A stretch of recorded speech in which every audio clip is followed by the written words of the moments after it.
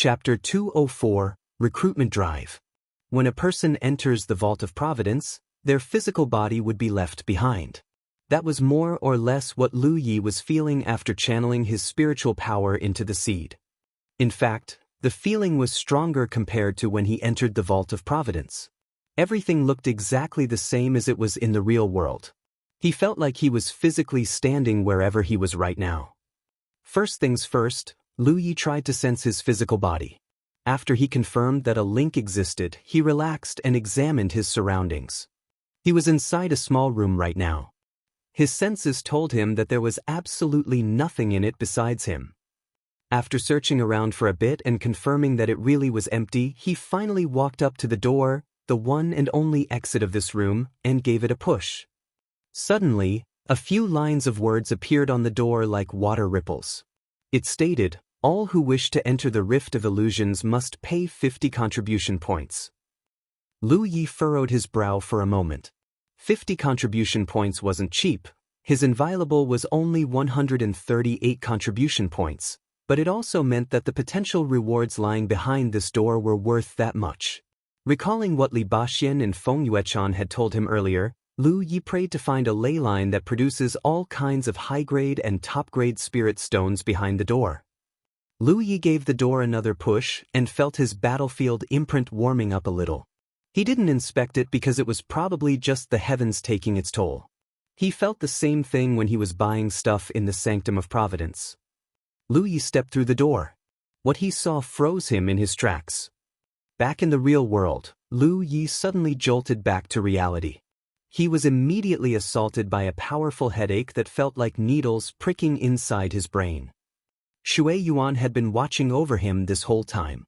She asked concernedly the moment he came to, "Are you all right?" Lu Yi shook his head. He felt like his brain was rattling inside his skull. "So, what are the effects of this seed?" Shui Yuan asked curiously. For some reason, Lu Yi looked like he had just fought a battle, one he had lost no less. Lu Yi told her everything he experienced, and Shui Yuan's eyes widened in astonishment. "I've never heard of a seed with such an effect. Can I try?" After receiving the mystic fruit seed from Lu Yi, Shui Yuan sat down on the ground and channeled her spiritual power into it. Just like him, her consciousness departed her body to somewhere, leaving her body behind. Lu Yi dutifully watched over his senior sister despite his headache. Over time, it gradually faded into a mild, unpleasant feeling. 2 whole hours later, Shui Yuan finally exhaled and opened her eyes. She looked a little pale and tired as she returned the seed to Lu Yi. "This is a great seed. If you use it well, you'll be able to improve your combat skills rapidly. That said, it wears out the user's mind considerably. Be sure not to use it when you're fatigued, or you might hurt yourself." "I know," Lu Yi replied while putting away the seed. He could not claim that his earlier experience was a pleasant one. One might even say that his 50 contribution points had gone down the drain, but he could not deny that it was an amazing item. It was as his senior sister said. If he used the seed well, he would be able to improve his combat skills rapidly. In fact, that was exactly what he needed right now. Even better, the seed wasn't keyed to one person only. Anyone could use it if they had the contribution points to spare. This was where its true value lied. "Oh right, there's something I need to consult with you about, senior sister. Remember that time we talked about recruiting associates? Some of the independent cultivators at the bazaar caught wind of the news and inquired about it." Shui Yuan replied, "You're the legate of the outpost, so you do not need to consult me on this. Just do whatever you want." "Aren't you afraid I might screw this up?" His senior sister chuckled. "Before you came, the sect was a few years or even months away from being removed from the list of sects forever. It is thanks to you we are able to maintain the status quo. So yes, I trust in your judgment." "I understand." That was all he needed to hear. After he bid Shui Yuan goodbye, Lu Yi returned to the outpost using the Divine Opportunity column and sent out a couple of messages. Soon, Hua Ci and everyone were lined up in front of him. Lu Yi looked at the 5 Crimson Sect disciples one by one before starting. "You might have already noticed, but we are the only disciples in our sect. In fact, I'm pretty sure we're the smallest sect in the entire Jianghu. That is why I'd like to start a recruitment drive. It is the only way the sect can grow further and have a future. Does everyone agree with me? He immediately raised her hand and declared, I agree. Amber also growled in agreement. Lu Yi shot them both an approving glance. Ruan Lingyu was Yi Yi's best playmate, so of course she raised both hands in support of her. Even the stiff-faced Kong Niu had raised his hand in agreement. Everyone turned to look at Hua Ci, and the medicine cultivator shrugged. You're the legate. Just do whatever you want. You don't need to consult our opinions, do you? In fact, I do. I may be the legate, but the sect belongs to everyone. I will not abuse my authority like a tyrant. Also, I would strongly advise you to fix your attitude, fellow cultivator Hua Ci. The serious rebuke caught Hua Ci completely off guard. What did I do? Lu Yi looked at her seriously. Have you forgotten that you're the Prolgate? From the moment the back of your hand was marked with the symbol of the Crimson Blood sect, the sect's honor and disgrace has become your honor and disgrace. It is your responsibility to develop the sect and share the legate's burden. Hua Ci thought for a moment before nodding in apology. You're right. I'm still behaving as if I'm still the Queen of Mount Ing. My apologies. I'm glad you can see that. Lu Yi shot her an approving glance. Since we are all in agreement, let us begin the Crimson Blood sect's recruitment drive right away. Prolgate Hua Ci, I want you to draft the plan and the necessary procedures as soon as possible.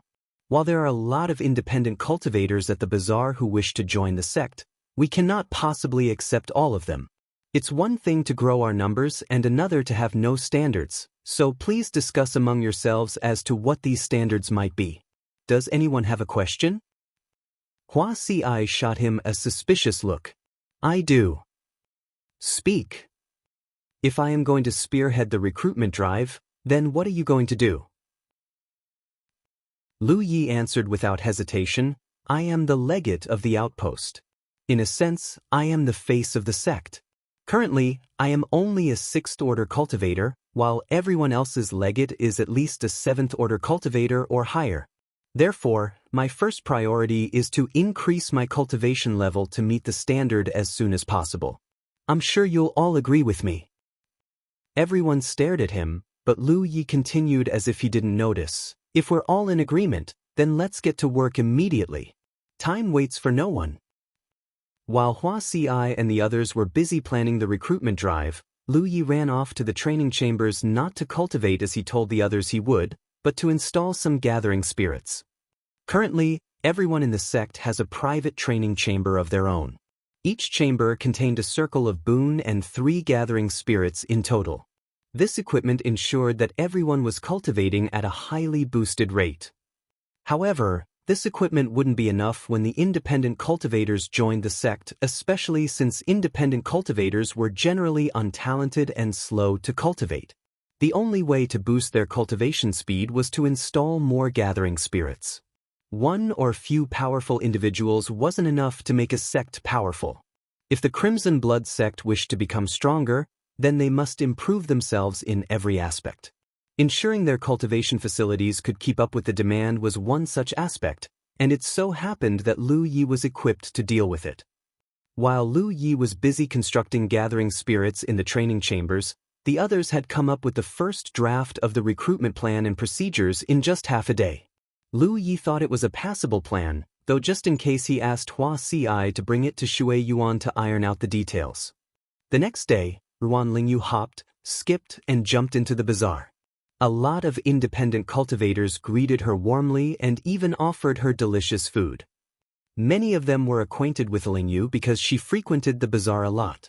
There was also the fact that she was a Crimson Blood sect disciple. There was a notice board at the entrance of the bazaar.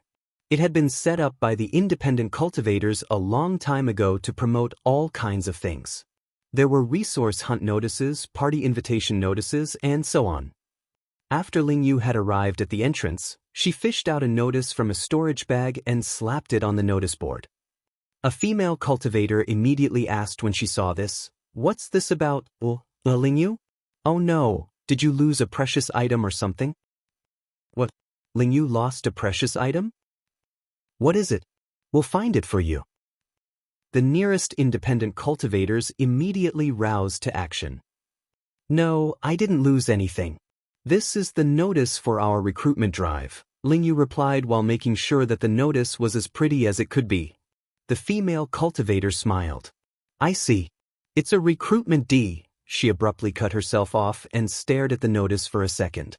Then she took off toward the Sanctum of Providence like her life depended on it. Meanwhile, the rest of the independent cultivators had realized the same and ran up to the notice board. Ruan Lingyu was pushed away from the notice board immediately. The Crimson Blood sect is recruiting. Someone shouted in excitement. It didn't take long before the word was spread to every corner of the bazaar. Meanwhile, a couple of desks and chairs had been set up in front of the Sanctum of Providence. Hua Ci was sitting at a desk with a small book in front of her. Kong Nyo sat to her right and Yi to her left. They were also holding a book of their own. Chen Yu was standing at the side with a silly grin on his face. As the bazaar's manager and the cultivator with the highest cultivation level in the bazaar, he was of course the first person to be registered in this recruitment drive. His name was listed on the first line and first page of Hua Ci's book, followed by his background and cultivation level. He had stayed behind after registering to maintain order and to offer his opinion when applicable. It was because he knew many of the independent cultivators living in the bazaar to a good degree. It wasn't long before they saw a swarm of cultivators running toward them at full speed. The first person to reach them was the female cultivator who spoke to Ruan Lingyu a while ago. While panting heavily, she asked, "Is this the registration?" Chapter 205, Gains. The Sanctum of Providence was usually as empty as it was silent, but today it was bustling with activity. The independent cultivators had split into 3 lines in front of Hua Ci and Kong Nyo's tables to register their basic information such as name, background, cultivation level, cultivation period, talents, and so on. They wouldn't be joining the Crimson Blood sect immediately after the registration, of course. That would be no different from accepting anyone and everyone into the sect. This was just basic information gathering. When all was said and done, Lu Yi and Hua Ci would go through the papers and select those they believed were qualified to join the sect, the behemoths among the dwarves, so to speak. When the day turned into night, they finally registered every independent cultivator that had gathered in front of the Sanctum of Providence. Lu Yi was sitting on the stairs and going through a book when suddenly he asked with a frown, "Who's the one who wrote this book?" He was asking because the handwriting was god-awful. It was so terrible that he, a cultivator, had to squint to identify the chicken scratch before his eyes. "Me," a stuffy voice answered. Lu Yi looked up and saw Kong Nyo shooting him a silly grin. There was nothing he could say to that. After he put away the registration books, Lu Yi spoke up, "Thank you all for your hard work. Hua Ci, Chen Yu, please stay with me for the moment. The rest of you may take your leave." Ruan Lingyu, Yi, and Kong Nyo left after he said this. The 2 girls went to the headquarters while Kong Nyo went to the training chambers. It was because he wanted to cultivate. Kong Nyo was an extremely hardworking man who more or less spent all of his time cultivating at the training chambers unless it was mealtime. In the past, he couldn't progress as much as he would like because the environment of Mount Ing wasn't cultivation-friendly, so to speak. It was a different story after he joined the Crimson Blood sect, though. Not only was there an abundance of cultivation resources, the world spirit chi in the training chambers were incredibly dense. Mount Ing had nothing on the outpost. He was deeply appreciative of what he had right now. That was why he did not want to waste even a second of it. Lu Yi, Hua Ci, and Chen Yu had stayed behind to go through the list of independent cultivators and select those who were qualified to join the sect. The reason Chen Yu was here was because of his knowledge. While he couldn't claim to know every man and woman down to the color of their underwear, he knew them better than Lu Yi and Hua Ci at the very least. There was no doubt that his help would ensure the quality of their recruits and speed up the screening process. There were a total of 432 long-stay independent cultivators in the bazaar, and that was the number of names that had been registered in the books. In other words, every single independent cultivator had registered to join the Crimson Blood sect. Their enthusiasm had exceeded Lu Ye's expectations, to say the least. He had thought it would be good if even half of them came to register to join the Crimson Blood sect. It was well into the night when the trio finally finished their work. 100 people were chosen to join the sect as disciples, while those who did not make the cut were given the choice to become an associate. Judging from the enthusiasm he had seen today, Lu Yi did not think anyone would reject the offer. In the Spirit Creek battlefield, many independent cultivators willingly became associates because it would grant them access to the sect's infrastructure, such as the training chambers. They would also be allowed to build their own homes within the boundaries of the outpost and enjoy the improved world spirit chi of the Divine Opportunity column.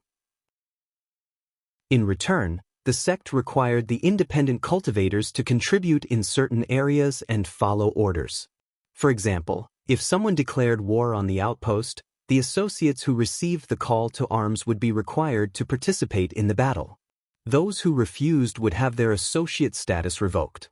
Generally speaking, the personnel of each outpost in the Spirit Creek battlefield could be split into 3 types: disciples, cultivators in training from allied sects, and associated independents. The biggest difference between a disciple and the other 2 types was that disciples were paid a monthly salary, which also meant access to more cultivation resources. Those who failed to make the cut on the first try had nothing to worry about though.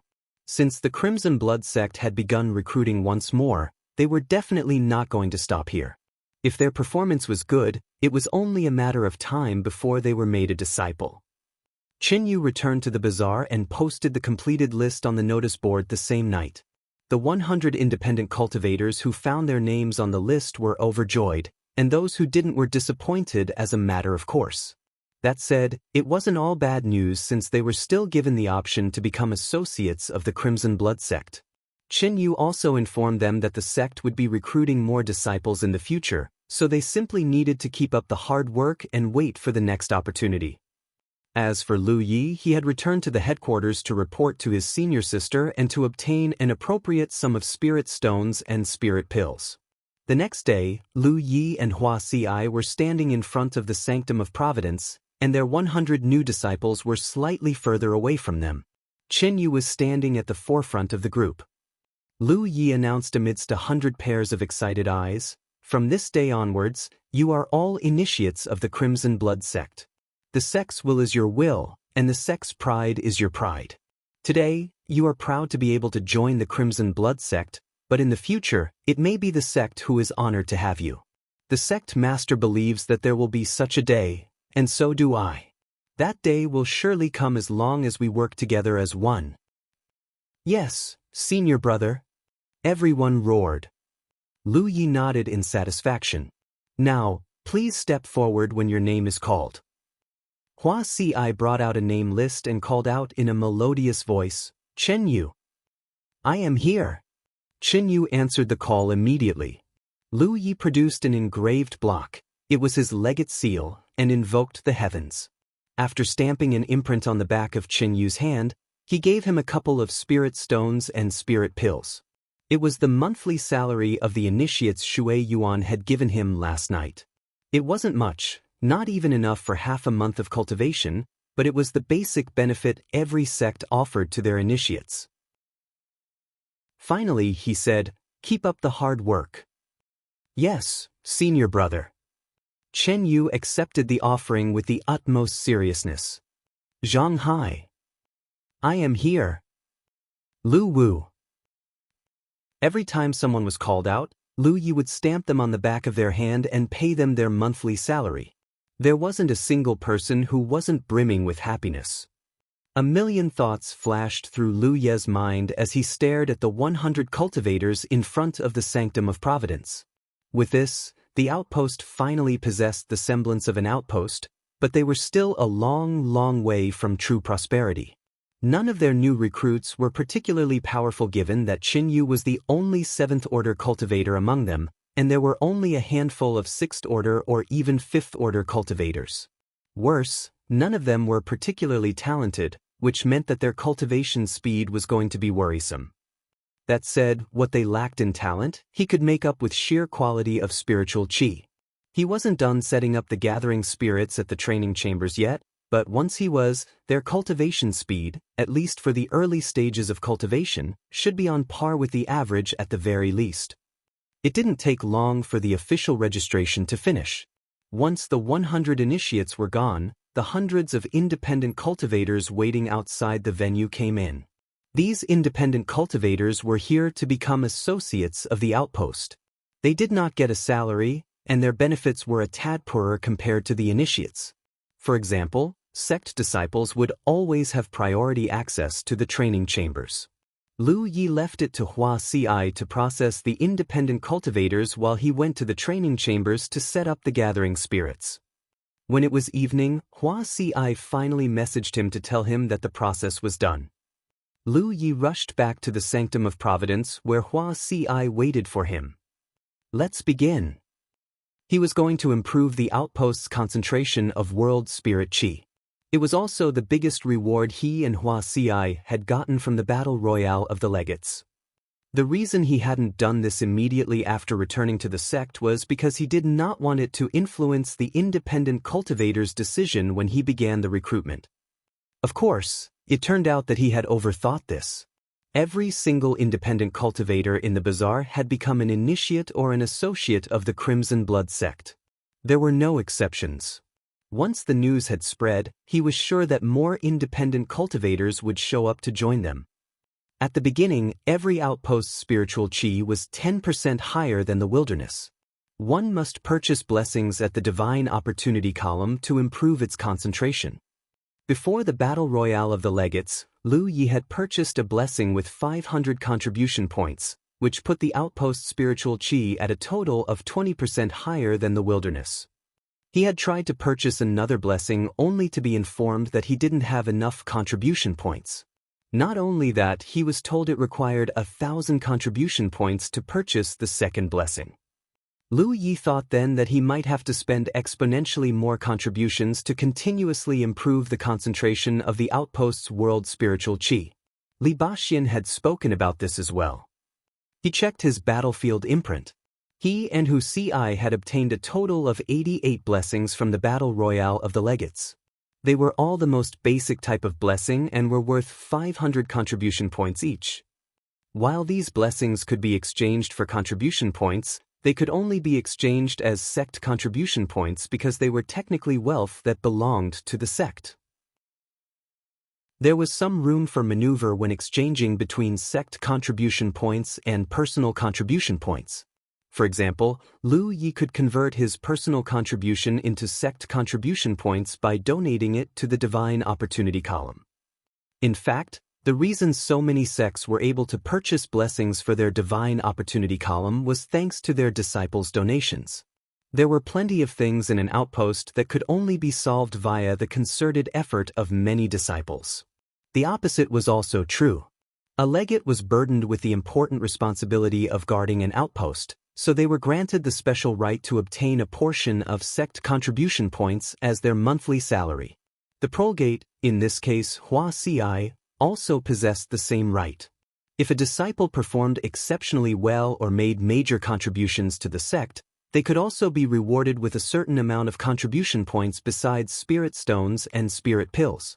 The contribution points would be obtained from the Divine Opportunity column. These were all basic knowledge. They were all recorded in the jade slip Li Baxian had given him before.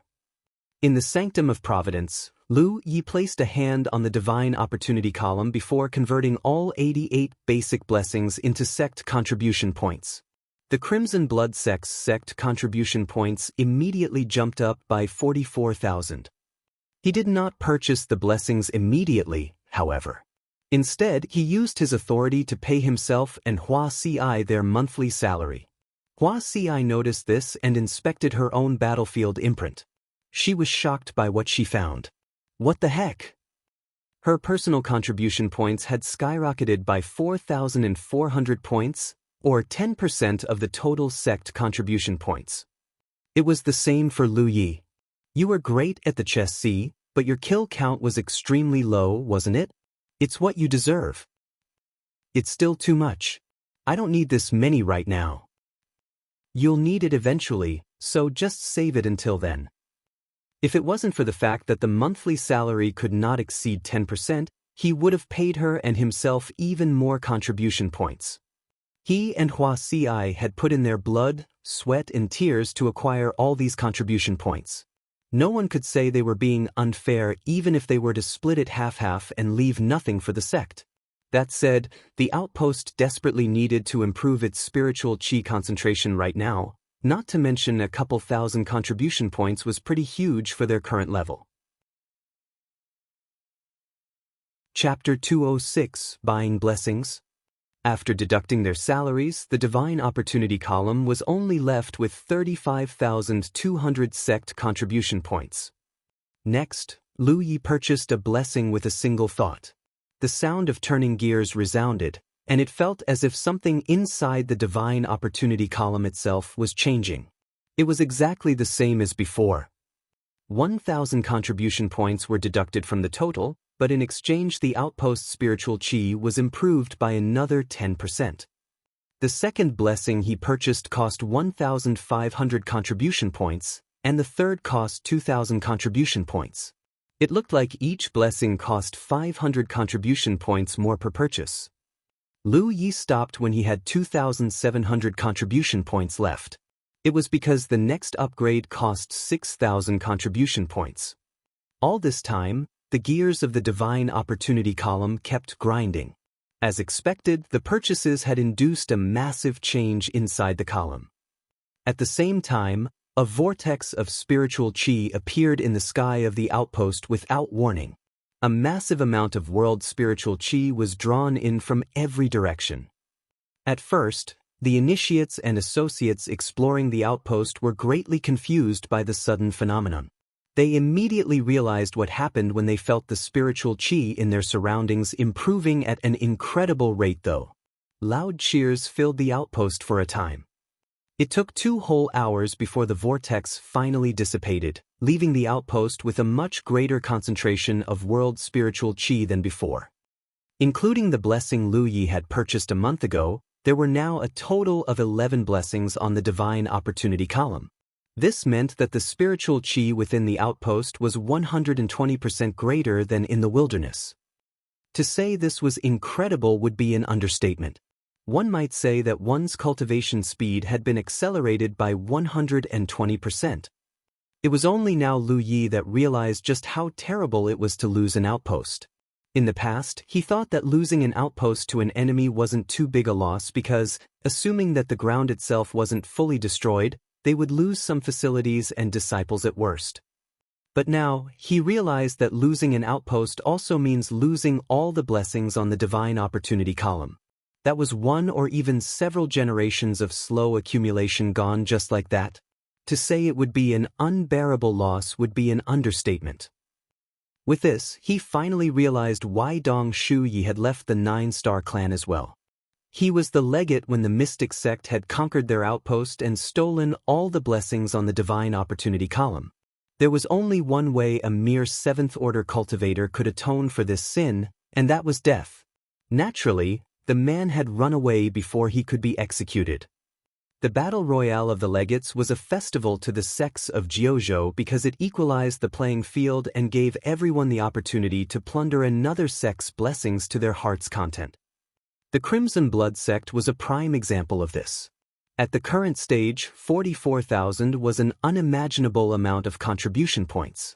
If Lu Yi and Wuxia hadn't performed well in the Battle Royale of the Legates, it would take God knows how many decades to accumulate that many contribution points necessary to improve the world's spiritual qi of their outpost to the current extent.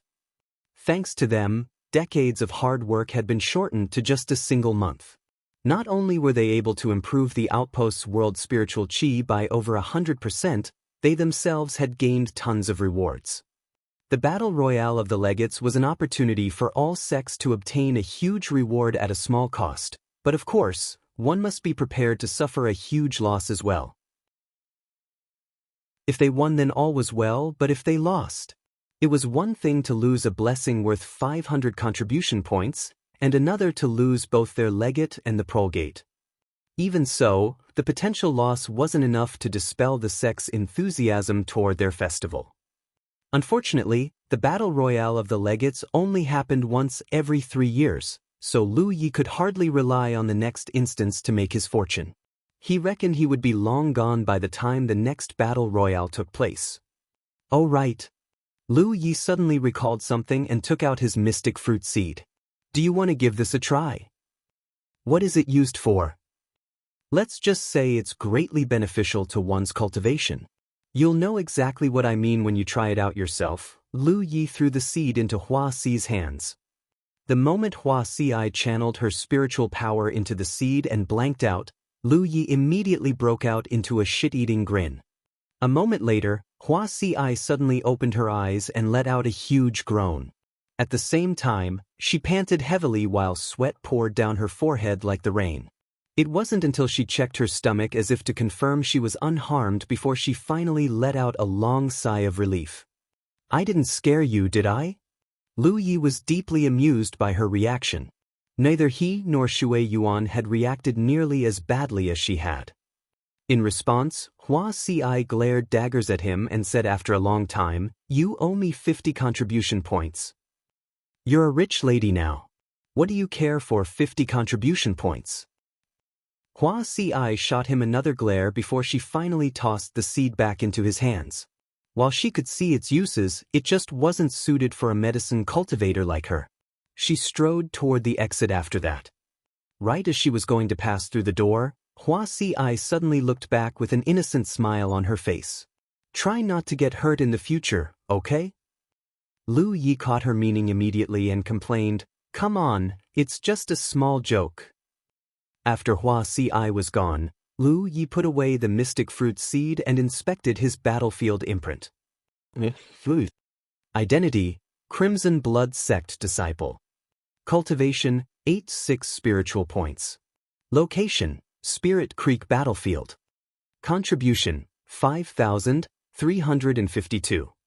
5,000 contribution points was an incredible sum to say the least. If he were to spend it all on Flame of Earthen Spirits, he would be able to purchase over 20 of them in one go. Of course, the reason he had this much was because he paid himself a salary of 4,400 contribution points earlier. But even without the salary, he still had almost 1,000 contribution points thanks to all the enemies he had killed at the chassis, and as a 6th order cultivator no less. At the minimum, he earned 14 contribution points per 7th order cultivator he killed. As the saying goes, you are what you eat. In the future, he had to participate in as many wonderful festivals like this as possible. On a side note, he had only unlocked 2 spiritual points since he joined the Battle Royale of the Legates. It was difficult to remain at 100% spiritual power in a combat-rich environment, and one could not cultivate unless they were at 100%.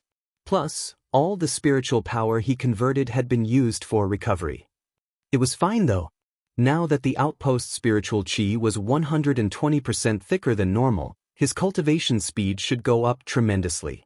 Now that Lu Yi was, relatively speaking, rich as fuck, he did not need to worry about contribution points in the short term. He also had plenty of cultivation resources. He went to the Vault of Providence and paid 2,000 contribution points to purchase 10 Flame of Earthen Spirits in one go. He could buy more, but the seed of the mystic fruit was a new sinkhole for contribution points. There was no harm in holding some contribution points in reserve. Brimming with excitement, Lu Yi headed straight to his personal training chamber after he made his purchase. He encountered a lot of people on the way. They all paused in their tracks to pay him their respects. Some people addressed him as 5th senior brother because Li Baxien was the 4th disciple of the Crimson Blood sect. Although Li Baxien was now a disciple of the Devoted Ones, the Crimson Blood sect would always have a place for him. Hua Xi was the 6th, Kong Miao the 7th, Yi the 8th, and Ruan Lingyu the 9th. That was all. There were also people who addressed him as legate, associates to be exact. In the past, the outpost was as quiet as a ghost town. Now it was so much livelier than it was before. After Lu Yi had entered his personal training chamber, he sat on the floor and took out the Flame of Earthen Spirits. Then, he waited as his tree of glyphs devoured the flames one by one. Each time a flame of earthen spirits disappeared, one of the leaves on the tree of glyphs would burst into flames. On average, one flame of earthen spirits would ignite one leaf. When all of the flame of earthen spirits were gone, there were 14 burning leaves on the tree of glyphs. This was the first time Lu Yi had ignited so many leaves in one go. Before this, he had only ignited 4 leaves and obtained 4 glyphs in total. He could hardly contain himself as he stared at the burning leaves. By now, he realized that each leaf represented a priceless treasure of untold value. He sucked in a deep breath and concentrated on the 5th leaf. A while later, Lu Yi opened his eyes with an odd expression on his face. The good news was that learning the glyph didn't tax him too much this time. The bad news was that the 5th glyph was not what he expected it to be. Previously, all the glyphs he had obtained, Sharp Edge, Protection, Gathering Spirits, and Blood Rage, had a clear use and focus. They were either for offense, defense, or support. The 5th glyph was a very special glyph, however. It could not be used independently, meaning that it was completely useless on its own. To put it simply, it was a connection-type glyph that connected multiple glyphs together and allowed them to unleash their effects at the same time. In fact, it might be more accurate to call it a technique than a glyph. One he had seen before, even. There were a total of 9 glyphs in the inviolable. 7 of them were used to reinforce the blade, and the remaining 2 to increase its damage. These 9 glyphs had been connected together using some sort of technique so that they would function as one cohesive unit. In the past, he was pretty interested in the technique but lacked the time to research it in any capacity. Moreover, he was pretty sure he lacked the knowledge and experience to discover anything useful even if he did spend the time. For starters, it was only now he realized that there existed a kind of glyph that connected all kinds of glyphs together. Lu Yi rested for a moment before moving on to the 6th leaf. To his surprise, it was yet another connection-type glyph, though it was vastly different from the one etched on the 5th leaf. This meant that there wasn't an all-in-one solution that connected all the glyphs together. To put it simply, different glyphs required different techniques to connect. It wasn't until the 7th leaf that he finally obtained a glyph that could function independently. And so Lu Yi spent the whole day inspecting his new glyphs. Every time he became tired, he would cultivate to restore his strength and focus. He didn't need to do anything special either. Thanks to gathering spirits, world spiritual chi was constantly being funneled into his body, and gluttonous feast was also converting the spirit pills he ate into spiritual power. In fact, you could say that he was growing his strength just by sitting on his ass, changing his cultivation discipline to gluttonous feast and constructing gathering spirits in his spiritual points. Of course, he still needed to take charge when he had accumulated enough spiritual power to attack the barrier surrounding a spiritual point, but that was it. Chapter 207 Visit. It took Lu Yi 2 days to examine all of the burning leaves. In conclusion, he had obtained 4 independent glyphs and 10 connection-type glyphs. There were many things he could say about his new glyphs, but the strangest one was easily glyph, radiance. Long story short, it produced a bright flash upon activation. Lu Yi had nearly blinded himself the first time he gave it a go. The glyph immediately reminded him of Luo Ji of Infinite Island. The man had also executed a spell technique called White Flare that produced a powerful light, though it was weaker than radiance, that blinded the opponent. In fact, it was how he caught Lu Yi off guard the first time they had clashed against each other. His feelings toward the glyph were lukewarm to say the least. It wasn't really useful, but it wasn't entirely useless either. Situational was probably the best way to describe it. Glyph. Reinforcement was, as its name suggested, a reinforcement glyph. He had compared it to the glyphs within the immovable and found it to be very similar to the one currently reinforcing the blade of the weapon. It was probably because they shared the same origin. Reinforcement also shared similarities with protection, though the way they functioned were quite different. If protection constructed a barrier that shielded an object from harm, then reinforcement made the object itself tougher. Lu Yi had tried applying it to his arm and found that the affected flesh and blood were tougher. The aftereffects were pretty bad, however. The area felt sore and uncomfortable after he had dispelled the glyph, which made him realize that the glyph was meant to be applied to spirit artifacts, not a person's body. Glyph, Windwalk, on the other hand, was definitely meant to be applied to the body. It made him both lighter and faster. In fact, there was a talisman named Move with the Wind that produced the same effect, and it had played a crucial role back during his escape from Dong Shuyi. Since then, he always made sure to keep a couple of Move with the Winds in his storage bag. Some enemies were too powerful to be beaten, and the only logical option was to run away.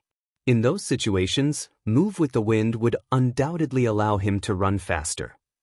That said, a talisman was a consumable, and there was always a chance one could run out of consumables. It was also risky to use it in the middle of combat given that he was a combat cultivator.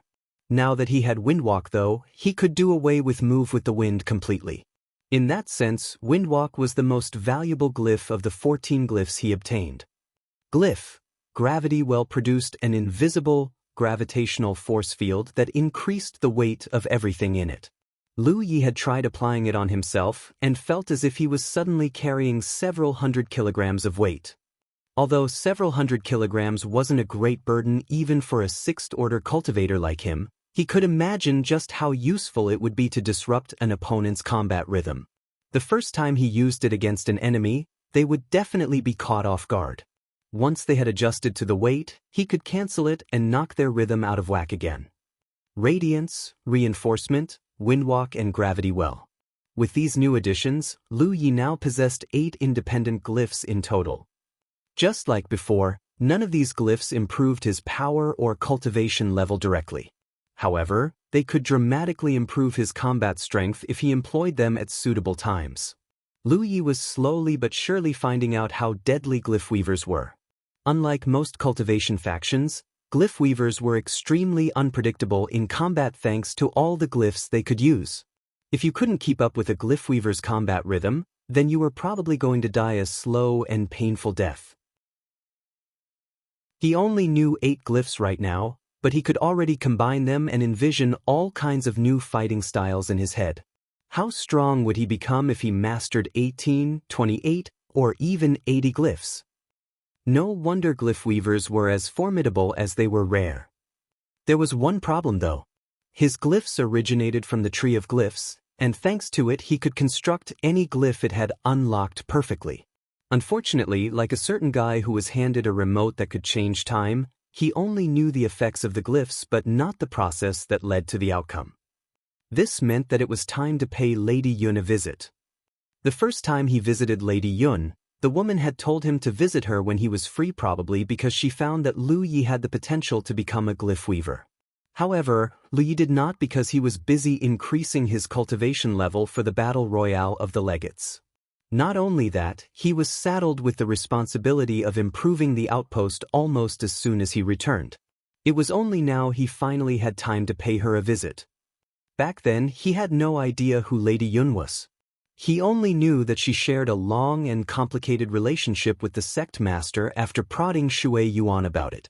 The long story short was that Lady Yun detested the sect master had done wrong by her. On the other hand, they shared such a long and storied history with each other that there was no way they could cut ties with each other. That was why Lady Yun chose to live alone in one of the headquarters' spirit peaks and barely interacted with the sect master unless absolutely necessary.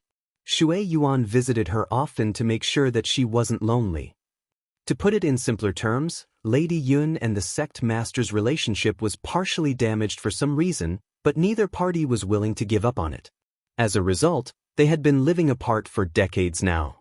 Despite her less-than-sterling relationship, Shui Yuan admired Lady Yun deeply for her glyph weaving skills.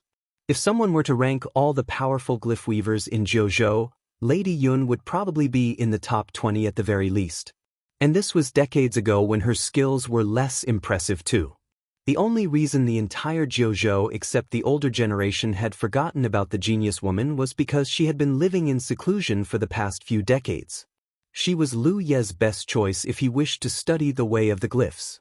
Lu Yi exited the training chambers and teleported back to the headquarters from the Sanctum of Providence. Then he sought out his senior sister. The girl was studying a new recipe when he spoke to her about his wish. You wish to visit Lady Yun? Yeah. I'd like to learn more about glyphs from her. That makes sense. You carry the inheritance of a glyph weaver, and Lady Yun is a master at the craft. But why have you come to me? Do you need me to escort you? Of course not. It's not far that I have to ask you to bring me there. It's just, well, I'm visiting her to ask her for a favor, right?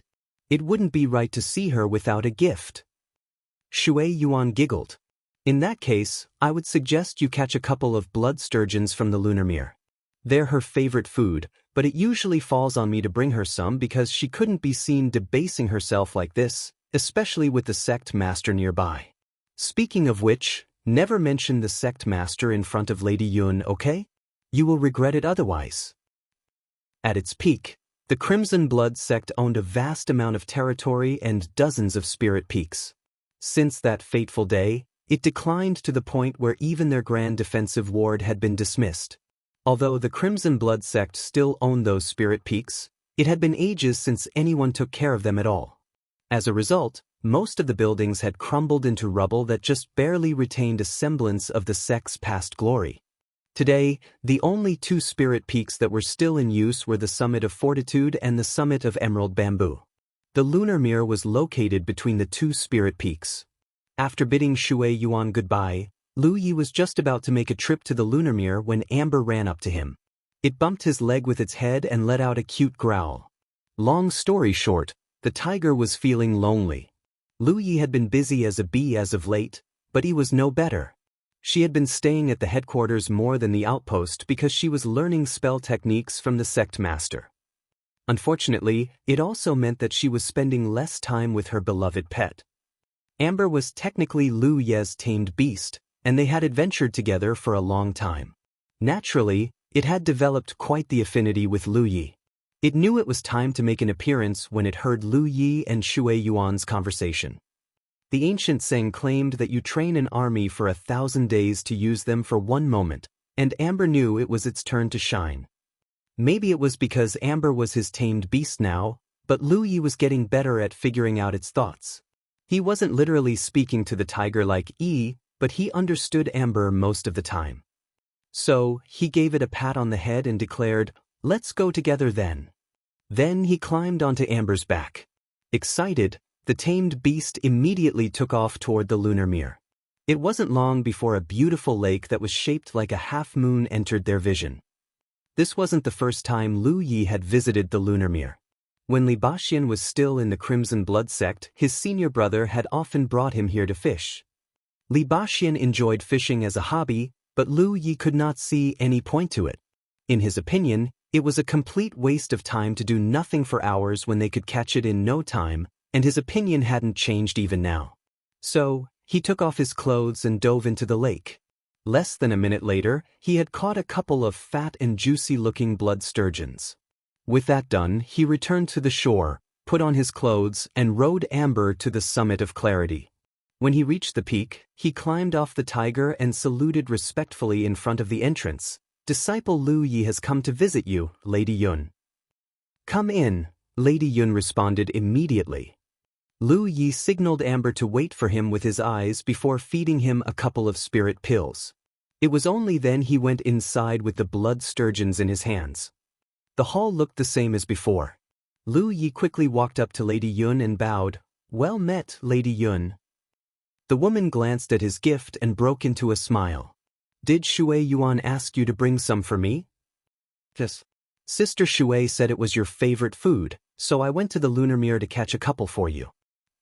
"Much appreciated." Lady Yun waved, and a servant girl stepped forward to take the blood sturgeons from him. She shot him a smile while doing so. Curiosity grew inside Lu Yi as he nodded in response. He hadn't seen the girl before the first time he visited this place, but this indicated that Lady Yun didn't truly live alone on the Spirit Peak. At the very least, she had someone to take care of her needs. Something felt very strange about the servant girl, however. As of now, he couldn't pinpoint the source of his confusion. Sit, Lady Yun beckoned while taking a seat herself. It's fine. I don't mind standing. Lady Yun didn't push him and went straight to the point. So, why have you come today?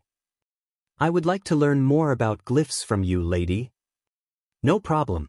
As long as you're not here for that old fart, Lady Yun agreed immediately. Lu Yi had no doubt she was referring to the sect master. Of course, he pretended he didn't hear a word about it. Last time, you told me that you know nothing about glyphs besides constructing those 4 glyphs you showed me. Is that still true? That is correct, lady. Lady Yun nodded. It definitely looks like the inheritance you obtained is incomplete in some ways, or maybe it's because it imparts its knowledge via enlightenment. Chapter 208. The 2 primary elements, Yin and Yang. Last time, Lady Yun had mentioned that his inheritance might be incomplete in some ways. While Lu Yi had no way of knowing if this was true, he was fairly sure that the tree of glyphs was the inheritance of a glyph weaver. The only thing everyone got wrong was that he had obtained the inheritance from the Spirit Creek battlefield, when it had been with him since he came to this world. Of course, he saw no reason to correct the misunderstanding. What do you wish to learn from me? Lady Yun asked. If you don't mind, I would like to start from the very beginning. She nodded. That is the right answer. Follow me. She took off toward a corridor. Lu Yi followed right behind her. A while later, they arrived at a room.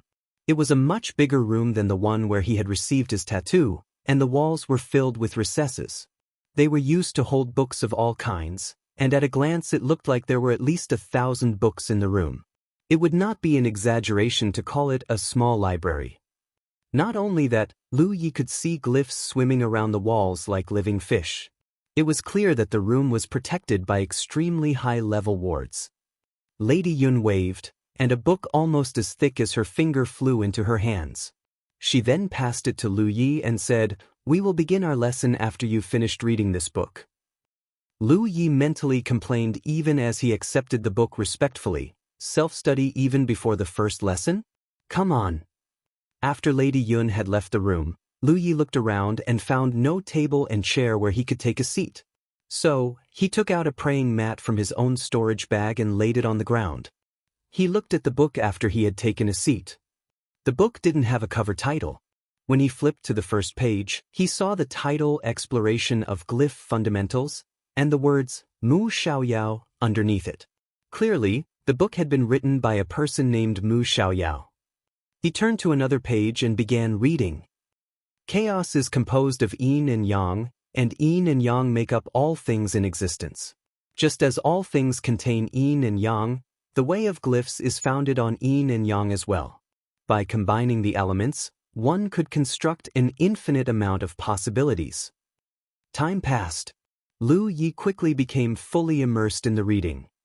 The exploration of glyph fundamentals wasn't a record of miraculous glyphs. It was the breakdown of a complicated subject into simple and easily understandable chunks of knowledge. It was especially suited for Lu Yi because he was a semi-beginner who had mastered a small number of glyphs. A total beginner might have struggled to understand the concepts explained inside the book, but Lu Yi was able to process the knowledge better by referring to his glyphs from time to time. Before he knew it, Lu Yi had read to the end of the book. He became absorbed in thought as he held the book in one hand and propped his chin up with the other. Have you finished? Lady Yun's voice suddenly rang beside him. Surprised, he attempted to stand when she motioned for him to stay where he was. She then sat down in front of Lu Yi. Care to share your thoughts? Lady Yun asked. The way of glyphs is broader and deeper than I could imagine, Lu Yi replied honestly.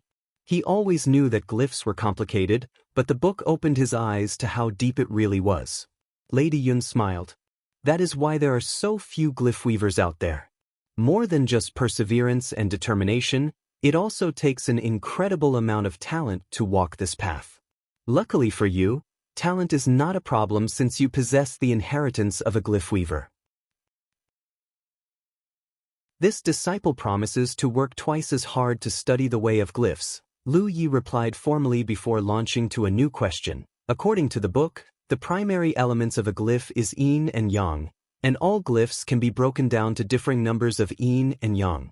Are there no exceptions at all? Lady Yun shook her head affirmatively. There are none that I know of at the very least. Respect welled inside Lu Yi. The person who discovered yin and yang is truly incredible. In the exploration of glyph fundamentals, it was stated that chaos was composed of yin and yang, and that they made up all things in existence. This was why all living and non-living things could technically be quantified as sums of yin and yang, and glyphs were the purest representation of it. To reiterate, a glyph was made up of the two primary elements, yin and yang. The yin element looked like a two-dimensional picture of the letter S, while the yang element was the same letter but inverted. To construct a glyph, one must combine and arrange the two primary elements in various ways. The glyph would not take form if any part of the process were wrong, let alone function as intended. To Lu Yi, constructing a glyph was like constructing a house using two different types of building blocks, and there were, theoretically speaking, an infinite type of houses. It was up to the glyph weaver to determine how to build a stable house that fit their purpose. This wasn't an easy task, of course. A single glyph contained several hundred elements at the very least, and the amount of combinations and arrangements one could make with that many elements were almost incalculable. This was why Lu Yi had said that the way of glyphs was broader and deeper than he could imagine. When he recalled all the glyphs he had created until now, he realized that they were all composed of yin and yang. In the past, he had thought that the internal structures of his glyphs looked more or less the same, but now he knew that he couldn't be any more wrong. This was what people meant when they said that a layman admires the art, but an expert recognizes the artistry. Someone who had never studied glyphs in their life would not be able to tell the anatomical differences between two glyphs. The person who discovered yin and yang is impressive, but the glyph weavers who invented all kinds of glyphs are even more impressive. Every useful glyph we enjoy now may be the culmination of one or multiple generations of study and research. They could have performed millions, tens of millions, or even hundreds of millions of failed experiments before they discovered a combination and arrangement of yin and yang, a glyph that was usable. Lu Yi nodded in agreement. The numbers sounded exaggerated, but he knew it wasn't. It is thanks to our predecessors that we are able to enjoy the glyphs we have today. Lady Yun looked at Lu Yi. A truly outstanding glyph weaver isn't one who can utilize the known glyphs to its maximum capacity, but one who can innovate new glyphs and unveil more of its mysteries. Otherwise, it is only a matter of time before the way of glyphs falls to obscurity. I hope to see your work in the field one day. I will do my best. Lady Yun nodded. Now that you have some understanding of the fundamentals of glyphs, it is time you solidify that knowledge with practice. She lifted an index finger and summoned a dot of light on the fingertip. What do you see? Lu Yi squinted for a long time before he answered in a hesitating voice, Is that a yin element? And now? A yang element. Not bad. It takes both excellent eyesight and precise control over their own spiritual power to become a glyph weaver. Now, show me what you can do. I want you to construct a yin element and a yang element like I did just now. Yes. Lu Yi adjusted his posture before lifting an index finger. Then, he attempted to construct a yin element on the fingertip with his spiritual power. Lady Yun had made the action look as easy as pie, but as with most things in life he quickly discovered that it wasn't as easy as he thought. Thankfully, he had constructed enough glyphs to shorten his learning time even if those experiences were half-baked. An incense stick later, a yin element composed of spiritual power appeared on his fingertip. However, Lu Yi was frowning because the yin element he constructed was too big. Lady Yun's was so small it was nigh invisible even with a cultivator's eyesight, while his was as big as a fingernail. Not only that, he was unable to hold it stable despite his best efforts. As if on cue, the element suddenly dissipated after a surge of spiritual power. He couldn't even maintain it for 2 full breaths. Even if he managed to keep the element stable, it was too big to be used to construct a glyph. A glyph was made up of hundreds of elements at least, So the glyph made up of elements this size would be incredibly huge. It would be a huge drain on his spiritual power if he were to use it in combat, not to mention that it wasn't stable enough. Lady Yun smiled. Very good. When I first started practicing, it took me 2 days to reach this level. That inheritance you have is definitely helping, not to mention that your fine control is good because your spiritual power is quite pure. Do not hesitate to exploit those advantages. Now, try building a yang element. Lu Yi responded affirmatively before throwing himself to the work. Thanks to the first experience, he was able to construct a yang element much quicker this time. Unfortunately, its size and stability remained a problem he couldn't solve. Lady Yun was more than happy with his progress, however. You are improving quickly. Now that you've learned how to construct the 2 primary elements, all you need to do is to practice until they become as natural as breathing. When you are able to switch between the 2 primary elements with ease, stabilize them, and shrink them to the size of a grain, we will continue to the next step of your training. While saying this, she raised an arm and caused a dozen or so books to fly out of the recesses. After they had joined into a neat stack, she handed them to Lu Yi and said, "Take these with you and read them at your leisure. They are all books regarding the fundamentals of glyphs. You may return once you have met the requirements I mentioned." Lu Yi rose to his feet and replied respectfully, "Yes, ma'am. I will practice diligently until I am ready to return." A short while later, Lu Yi exited the door and bowed toward Lady Yun's residence. He then climbed onto Amber's back. The tiger had been waiting outside this whole time, and returned to the summit of fortitude. So far, Lady Yun had proven herself to be a good teacher and a kind woman. In fact, he could not imagine why the sect master was willing to leave her alone at the summit of clarity. Whatever grave offense he might have committed in the past, surely she was worth apologizing to and getting back with, right? Well, it was none of his business. After he returned to the summit of fortitude, he met Shui Yuan briefly before teleporting to the outpost. The outpost was less noisy than he thought, not because something bad had happened, but because both their new disciples and the associates were cultivating hard right now. Power was the root of all cultivators, and any cultivator who lacked the resolve to dedicate most of their time in cultivation would not go far on this path. Considering how much better the outpost's cultivation environment was than before, any time not spent on cultivating could be considered a waste of time. First things first, Lu Yi sought out a junior brother at the Sanctum of Providence and confirmed that there was nothing that required his attention. It was only then that he headed to the training chambers. In the past, there were far more training chambers than there were disciples. But now, people were queuing outside the entrances even though there were several hundred training chambers in the outpost. It wasn't like they couldn't cultivate without the training chambers, but it was so much more efficient to cultivate with a glyph of gathering spirits than without. Of course, this was just a temporary problem. Once everyone had used up their salary, the training chambers would be much less crowded than before. Chapter 209, The Rift of Illusions. Lu Yi did not enter his personal training chamber. Instead, he took a moment to identify his target before moving straight toward a training chamber and opening the door with his authority as the legate. There was a girl cultivating inside the room, and his sudden intrusion scared her to say the least. "Did I do something wrong, senior brother?" As if recalling something, she suddenly hugged her head and begged, "I swear I'm not trying to steal your woman, senior brother. I won't harass Sister Hua Ci any longer, so please don't hurt me." Huh? Was it just his imagination, or did the girl just drop a bomb on him? A while later, Lu Yi finished adding a gathering spirit that encompassed an entire wall of the training chamber and stepped away, leaving behind the girl who looked stupefied for one reason or another. There were a ton of training chambers in the outpost, and Lu Yi was unable to install gathering spirits to all of them despite starting early.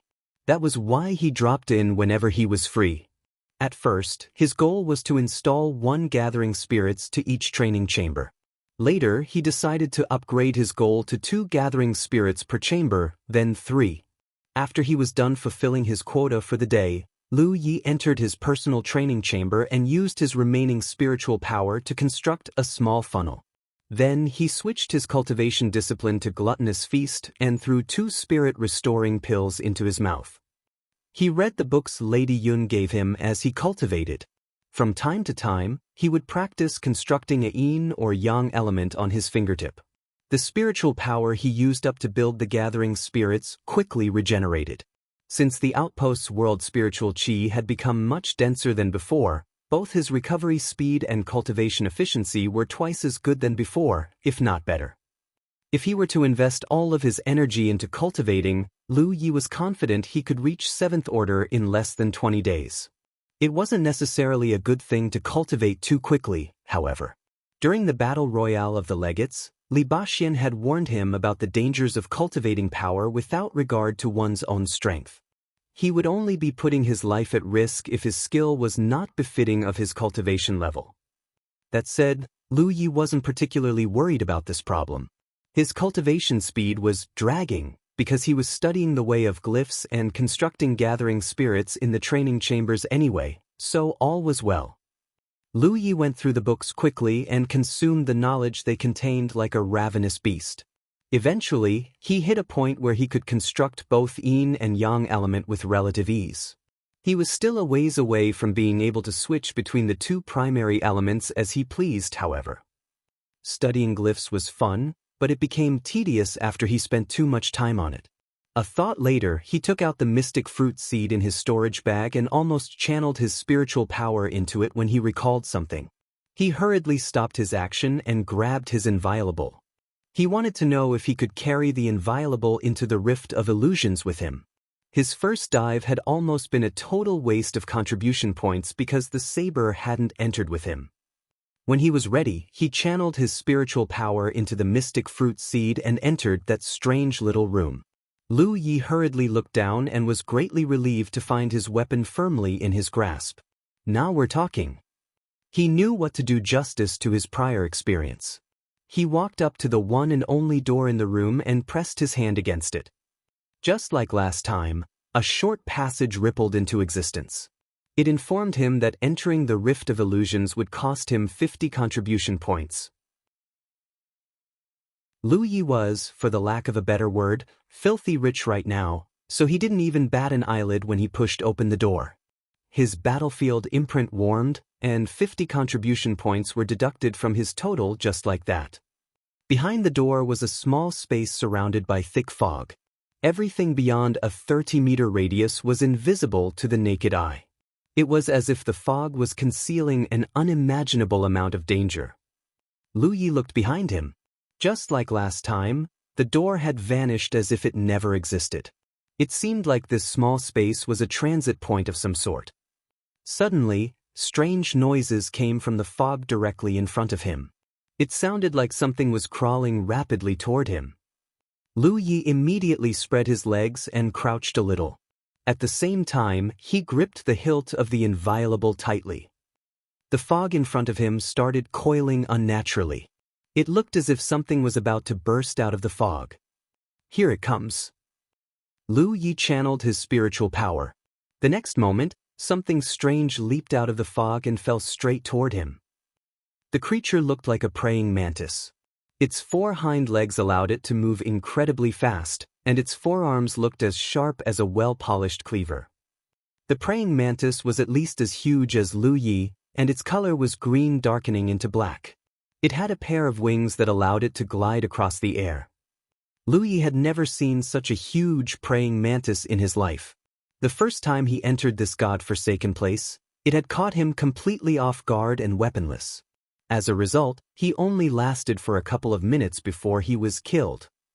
Its mouth opened and closed repeatedly as it fell toward him, showcasing jagged, saw-like teeth. There was no question in his mind that being bitten by it was a terrible idea. As their distance closed, the praying mantis swung its forearms at his neck like a pair of scissors. It was aiming to remove his head from his body. The attack was as strong as the full-powered attack of a 6th-order combat cultivator. In fact, Lu Yi had the feeling that its strength was tweaked to match his own. Lu Yi was already making a low dash toward the praying mantis underbelly when the mantis blades came swinging. The inviolable drew a bright arc in the air, and dark green blood mixed with internal organs burst out in a shower of gore. The praying mantis collapsed in a heap just like that. The slash had nearly cleaved its entire body in half. That was the strength of a sharp-edge-empowered slash.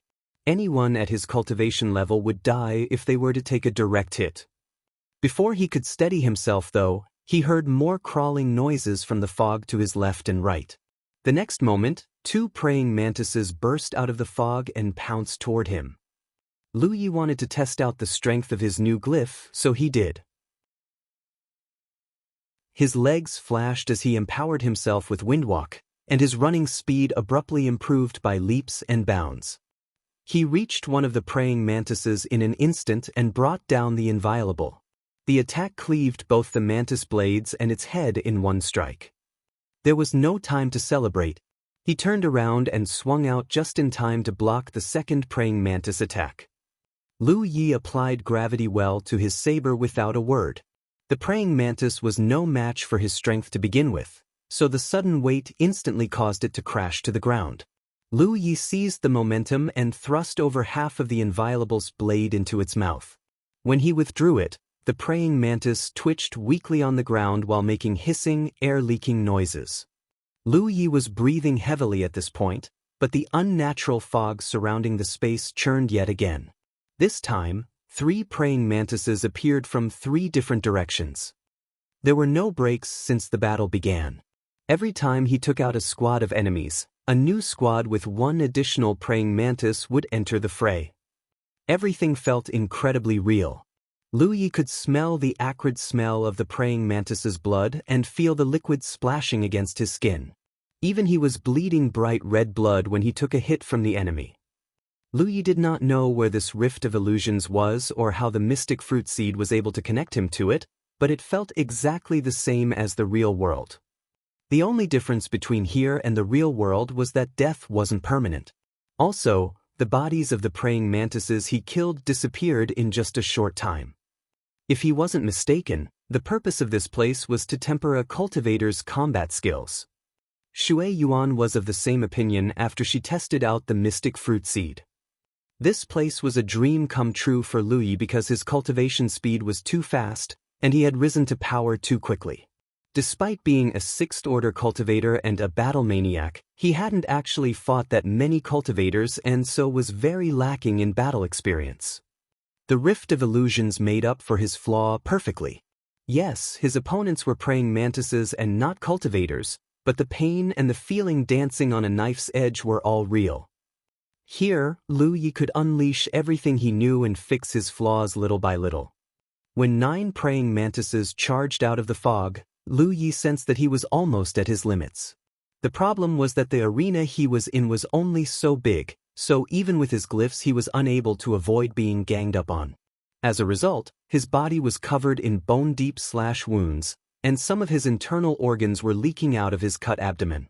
When he killed the 3rd praying mantis of the 9, a mantis blade finally pierced through his head.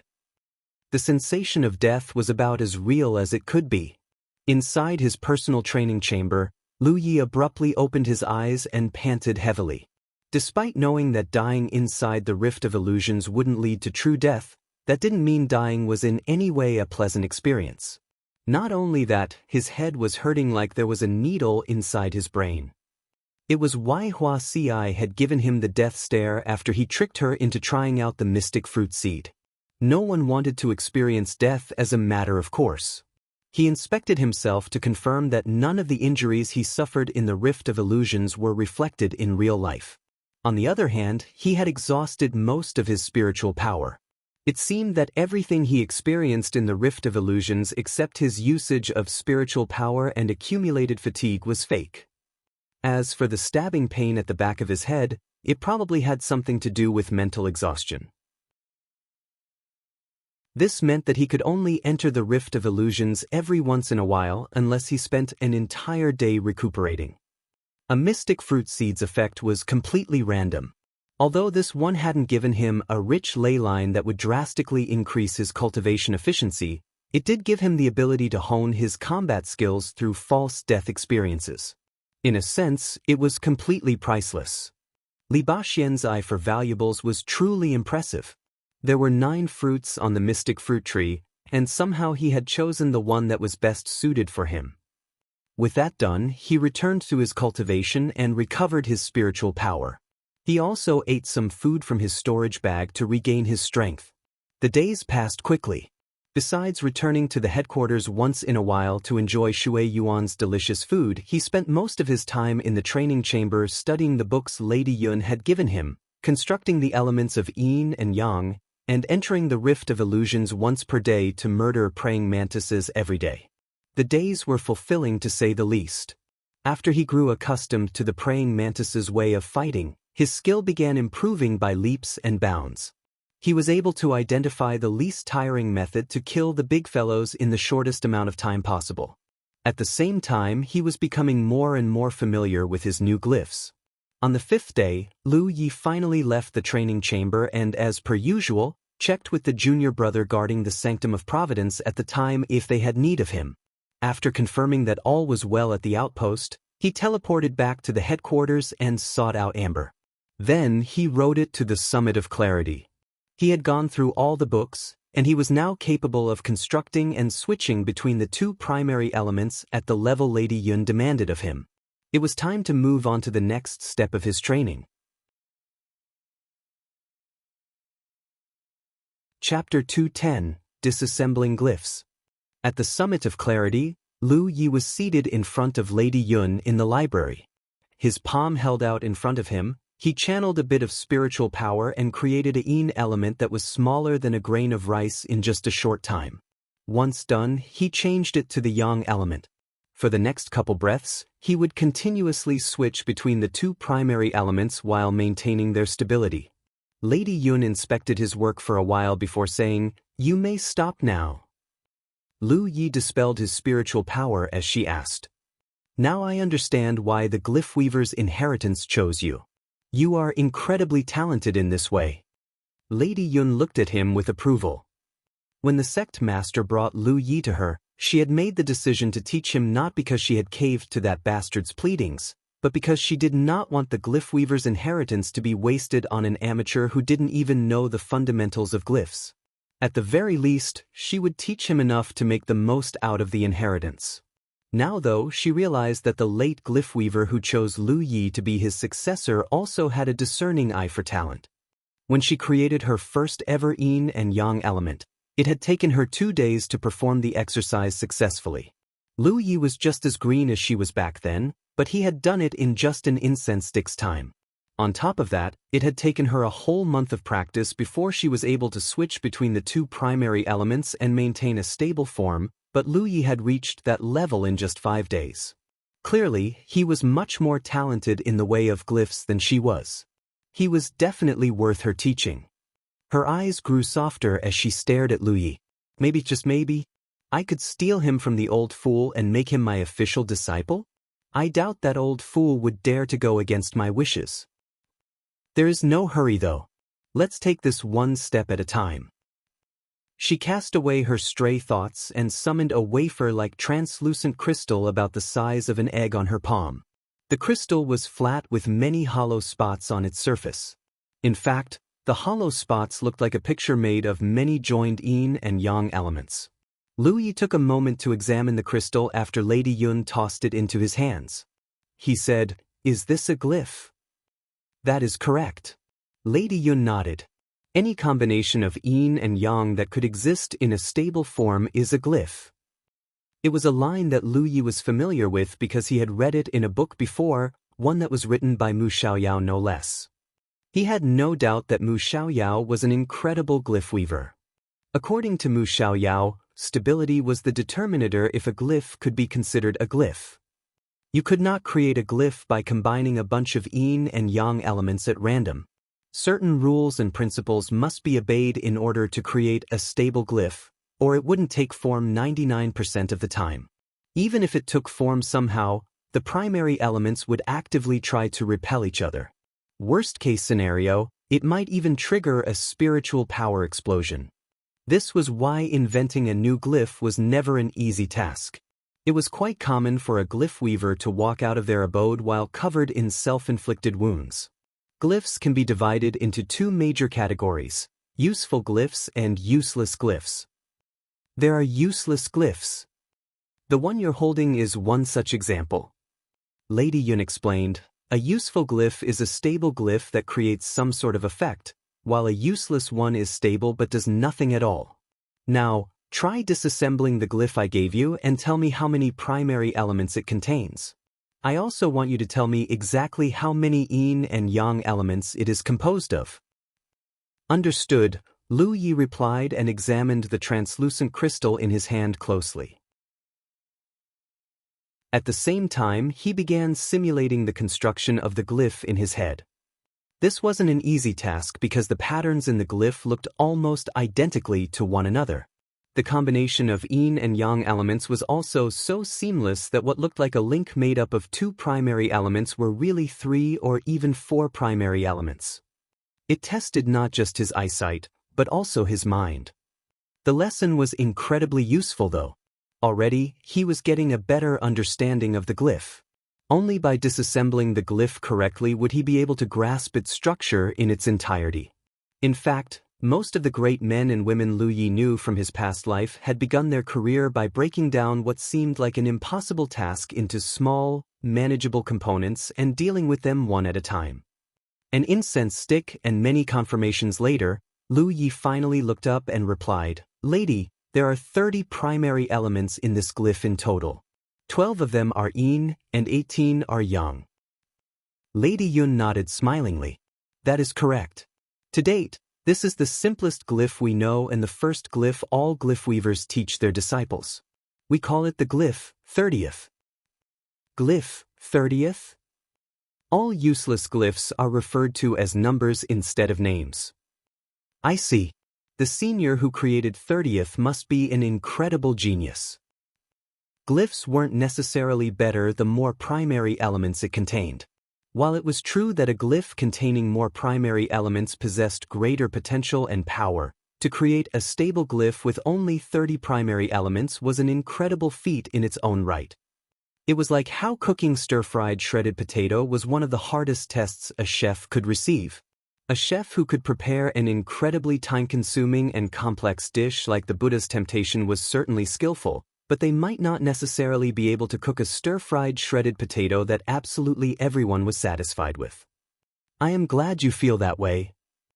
After that, Lady Yun quizzed Lu Yi on some of the knowledge that was written in the books she gave him. More than happy to learn, Lu Yi used the opportunity to pick Lady Yun's brain about problems that confounded him as well. Finally, Lady Yun gave him another lecture on the fundamentals of the way of glyphs. Time passed quickly. The teacher was eager to teach, and the student was eager to learn. It was a match made in heaven. When night fell, Lady Yun finally rose to her feet and said, "Let us stop here. Your cultivation level could be better, and the way of glyphs is wide-ranging and profound. It will take time for you to become a master. For your new exercise, study the 30th and try to construct it. You may find me when you have succeeded." Just like last time, she made a hand gesture and summoned a dozen books to her. She gave them all to Lu Yi and sent him away. A while later, the servant girl from last time escorted Lu Yi to the exit. He turned around to thank her before asking, "If you don't mind, may I ask for your name, miss?" This wasn't the first time he met the servant girl, and it wouldn't be the last. Naturally, he would like to put a name to her face. However, the servant girl merely smiled at him and said nothing. Lu Yi watched her for a moment before clasping his hands together and saying respectfully, "Until next time." He did not realize she was deaf. What a pity! After he returned to the summit of fortitude, he saw the sect master standing beneath the square and looking up at the flag of the Crimson Blood sect, a golden flame with tinges of red. He immediately stepped forward and saluted the man respectfully. "Sect master." The old man turned around as if he just noticed him and asked, "Did you come back from Summit of Clarity?" "Yes." "That's good. There's no harm in learning the way of glyphs." The sect master nodded before looking to his left and right. Then he lowered his voice and asked, "Did Lady Yun mention me while she was teaching you?" Lu Ye's expression immediately turned conflicted. How the heck am I supposed to answer this? In the end, he decided to be honest and said, "No, sect master." The dejection on the old man's face was plain to see. Lu Yi left after answering a couple more questions from the sect master. Then he entered the outpost, hid in his training chamber, and constructed a small funnel in his spiritual points just like before. He then switched his cultivation technique to gluttonous feast and ate some spirit pills. Finally, he began constructing the 30th. First, he created a yin element on his hand. Then he embedded it with a yang element. A glyph must be constructed in one go. To pause for even a second in the middle of the work would result in failure. Not only that, the glyph weaver must possess incredibly precise control over their own spiritual power. Otherwise, the work would fail as well. Although Lu Yi was now capable of switching between the two primary elements freely, he had never created more than a single primary element at a time. As a result, he felt difficulty immediately after he started constructing the 30th. This was unlike any of the glyphs he had constructed in the past because those glyphs took form the instant he commanded them to. It was because the secrets of the glyphs had already been imprinted into his mind through the leaves of the Tree of Glyphs. It is why he was able to complete Lady Yun's first exercise as quickly as he had. Unlike his peers, he possessed the unique advantage of having constructed many glyphs in the past. His foundation in the way of glyphs was quite special. His first attempt ended in failure after he had constructed just 3 primary elements. It was because his spiritual power wasn't stable enough. He tried again and again and again. An hour later, Lu Yi felt like murdering someone. Despite repeatedly telling himself to be patient and stay calm, the frustration kept mounting with each failure. Another hour passed, and he finally could not stand it any longer. He sucked in a deep breath and took 2 items from his storage bag. The first one was the mystic fruit seed, and the second was the inviolable. "Daddy's come to see you, insects." He paid 50 contribution points to enter the Rift of Illusions, and he went to town on the praying mantises. For the past couple days, Lu Yi had entered the Rift of Illusions almost once every day. While honing his combat technique through countless death matches, he realized that the praying mantises weren't the only monsters he could encounter. He had fought against an ant that was as big as a human, a locust that was half his height tall, a spider, and many, many more strange creatures whose name eluded him completely.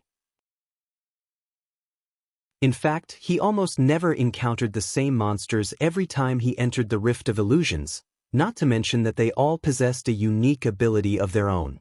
For starters, the ant-like monsters possessed extremely corrosive blood. He had nearly pissed his pants the first time he almost caught a full-body acid bath. The locust was even worse, however. Every time it landed a wound on his body, it also left behind parasitic eggs that hatched mini locusts in just a short time. He had also encountered one monster that could spit venom, and another that was covered in spikes like a porcupine. Unlike a real porcupine, this one could actually discharge its spikes in every direction and deal a crazy amount of damage. Their unique skills were so varied and deadly that his first meeting with these monsters never went perfectly. It was also why he was never able to overcome the stage where 9 of the monsters were set on him. His best record so far was killing 5 monsters before succumbing to the other 4. The way he had died, well, that was better left unsaid. This time, the monster he encountered after entering the rift was the boar-like monster. He kept fighting until their numbers grew to 9, and spikes were flying toward him from literally every direction. He was unable to survive even though he spammed protection as frequently as he could, though he was able to kill 6 of them before perishing. He was improving bit by bit. Lu Yi was pretty sure that he could overcome the stage in another 2 or 3 tries. His head hurt as usual after he exited the Rift of Illusions, but his frustration was much diminished compared to before. The best way to vent one's frustration was to kick someone's ass, or have your ass kicked. Chapter 211, The Seventh Order of the Spirit Creek Realm. Wielding his saber soaked with blood, Lu Yi finally managed to cut down the last monster inside the pocket dimension of the Rift of Illusions. Strewn on the ground around him were puddles of slimy green ichor, maimed limbs and entrails from the monsters he slayed. After so many days, he had succeeded in defeating the 9-monster wave. Despite the wounds that were making him dizzy, Lu Yi maintained as much vigilance as he could muster. He did not know if a 10th monster might appear out of nowhere. But if there really were one prowling nearby, he might as well just surrender. The mist up ahead roiled like a gathering storm, then he spied a shadowy figure approaching him through the obscuring veil. Lu Yi looked, his eyes throbbing with disbelief. The last thing he expected to see here, instead of monsters of myriad species, was a human. Whether it was a man or a woman, Lu Yi could not tell. Whoever it was, the figure remained surrounded by the mist that he could barely tell if it was a human at all. Naturally, it's not a real person, but a magical contrivance conjured by this pocket dimension. But Lu Yi was still recovering from his surprise while observing his new opponent when the stranger lifted a finger at him. A flash of light sparkled through the mist, and Lu Yi recognized it instantly. Telekinesis. This humanoid thing's a 7th order. Minutes later, Lu Yi reopened his eyes and found himself back inside his training chamber. His head was stinging from the imaginary blow that killed him, and his face was a sickly pale white, but he looked positively thrilled. That a humanoid opponent would appear was certainly the last thing he expected to see inside the rift, especially after 9 rounds of dealing with oversized bugs, but he welcomed the change. Killing bugs might help to hone his skills, but on a very limited scale. What he would be facing were real enemies. Human enemies. Hence a humanoid opponent would be more useful to his training than just insects. But whether he would still need to get past gauntlets of bloodthirsty insects first, Lu Yi would have to find that out himself the next time he entered the rift. Better not, he thought, to save time and effort. He would rather just fight humanoid opponents than go for another bug-killing spree once again. Especially since the humanoid opponent fought with the strength and power of not just any 7th order, but rather an elite 7th order. The answer to that would have to wait until tomorrow. He shoved 2 more spirit pills into his mouth and extracted the book Lady Yun gave him to read it. His strength returned a few hours later, and all weariness that weighed his shoulders down was gone. It was time he tried to construct Glyph 30th. Somehow, either through good mood or great form, he succeeded on the first try. He dispelled his magic and tried to replicate the feat once more. Only this time he failed. Nevertheless, it was not too hard trying to replicate his initial success. He managed to get it right on the 3rd try. Then he failed during the 4th, although he did well again on the 5th and the subsequent 6th. Lu Yi practiced a couple more times, paying attention to his errors and making sure to grasp the feel as he accumulated enough experience and skill. By the time he almost reached the 100th time, he had grown adept enough to pull off at least 7 out of every 10 of his tries. That was a respectable score that Lady Yun would be proud of. That would mean that she would be happy to give him his next instruction. The repeated construction of Glyph 30th should have caused a dent to his reserves of spiritual power, but with both Glyph, gathering spirits, and the cultivation discipline of gluttony feast in motion, his stores of power not only did not reduce, but instead, it was replenishing. In fact, he was fully replenished. He examined his spiritual points. Perhaps he could try to break down the barrier and see if he could unlock his next point. And his prayers were answered in the following hour. The barrier burst open like a dam rupturing, and he finally reached his 108th spiritual point. The exact number of spiritual points he needed to reach the 7th order of the Spirit Creek realm. Lu Yi channeled his power, allowing its effluence to flow through all remaining separated spiritual points, conjoining them into various microcosmic orbits that churned out greater power. The power of a fully fledged 7th order. Such a day of fruitful outcomes. After his discovery of the Rift of Illusions, his attempts to practice constructing Glyph 30th had been rewarding, and he had achieved the 7th order of the Spirit Creek realm. It had only been 1 month since his return from Chess Island. Anyone who had noticed how fast he had progressed would have been in awe. It was time for a break. Lu Yi stepped out of the training room. With his spiritual power now fully replenished, he went to all other training chambers to cast more glyph, gathering spirits' magical circles there. He had been doing this for the past few days, and almost every training chamber now had at least one gathering spirits' magical circle. Some had 2, while the ones occupied by Wuxia and a handful of others had 3. All those glyphs plus the circles of boon that were already inside the training chambers in the first place would help to enhance the efficiency of their meditation by leaps and bounds. Lu Yi arrived at the summit of clarity 2 hours later. He took his seat before Lady Yun. Satisfied at his demonstration of the construction of Glyph 30th, she produced a large handful of the same crystalline wafers she had shown him before. Each of them contained glyphs that looked like they were frozen, encased in ice, and suspended through time. Each of the wafers was numbered to denote the different types of glyphs. That they were numbered showed that they were useless in battle, although their very existence carried immense and enduring academic value to the tutelage of new glyph weavers. He dismantled the glyphs down to their basic elements without a hitch. Next, Lady Yun instructed him in more techniques for constructing glyphs by assembling yin and yang elements.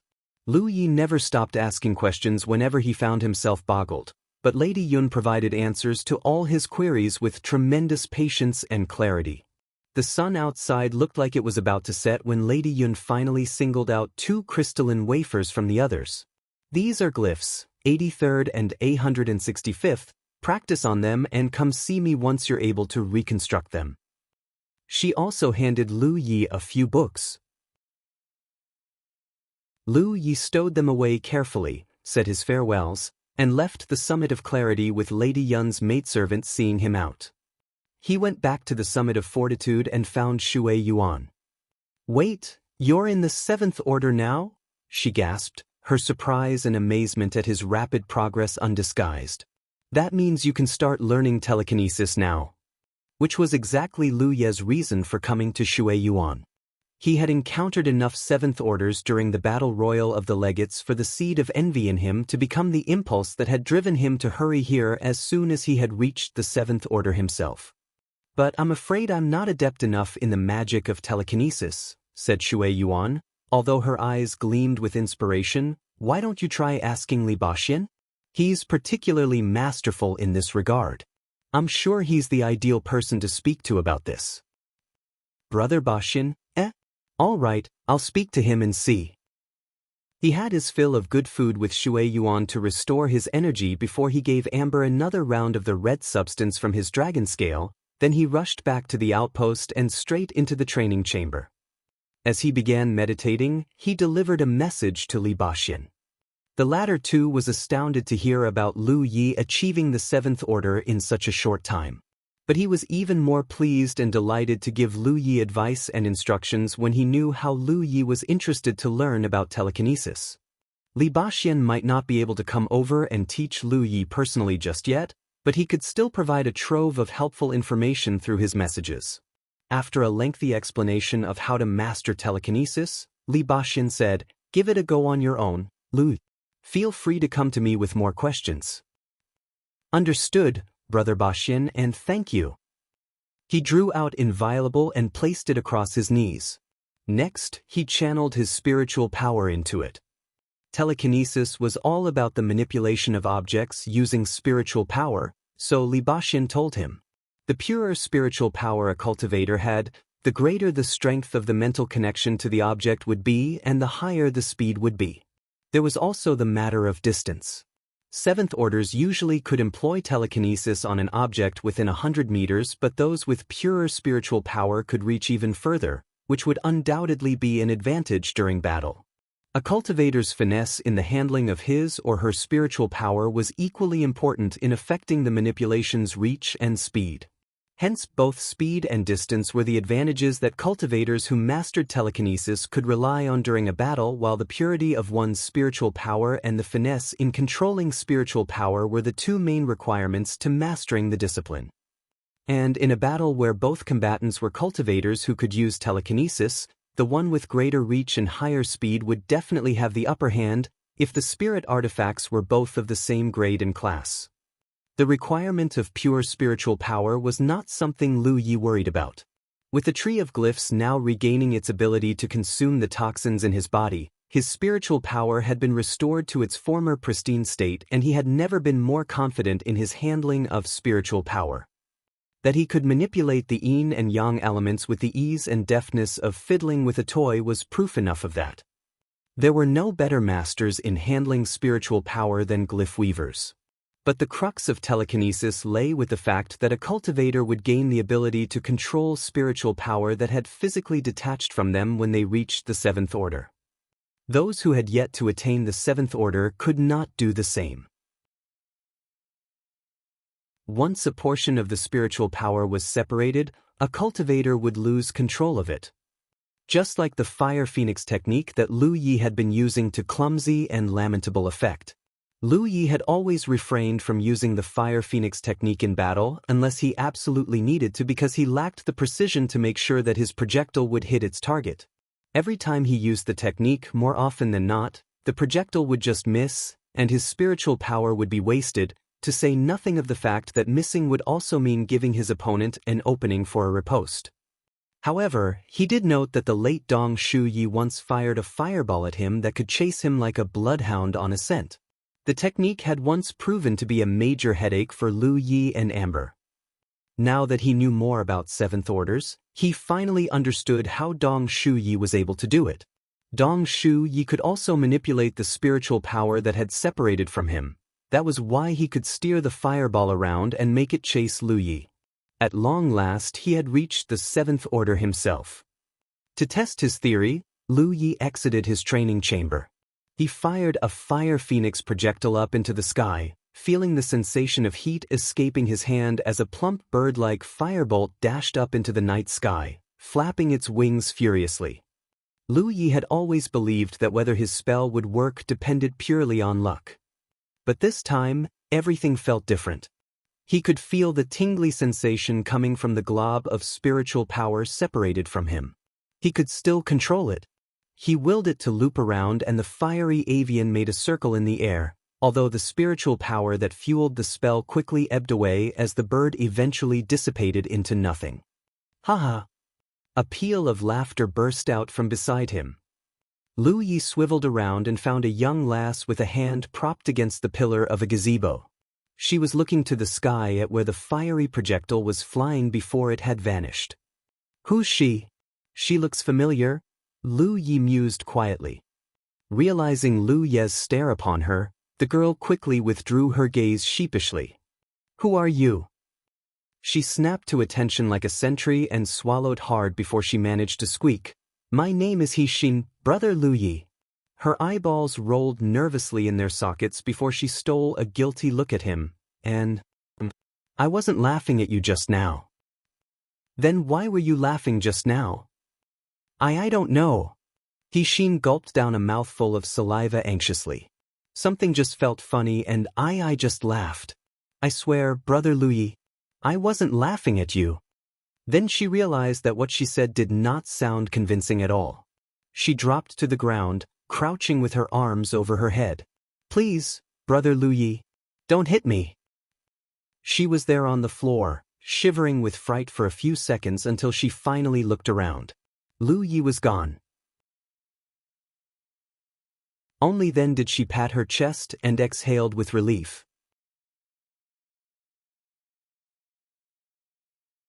Chapter 212, It's Not Me. Lu Yi channeled his spiritual power into inviolable and tried to control it using his mind. Nothing worked at first, but he followed Li Baxian's advice, focusing on the tips that were provided, and eventually he was overjoyed to see his fiery red spiritual power swathed over the inviolable's blade, and it gradually wobbled its way up into the air. But before his delight could even set in, the spiritual power that enveloped the saber vanished and the weapon fell with a heavy clatter on the ground. He readied himself and tried again. But progress came at a glacial pace, to say nothing about the huge depletion of spiritual power after every attempt. Lu Yi began to doubt he could even last this long if not for the fact that he was still inside his training chamber. At present, A balance had been struck between the expense and gain of spiritual power. This allowed Lu Yi to maintain a full level of spiritual power whenever he meditated, enough to try unlocking his next spiritual point. Meditating had never been so efficient. His curriculum included meditating and reading the books that Lady Yun handed him so that he could learn as much as he possible about glyphs, in addition to practicing how to construct glyphs. Then he would venture into the Rift of Illusions for a round of monster slaying. But now he would also need to practice telekinesis. That was not all. Reaching the 7th order also meant that he could finally learn the next spell in the Red Lotus Sky Mnemonic. The first spell was the Fire Phoenix technique, and the second was a spell called Fire Dragon. Learning spells had not been difficult at all, and something told Lu Yi that it could be due to his talented aptitude in glyph mastery. For this reason, there had been many who mistook him for a spell cultivator, owing to his casting speed that could even put other spell cultivators to shame. But any spell cultivator who was worth their salt would never know just 1 or 2 spells. Learning the Fire Dragon technique took just a few hours, and Lu Yi had great success with it, compared to telekinesis. The Fire Dragon spell turned out to be more powerful than Fire Phoenix, which should have been natural, given that it was a spell that only 7th orders and beyond could conjure. Lu Yi had a couple of more tries somewhere secluded within the outpost compound before he decided that he had learned enough about the spell today. He had chosen his path to be a combat cultivation, and he wasn't going to give up just yet. Therefore, knowing a couple of spells just in case was good enough for him. Hence he needed to spend the entirety of his attention on mastering telekinesis. A 7th order who could not use telekinesis only had the deadliness of a newborn pup. Every day, Lu Yi would venture inside the rift without fail. The rift cost him 50 contribution points per entry, but the invaluable experience from every attempt inside the rift was something that no amount of money or contribution points could equate. Although he wasn't pleased at all to face the Insectoid monsters all over again. Ascending into the 7th order had somehow restarted the cycle all over again, and he was forced to deal with the Insectoid monsters again. Only this time, the monsters were not of the 6th order, but rather of the 7th order, just like him. It would appear that the rift was putting forth monsters with strength aligned to his rank. And experience dictated that he would need to finish all 9 rounds of Insectoid monsters before he could once again fight against a humanoid opponent. But with his mastery of telekinesis now progressing at a snail's pace, getting through all 9 rounds in one go might seem like a pipe dream for now. He needed to be patient. 5 days went by like a year, and Lu Yi could finally take no more of the setbacks of seeing how he was barely making any headways with mastering telekinesis. He was hardly a person weak of heart, but he just could not help feeling beaten, especially after seeing Qin Yu's demonstration the day before. With him and Qin Yu as the only 2 7th orders in the outpost, Lu Yi wished to take a look at how Qin Yu magically controlled his weapon. Hence he sent a message and asked if Qin Yu could demonstrate telekinesis for his benefit. The newly elected person in charge of the bazaar was only too happy to oblige. With a swoosh, his weapon flew into the sky in a flash of light, fleeting freely through the air with the grace and ease of a lark. As if that was not bad enough, Qin Yu even admitted to Lu Yi that his telekinesis was amateurish at best before he had taken his leave. But where would he be if Qin Yu's level was only just amateurish? Disgraceful? In fact, Qin Yu even told him that he learned the basics of telekinesis within 3 days after he ascended to the 7th order. What about him? Lu Yi left the outpost and went back to the sect's main stronghold to have a meal with Shui Yuan. Tormented by frustration that just wouldn't stop haunting him, Lu Yi shoved everything into his mouth with little regard for table manners. An observant Shui Yuan gently added more food to his plate as she asked, "Something wrong at the outpost?" "Nope," Lu Yi mumbled through his mouth full of food. "Then what's wrong?" she asked softly. Lu Yi swallowed everything down and exhaled morosely. "I just discovered that I have 0 talent in telekinesis. The way I see it, I'm not going to be able to do in 1 month what others could do in 3 days. Everyone has his or her own strengths and weaknesses, Lu Yi," said Shui Yuan. "You have great talents in glyphs. Lady Yun could barely stop singing praises about you. And you could even defeat enemies well beyond your rank. But no one is good at everything.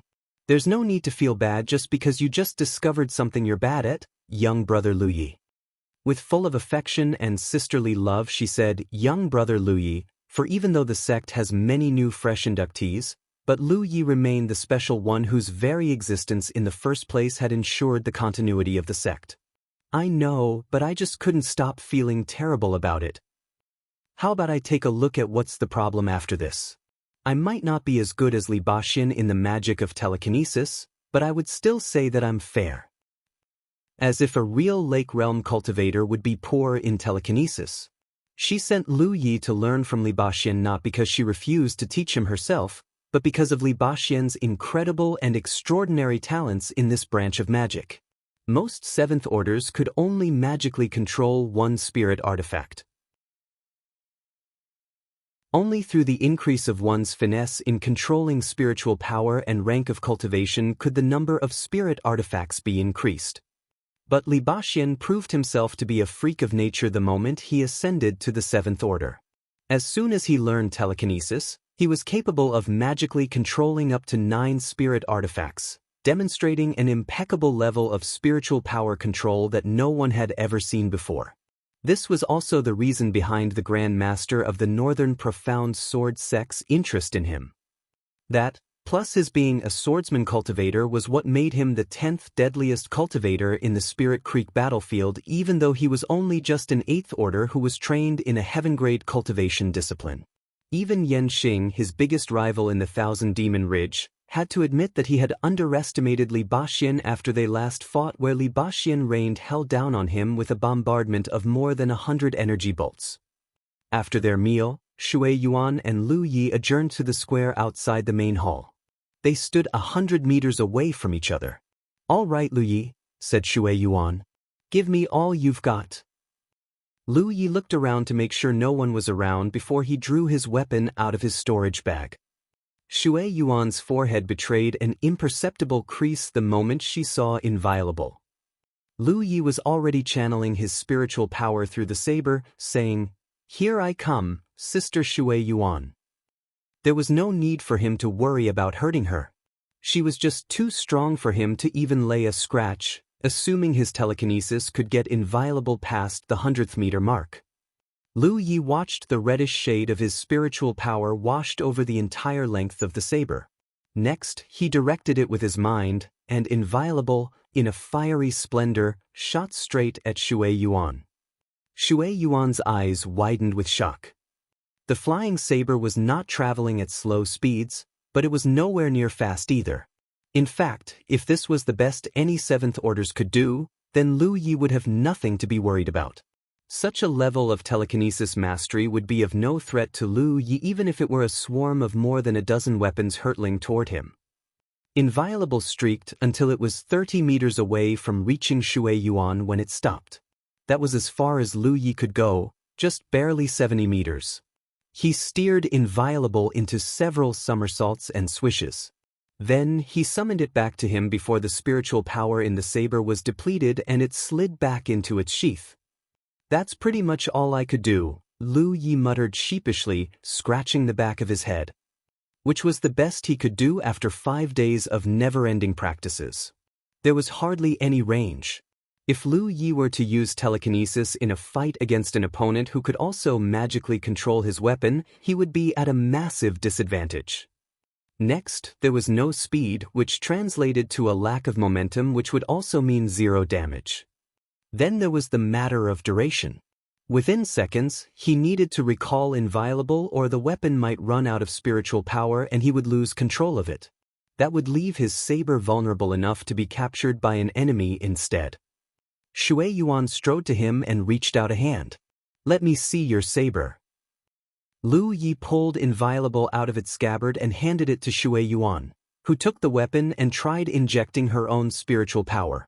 A pale glow swept all over the saber and she examined it carefully. She asked after looking at the saber, looking very odd. "Have you been using this saber to practice telekinesis, Lu Yi?" "Yeah." She looked like she almost burst out laughing. "The enchantments placed on this weapon are not suitable at all for telekinesis. Why of all weapons did you choose this one? Also, it's too heavy. Did Li Baxian not tell you that you should select a suitable weapon for telekinesis before you begin practicing? Lu Yi thought about it and responded, nope. Li Baxian had told him so much about telekinesis, how he could learn it more quickly and what matters he should pay close attention to and so forth, but somehow the matter of a suitable spirit artifact never came up. What a moron! Shui Yuan slapped her forehead. Is it the saber? Lu Yi gasped anxiously with every semblance of a dying man who had just been told that he might have a chance of surviving. It is. This saber lacks the prerequisite enchantments needed for telekinesis and it's heavy. That's what caused the lack of range and speed. Furthermore, you must have seen people using telekinesis during the battle royal. Did you not notice anything different? I did, but I thought the problem came from me. Well, for what it's worth, your being able to cast telekinesis on something like this shows how extraordinary you are, Shui Yuan said weakly.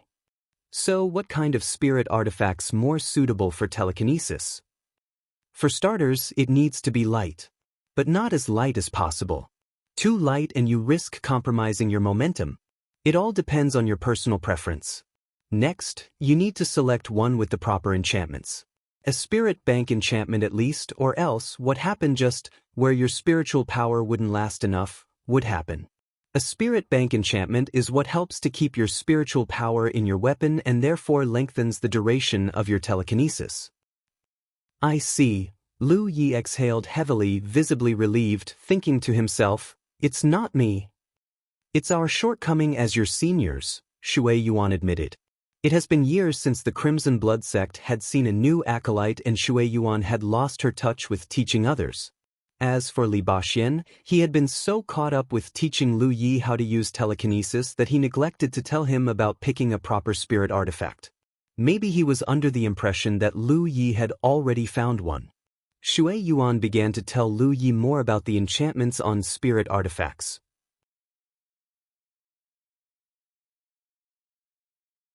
Chapter 213, Telekinesis, at long last. Being no stranger to making purchases from the Vault of Providence, Lu Yi knew exactly how to quickly find what he needed. He stood in the middle of the vault, fenced in by a labyrinth of shelves and racks each filled to the gunnels with myriads of different spirit artifacts.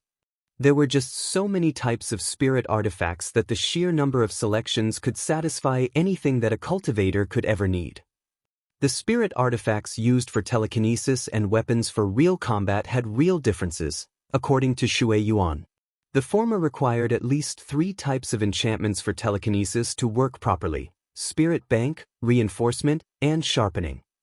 The Spirit Bank enchantment was to ensure a telekinesis's duration. Without this enchantment, a cultivator's spiritual power would quickly leak away over time, just like Inviolable would lose all of Lu Ye's spiritual power after only just minutes of using telekinesis. Reinforcement and Sharpening enchantments, on the other hand, were very common types of spirit artifact enchantments. The former was to ensure a spirit artifact's sturdiness, while the latter is to intensify any amount of damage dealt by the artifact. Lu Yi strolled amongst the jungle of shelves and racks like a hunter on the prowl, searching for his prey. Still, he had yet to find anything that was perfect. Every single piece of equipment here, even after filtering everything based on his criteria, was just too expensive. Forged with 9 weapon enchantments, Inviolable, despite being one of the best weapons in the low-grade tier, was priced at only 135 contribution points. Yet telekinesis-qualified spirit artifacts with 9 weapon enchantments cost almost close to 200 points. He began to appreciate just how economical Inviolable had been. Just when he was about to pick one, he paused before the decision was made. He did not have to buy here, he realized. Hua Ci should have a lot of spirit artifacts by now. Hua Ci had barely spilled any blood during the battle royal of the legates. But it was by her assistance that the many legates on the Grand Sky Coalition side managed to rake up innumerable kills. Hence, to thank her for her help, many of the legates and prolgates showered her with spoils after they cleared up any scene of battle. By the time Lu Yi and she returned triumphantly, Her wolf golem was strapped with scores of storage bags hung all around it like ornaments on a Christmas tree. There would have been even more storage bags had she not had the wisdom to sort and organize whatever she collected back then. Lu Yi got out of the Vault of Providence, and the first thing he did was contact Hua Ci, who came from the direction of the training chambers in no time. "Wow, you're 7th Order now?" Hua Ci exclaimed with surprise. They had been so busy training and meditating since their return from the Battle Royal that they barely saw each other, and she would not have known that Lu Yi had made a breakthrough if he did not ask to meet. "Do you have anything that's suitable for telekinesis?" "I guess so. I've kept everything but not here," said Hua Ci, twirling around on her heels and walking away. She waved, "Come with me." They made a beeline straight back to the training chamber quarter. They stepped inside Hua Ci's personal training chamber, and there Lu Yi saw mounds of storage bags piled up in a corner. Those must be her spoils from the Battle Royal. "You have not opened all of them yet?" "I've been saving them for you." "What for?" "Sister Shui Yuan told me that you've been making great improvements in your studies of glyphs. It would be just a matter of time before you'd be needing these storage bags." Lu Yi did not understand at first how his making great strides in his studies would have anything to do with the storage bags, although he caught on pretty quickly. With a dawning look on his face, he said at last, "Thank you so much." Hua Ci picked 3 of the bags out of the pile and handed them to him. "The spirit artifacts are all inside these 3 bags. Go through them yourself. Who knows what you're looking for?" Lu Yi took the bags and sat down on the floor to pore through the contents. Hua Ci just left him be and went back to her meditation. There were just so many spirit artifacts that the other Grand Sky Coalition legates had collected during the Battle Royal that Hua Ci couldn't carry any more storage bags, hence they had to assemble all the spirit artifacts into 3 storage bags for her convenience. And amongst the number, there had to be many that were suitable enough for telekinesis. Lu Yi was amazed to find more than several hundred spirit artifacts in total, all of them crammed into the 3 storage bags, spirit artifacts of different shapes and sizes. Trading all of them off to the Vault of Providence would surely bring Hua Ci a huge sum of contribution points. But since she wasn't in need of contribution points yet, she might as well just tuck everything aside for posterity. Hua Ci had eased quite comfortably into her role and position as Progate of the Crimson Blood Sect Outpost. Shui Yuan has been very kind to her, and as a medical cultivator, Hua Ci's learning from her could reduce a lot of trial and error, and naturally, she was keen to do her part for the sect. Finally, after some time of rummaging through the hoard of spirit artifacts, Lu Yi found a 1-foot-long knife. The weight and length of this short weapon were just what Lu Yi needed. All he took was one glance and he knew that it would be perfect, especially since this knife did not have a hilt, just a double-edged blade. Lu Yi could only surmise that this knife must have once belonged to a 1,000 Demon Ridge legate who was killed during the Battle Royal. It had 9 enchantments, so it would have fetched a price of at least 180 contribution points in the Vault of Providence. Of the 9, 2 were Spirit Bank enchantments, 3 were reinforcement enchantments, and another 2 were for increasing the deadliness of the weapon. Lu Yi could not recognize the remaining 2, but they had to be something to help increase the weapon's potency, by his best guess. "Pick a few more. I hear that a cultivator with incredible control of spiritual power can telekinesis a few spirit artifacts at the same time," urged Hua Ci when she saw him with only one. "I'll have this one first to practice. I can always come looking for you when I need more." "As you wish. It's not as if I'll be leaving any time soon." "Why does it sound as if you're being held captive here?" "Who knows?" Lu Yi left Hua Ci's training chamber and went back to his own. The first thing he did was channel his spiritual power into the knife. Inviolable was a weapon Lu Yi bought from the Vault of Providence. A spirit artifact that had not recognized a master, unlike the hiltless knife. The hiltless knife once belonged to an enemy legate. Even after his death, the knife still carried traces of his spiritual power, imprints of his ownership of the weapon that the knife had been accustomed to. Hence, even with Lu Yi channeling his power through it, the hiltless knife might not just yield willingly. Hence Lu Yi needed to channel his powers continuously into it, keeping it inundated with his spiritual power so that it would slowly grow to acclimatize to him. That would help him to be able to use the knife to its fullest. That was what Lu Yi did to gain full control of the mystic spirit bell after he looted it from the heir of the Nine-Star clan after he slew him. He could not even activate the mystic spirit bell at first, and it was after speaking to a smith during a visit to one of the Divine Trade Association branches that he learned what to do. For this reason, no one ever picked up someone else's weapon to use in the heat of battle. One only relies on one's very own ones. With spiritual power as pure as the morning dew, and now that he had reached the 7th order, Lu Yi trusted that the process would not take too long.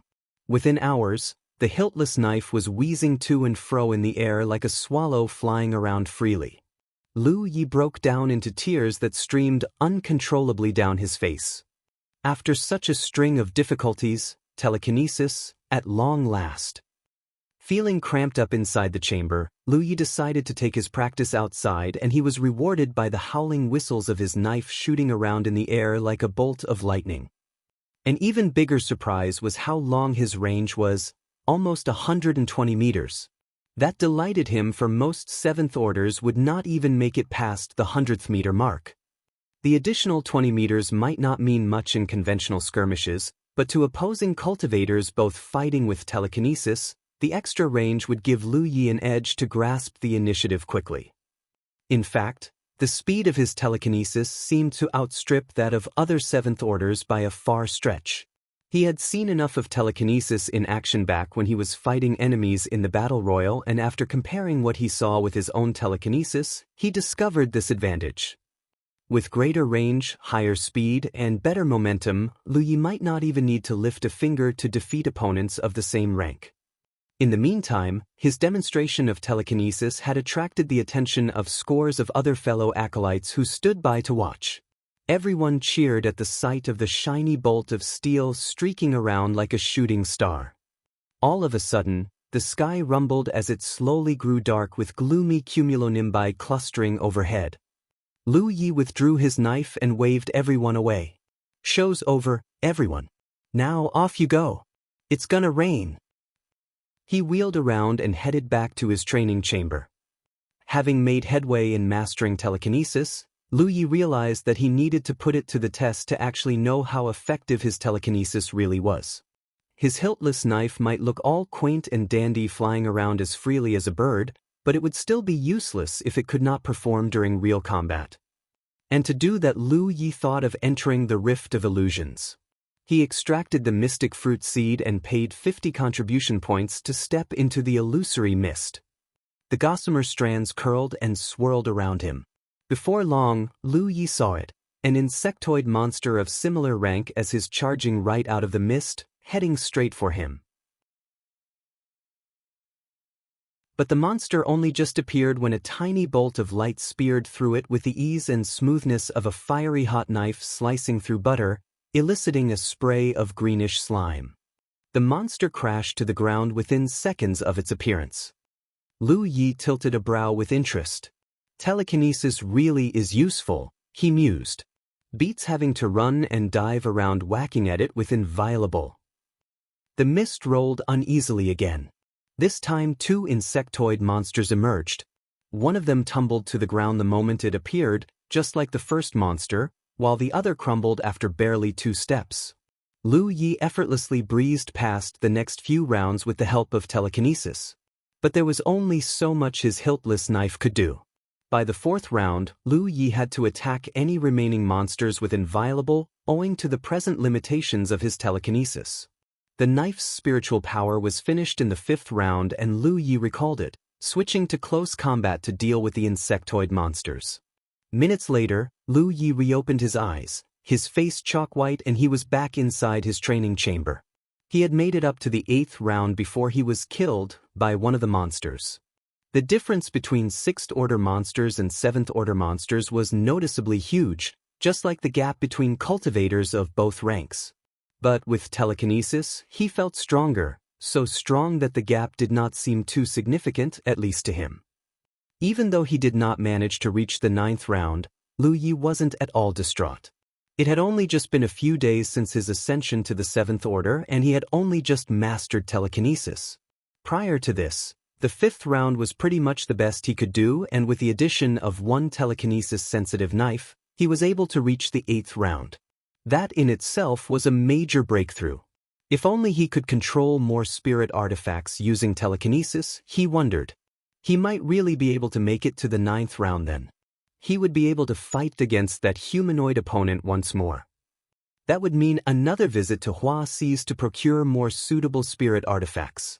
It was easy enough controlling his new knife, and Lu Yi sensed that he could at least magically wield one more. Such was the benefit of having immaculate control of his spiritual power. All of a sudden, the thunderous groans from high up in the skies only seemed to grow louder and longer. The rain really was coming. Then he felt a throb coming from his battlefield imprint. It was Li Baxin sending him a message. "Watch out, Lu Yi. An insectoid attack is coming."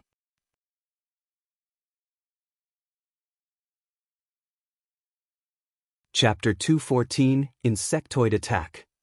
A relatively flat canyon sat in the wilderness more than 10 miles away from the Crimson Blood Sect outpost. Right in the middle of this canyon was a gaping pit more than 30 meters wide. A hideous shaft that reached down towards a bottomless abyss. No one knew how deep the pit went. But standing by the edge of the pit alone and feeling the spine-chilling howls of winds screaming into one's face could easily strike the fear of the heavens into any man. Such was the Spirit Creek battlefield, a land of untold bounty and a cornucopia of unimaginable horrors. Riding on Amber's back, Lu Yi perched at the precipice of a cliff that overlooked the clearing where the pit lay. From his vantage point, the entire gorge was infested with myriads of insectoid monsters. Spiders, mantises, locusts. Every one of them looked just like the insectoid monsters he encountered in the Rift of Illusions, although the ones in the rift were just so much larger. Swathed in a strange coating of black like paint on the oversized insects' heads, thoraxes, and abdomens, the collective mass of insectoid monsters exuded a very unsettling presence, unlike the usual foul aura that mutants emitted, but rather a sinister presence that threatened to eradicate all life in this world. What filled the air was this incessant buzzing that could only be the sound of the insectoid monsters feeding. The formerly verdant and lush vegetation and flora that once embellished the canyon with life and tranquility were gone. Everywhere the insectoid monsters went, they left behind desolation in their wake, not a blade of grass left standing. By Lu Ye's reckoning, the insectoid army now swarming the gorge was at least 10,000 strong and counting. The torrent of monsters pouring out of the hole barely looked like they were going to stop, and with enough time, this insectoid horde could become an unstoppable force of wanton destruction and death. It really is an insectoid attack. That was Qinyu, who came with Lu Yi on his own mount, a leopard spirit beast. But standing beside Amber was enough to make it honest and tame, with its usual ferocity and wrath all but extinguished. Many at the outpost had sighted a rare display of lightning where a deadly column of electricity had zapped all the way from the sky to the ground. Even from more than 10 miles away, the terrible lightning strike could be seen with absolute clarity. That phenomenon was what prompted Qinyu to quickly inform Lu Yi about the possibility of an insectoid attack. Lu Yi was just speaking to Li Baxin about this after the latter's warning. Insectoid attacks were a form of periodic natural disasters that occur in unpredictable cycles. After one attack, it could take months or even years before the next attack came. That lightning phenomenon last night was the telltale sign of an imminent attack. Right after the prognostic occurrence of the lightning, the appearance of the pit would follow, which the people in the real world of Jianghu called the Wormhole. The bottomless black pit from the depths of which the insectoid horrors would emerge to lay waste upon whatever they saw. That was the difference between insectoids and mutants. There were also insect-type mutant races, but they did not inherit the same destructive instinct as real insectoid monsters. In fact, mutant races could coexist easily with humans even in the real world of Jianghu, where many even took on the shape and appearance of humans to join various militant sects and orders. On the other hand, insectoid monsters lacked such intelligence. Their actions all relied on their baser instincts, which was to destroy. Whenever an insectoid attack occurred, it was regarded as a cataclysmic event, for it affected the whole Spirit Creek battlefield where wormholes would appear near each and every outpost in the battlefield. If allowed to fester, the insectoid scourge would have all the time they needed to build up enough strength to overrun and decimate outposts and even cities. No one could know which outpost could be facing imminent invasion whenever the wormholes appeared. Everywhere the insectoid swarm went, they would leave behind death and destruction in their wake. No lands left unpillaged, no crops left undamaged, and no fields left unstripped, and the biggest threat came from how fast they grew and bred. As such, what ordinary cultivators needed months to achieve, a single insectoid monster could become in mere days. It is for this exact reason that insectoid infestations needed to be handled quickly and decisively lest the monsters become too great in number and too dangerous a force to deal with. Nevertheless, as with all situations of threat and peril, insectoid attacks also pose as moments of fortune. Cultivators were awarded contribution points for every insectoid kill, and their carcasses could be sold to the Vault of Providence, despite how obscenely low the price was. But with so many monsters to kill, the sale of their carcasses would nevertheless rake in a sizable amount of points. Therefore, to many cultivators of the battlefield, the insectoid scourge was both a threat and a boon. Insectoid attacks had occurred here at the Crimson Blood Sect outpost before. But with no one to defend the outpost, the scourge had enough time to burgeon, so the insectoids effectively overwhelmed even the outposts of prominent forces nearby. With no one else nearby powerful enough to deal with the threat, the eradication of the monsters was, in the end, left to the champions from the centermost areas of the battlefield. Hence, the vicinity of the Crimson Blood Sect outpost was always a desolate and bare wasteland in the aftermath of an insectoid attack, before the rich spiritual chi in the atmosphere of the battlefield once again breathed new life into nature, where all forms of flora were once again reborn. "Stay here. Report back if anything is wrong," instructed Lu Yi. "Understood," responded Qinyu. Amber wheeled around and sped off in the direction of the outpost. As he rushed back, Lu Yi delivered a message to Wuxia. His reconnaissance of the insectoid scourge and the information that Li Baxian had supplied him told him what he needed to know about handling this threat. If this happened 2 months earlier, the Crimson Blood Sect outpost would be in no shape to deal with the stampede when it arrived, and it would. But things at the outpost had changed now. His fellow acolytes at the outpost could not train and meditate all day without honing their experience and testing their skills in the real world outside. This insectoid attack could just be what everyone needed.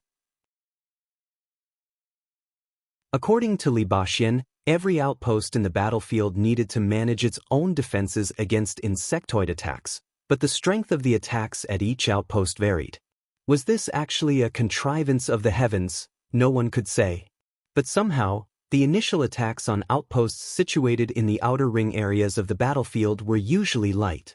So long as they did enough to repel the invasion, the crisis could be averted with little to no losses. Which was a stark contrast to the insectoid attacks which could already be happening now on the outposts at the centermost areas of the battlefield. Lu Yi arrived at the outpost.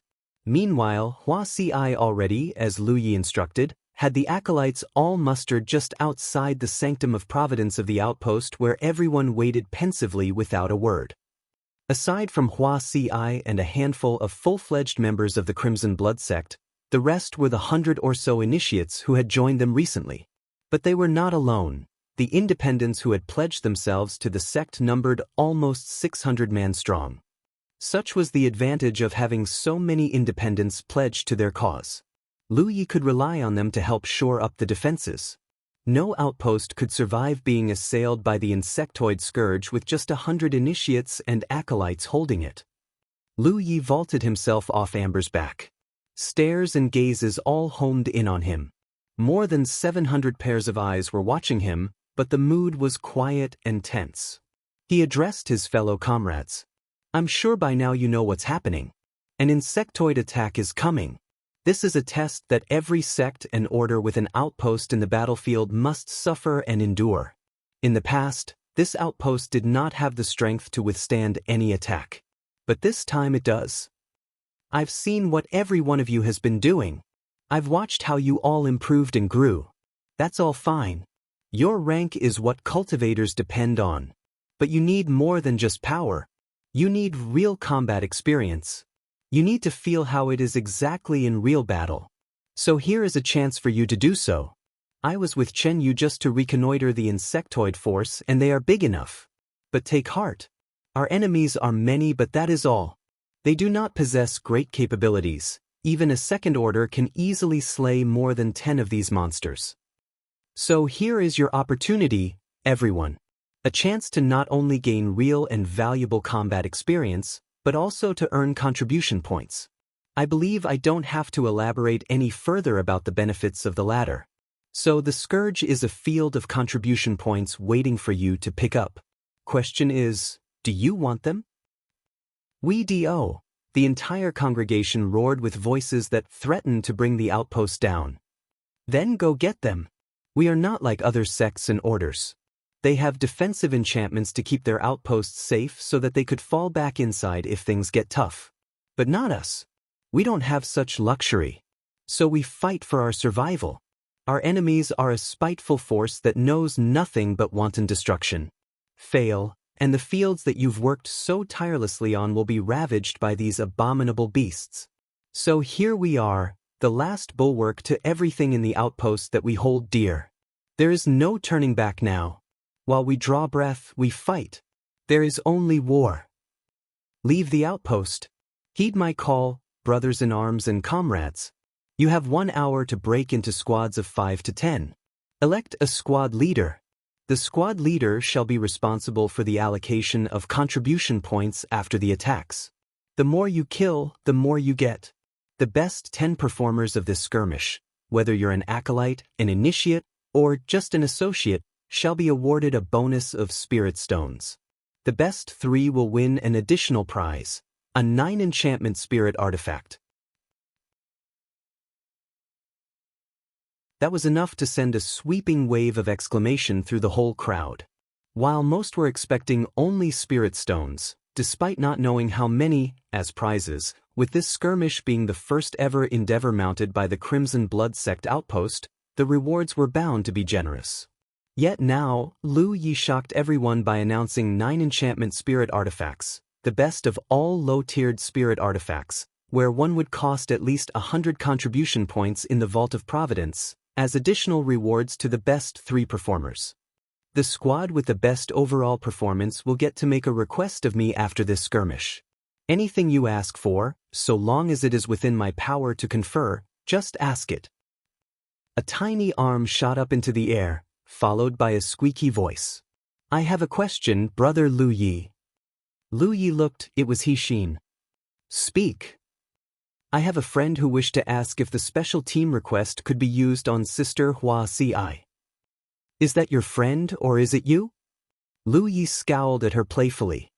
He Xin had this strange attachment to Hua Si.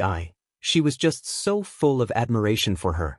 At the same time, she was one of the best cultivators Lu Yi had, a 6th order. With Lu Yi and Chen Yu being the only 7th orders in the outpost, Hua Si and He Xin made up 2 of the handful of 6th orders they had at the moment. Lu Yi gave Hua Si a look, and she bobbed her head demurely. All right, Lu Yi pronounced before he added, but only for you. An overjoyed He Xin clenched her fists with anticipation and excitement. Off you go then. You have 1 hour. After that, we march for the wormhole. The square turned into a massing whirl of disorganized clutter as cultivators began to look for friendly faces and formed groups. It did not take long for them to get into their squads and their leaders were elected. In the meantime, Lu Yi extracted an empty jade slip and channeled his power to store some information inside. Li Baxian had given him a lot of useful knowledge, including the traits of some of the insectoid species and their weaknesses, and he too had some tips of his own from his bug-slaying exploits in the Rift of Illusions. All this information would be invaluable for the cultivators who would be facing the insectoid attack for the first time, and he needed to disseminate it before the skirmish began.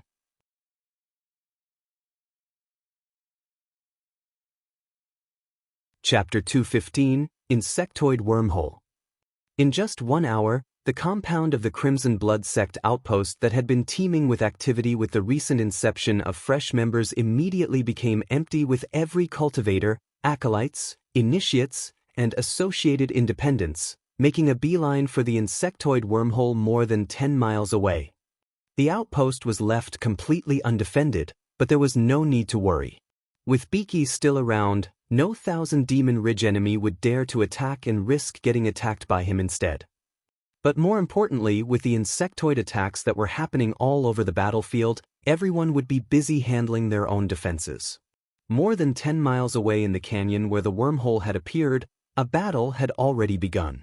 The number of Insectoids had increased further in the last hour, and with the Insectoids' incredible speed in breeding and growing, there was little wonder as to why Insectoid attacks were regarded a cataclysmic event.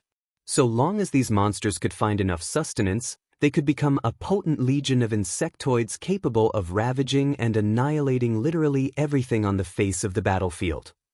Hence, it could not be stressed enough that this was the single most important factor in defeating an Insectoid attack. So long as one could whittle down their numbers and prevent them from becoming an all-out infestation, the Insectoid threat could be contained. The 700-man-strong force was broken down into almost 100 smaller squads. Led by their respective squad leaders, they were scattered all around the perimeter of the canyon where they were to slay every Insectoid monster they found while slowly moving in towards the bottomless abyss from whence these abominations emerged. Individually, the Insectoid monsters would not pose as much threat at all. By usual cultivator standards, most of the Insectoid monsters were just first or second orders. There were barely any third orders at all, and if anything, none of them were anywhere close to the ones Lu Yi encountered in the Rift of Illusions. The Insectoid monsters inside the rift were almost a man's size. But out here, the monsters were the size of a man's head at best, the smallest just as big as a fist.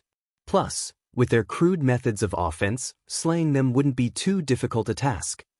The only caveat would be their innumerable numbers.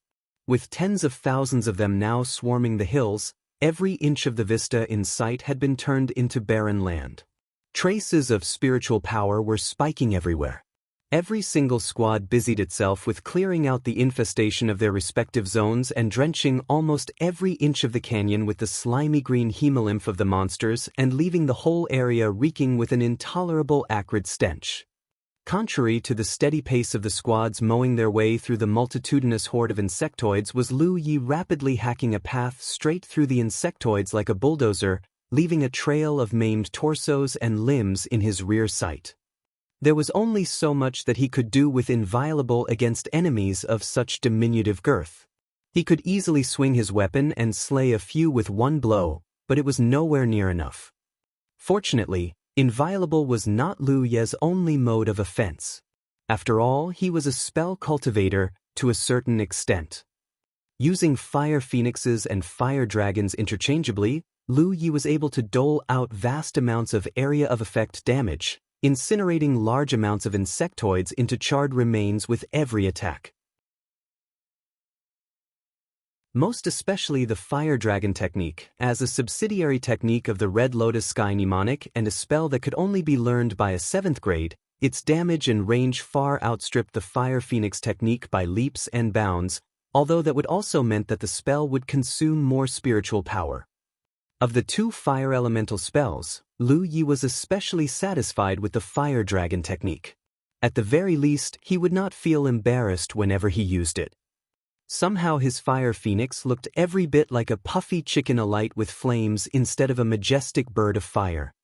On the other hand, the fire dragons he conjured appeared so real and so elaborately detailed that he could almost make out the scales on the dragons' trunks. The canyon was not at all large or wide. Lu Yi reached within sight of the wormhole in no time. When he finally made it to the bottomless abyss, he looked inside and saw a black pit staring up at him. Swarms of Insectoid monsters of different shapes and sizes were still scaling the jagged and rough surface of the hole as if they had detected him approaching, and some even lunged at him, although all of them were already reduced to sickening pieces of bug flesh and viscera, all thanks to Inviolable before they even got any closer. With just one beat of hesitation, Lu Yi hurled himself into the hole. As he plunged downwards, insectoid monsters pounced at him one after another, but every one of them was repelled, with Lu Yi channeling his power and enveloping himself in an energy shroud. Boom! Lu Yi hit the bottom of the abyss with a loud crash. He looked up and estimated the depth. The fall was barely 35 meters by his reckoning, and that was good news. All around him, he could hear the incessant buzzing surrounding him. More insectoids were stampeding at him. Lu Yi channeled his powers once more. There was no time to stop. Swinging inviolable wildly at anything that came his way, he charged deeper into the insectoid nest. The fiery luminescence blazing over the saber's blade illuminated his way. That was Glyph, radiance at work. While it might have seemed useless at first to Lu Yi, in this situation, it turned out to be extremely handy.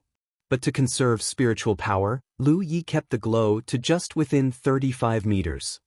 He was down there for at least a quarter of an hour before he came screaming out of the pit like a soaring bird. The fiery pair of wings on his back was the first thing that everyone noticed the moment he made his appearance. He flew over the canyon until he found Wuxia, and he landed next to her, utterly sodden with green mucilaginous hemolymph dripping off the hems of his clothes. A few First-Order independents rushed forward to attend to him by washing off the muck with water. Wuxia had been keeping herself away from the action. As the only full-fledged medical cultivator they had, she needed to be here so that she could administer treatment whenever needed to. But the extermination had only just begun, so there were hardly any casualties yet. There were more than a dozen cultivators here. Most of them were only First Orders, and being in the thick of the fight could be too risky for them, hence they were assigned to assist Wuxia here. The rest were acting as apprentices to Wuxia since their desired path was medical cultivation just like hers. That was fine for Lu Yi. In fact, the Crimson Blood sect could use different varieties of cultivators, especially medical cultivators. At the moment, the strength of the outpost here might still be in its infantile stage, but with cultivators of different principal paths, its development was heading in the right direction. Found it? Asked Wuxia as she plucked a maimed arthropod leg out of Lu Yi's head and tossed it ignominiously away. Lu Yi shook his head. It's a maze down below. I couldn't go further without risking being lost. He was searching for the nest. Deep inside the labyrinthian underground passage, the insectoid monsters must have come from somewhere, and it could only be the nest, their very origin. To end an insectoid attack, one needed to locate the insectoid nest and destroy it. This information came from Libaxian. The nest would expectedly be guarded by stronger and more powerful insectoids that Lu Yi would need help dealing with. That had been the usual tactic other sects and orders used whenever they were dealing with an insectoid infestation. While not all of them would marshal the entire force of their outposts, the gist had always been the same: to deploy men to control the number of insectoids while they located the nest for further action. But with enough experience in dealing with insectoid attacks, many of the sects and orders in the battlefields had long mapped out the subterranean tunnels where the insectoids would emerge from, and that had helped them to know how to plan their strategy. In the meantime, this was the first time the Crimson Blood sect had mounted any endeavor to meet the insectoid threat. Hence, they would need to search the underground tunnels themselves. The first order of business would be to first clear out the whole canyon before they could shift their focus underground. No one knew how the insectoids came to be.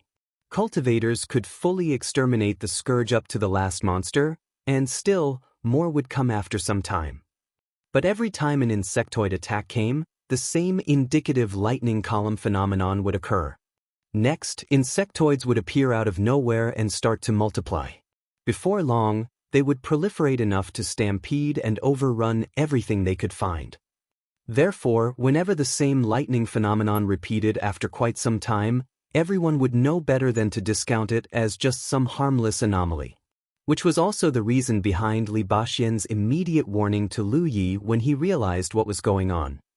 The first casualty came in at last, which was expected since the enemies were just so numerous despite their being so weak. Wuxia quickly attended to him as best as she could, not neglecting to provide explanations and advice to her apprentices. There was no need for Lu Yi to get directly involved. He could slay these insectoids with the same ease of a farmer wielding his scythe through a fistful of stalks, but contribution points he would be rewarded would just so few because of his rank, where he would need more than 20 or 30 kills just to scrape enough points to matter. Unlike the rest who were awarded enough points the moment they made a kill. This bug-killing spree really was turning out to be a windfall for them all. Without a permanent way to earn contribution points steadily, this was a 1 in a million chance for the Crimson Blood Sect members to earn as much as they could. With enough manpower to deal with the insectoid infestation, there really was no need for Lu Yi to get involved. Heading inside the pit and searching for the nest, that was his forte. More casualties began to pile in, although the wounded were quickly allowed to rejoin the fight once Wuxia was done with them. A few hours later, the area of infestation had been drastically reduced by at least half. By closing in the perimeter, the work was getting easier the more the perimeter constricted. At long last, with the last insectoid felled 4 hours later, everyone celebrated with peals of cheers. Maimed carcasses still dripping with hemolymph agglutinating into sickening green streams and puddles swaddled the landscape. Clean the place, then take a rest. We're going spelunking in 6 hours. As soon as Lu Yi finished barking his orders, everyone sprang into action.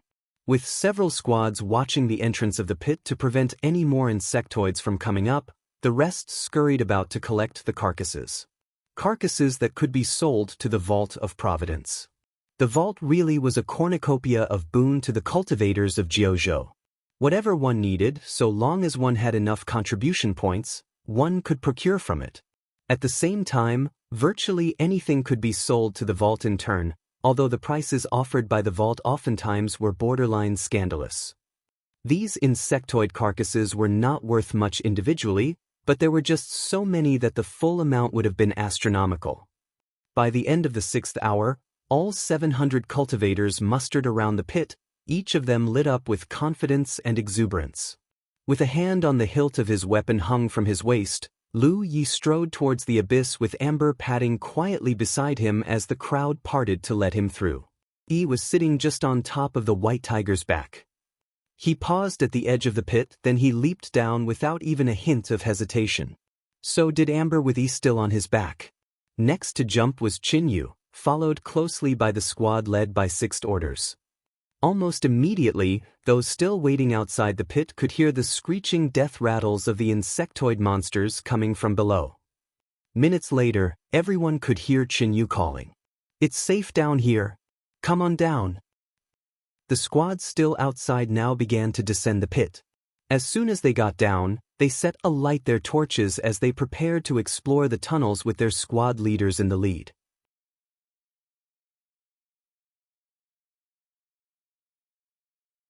Chapter 216, The Insectoid Nest. The bottom of the pit was an empty clearing where even the ground was roasted by Lu Yi using the fire dragon technique when he first came in.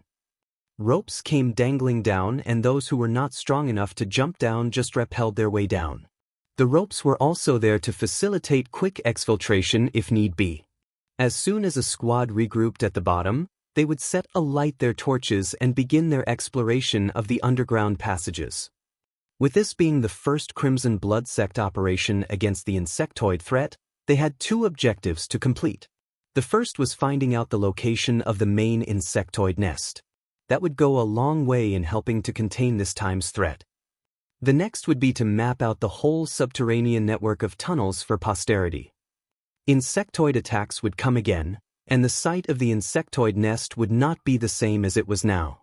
Therefore, going the extra mile to map out the whole labyrinth would make future incursions against the insectoids easier and more convenient. Lu Yi had discovered that the tunnels were interconnected with countless forks everywhere. How did this labyrinth come to be, he did not know, but it did remind him of the mines at Evil Moon Valley. And to explore such a discombobulating network of tunnels, he would need manpower. Lots of it. In this regard, he was comforted that the Crimson Blood Sect had managed to attract a number of acolytes, initiates, and associates recently, especially after the battle royal of the legates. Or else, he would not even know what to do in this situation. Then he remembered that it was Shui Yuan who had advised him to attract more initiates and associates, saying that since the sect had once again begun taking in fresh acolytes, having more people would be useful for the future of the outpost. She must have expected this insectoid attack, Lu Yi realized. That was why she had given him the instruction back then. Now Lu Yi channeled his power. He constructed a large glyph, gathering spirits where the wounded and weary would rest and recuperate. Wuxia and her apprentices could also set up a temporary staging area here to tend to the wounded. There was no need to hurry. Lu Yi first rested and regained his power. He swallowed a few spirit pills and made sure that he was fully replenished before he ventured deeper into the tunnels. Splotches and puddles of greenish hemolymph were scattered everywhere he passed by. There were no carcasses in sight. The squads must have been collecting them while they fought. He reached a second fork and he chose the one he liked best. The deeper he explored, the more forks he encountered. Finally, he arrived at a tunnel where the fighting had not reached. He drew Inviolable and slew any insectoids that he came upon, pressing forward to explore and to see if the insectoid nest could be nearby. In the meantime, in different parts around the labyrinth that honeycombed deep underground, squads of acolytes, initiates, and associated independents were busy exterminating the insectoids. The deeper they ventured, the bigger and more dangerous the insectoids became. Naturally, that would also mean casualties. The wounded would immediately withdraw to prevent further injuries, retreating the same way they got in while bringing along with them a sketch of their explored routes to be handed to Wuxia. While she attended to their wounds, the others would compile all the sketches into one complete map of the whole subterranean network. The extermination was progressing well enough, even though no one had yet reported any sightings of the insectoid nest. Everyone was raking in a rich bounty so far, but as the difficulty gradually ramped up with bigger and more powerful insectoid monsters, more people were getting wounded. But as cultivators, they expected no less. Theirs was a life of untold perils where every night of merrymaking and glorious singing could very well be their last. It took one full day before reports came to Lu Yi, who was, at that time, dispensing death and carnage to a bunch of insectoid monsters, that the insectoid nest had finally been sighted. That's the advantage of having numbers. Lu Yi mused. He immediately wheeled around and backtracked in the direction he came from.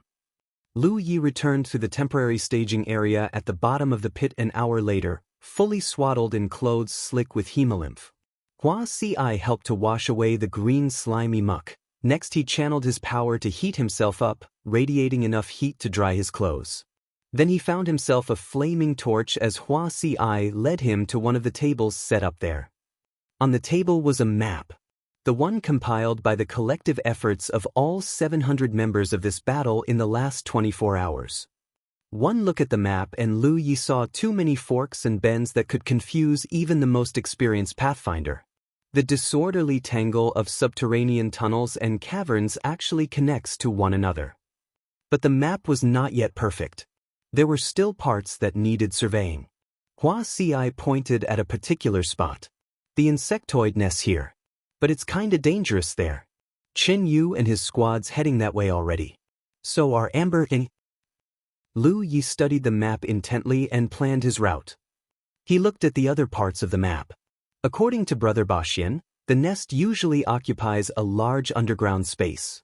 Look at this site where the nest is sited. There are so many tunnels leading away from it, and if Brother Baxian is right, they would all converge at the exit, which is this hole where it leads to outside. That means I could take any route and I'd still end up where the nest is.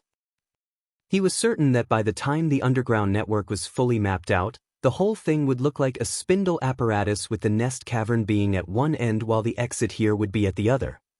Now that much of the spindle apparatus shape was almost complete, it showed that the squads were making good progress, although one had managed to reach the destination, the cavern where the insectoid nest was housed.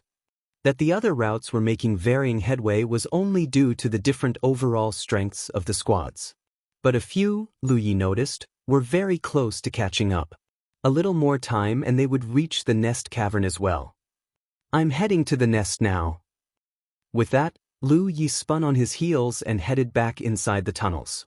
The tunnels were illuminated with flaming torches hanging off the walls at regular intervals, which was hardly a marvel since cultivators often carried items such as torches in their storage bags just in case.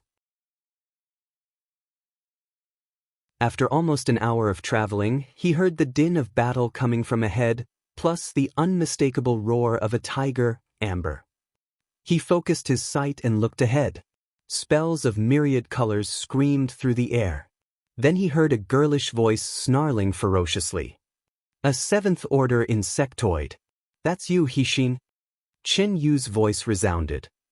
Apparently, someone must have come up with the way to classify the Insectoid based on their strength and power in comparison to the human cultivator fashion.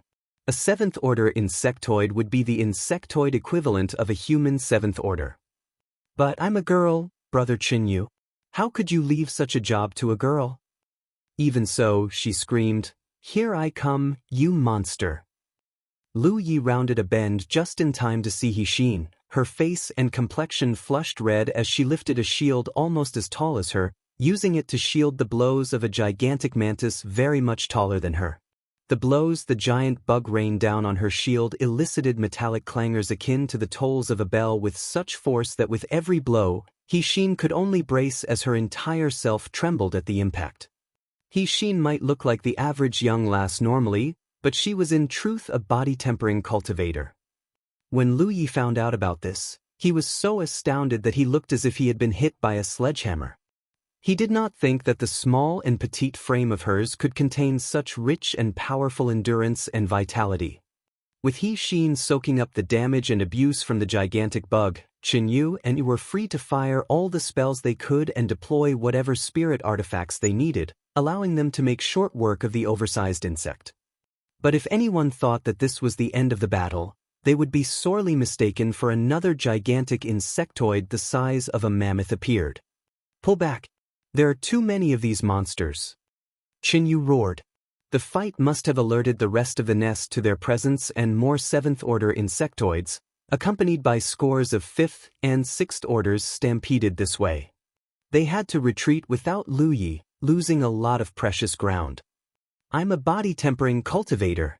I'd rather die fighting than turn around and run with my tail between my legs. Hixin growled through gritted teeth. But she only just finished when all of a sudden, a strange force dragged her from behind, and she felt as light as a feather as she glided backward. Someone had seized her by the back of her collar and tossed her into the air. By the time she landed safely, she saw a stranger standing at where she originally was, and scores of insectoids were collapsing at every swing of the stranger's fiery red weapon, its flaring glow lighting up the entire passageway. A 7th Order insectoid lunged through the air and the weapon shot up, slicing the monster into 2 grotesque slabs of insectoid flesh and viscera in one fell stroke. Lu Yi! He exclaimed with joy and surprise. Brother Lu Yi! Hearing the cries of his name, Lu Yi swung his weapon, flicking away the slimy green muck from his weapon as he acknowledged everyone with a curt nod. Enough of that. We fight. His sudden appearance was like the much-needed jab of adrenaline to rejuvenate the offense, turning the tables back once again in their favor. A silvery bolt of light zigzagged through the insectoid mass, tearing through them as effortlessly as a needle through bolts of cloth. Scores of insectoids fell in that exchange alone, and that was what was needed to rally the men for a renewed charge. That was enough for Lu Yi. Maintaining his telekinesis was enough to ensure their advantage. He strode over to Yi and Amber. The brawny white tiger had grown much since the last time Lu Yi saw him.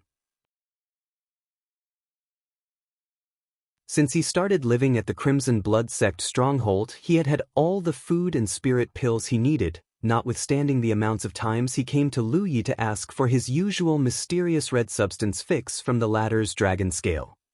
It would not be easy to gauge Amber's power levels. After all, it wasn't a human cultivator.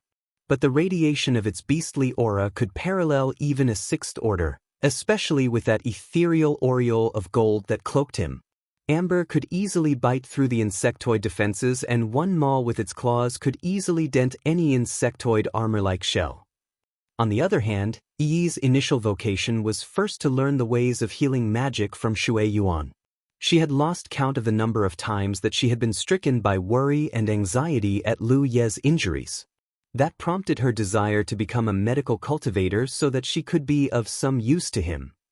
But her hopes were dashed when she discovered that she lacked the aptitude for the talent-demanding discipline, and for that, she had been wallowing in disappointment for quite a few days. Feeling sorry for her, Shui Yuan then recommended that she learn how to be a spell cultivator from their teacher and Grand Master Feng. With her emotional wounds still raw from the setback, little did she realize that this would turn out to be a revelation. Lu Yi had not been aware of how Yi had been doing in her tutelage with Feng. All he knew was that she did spend a lot of time with him.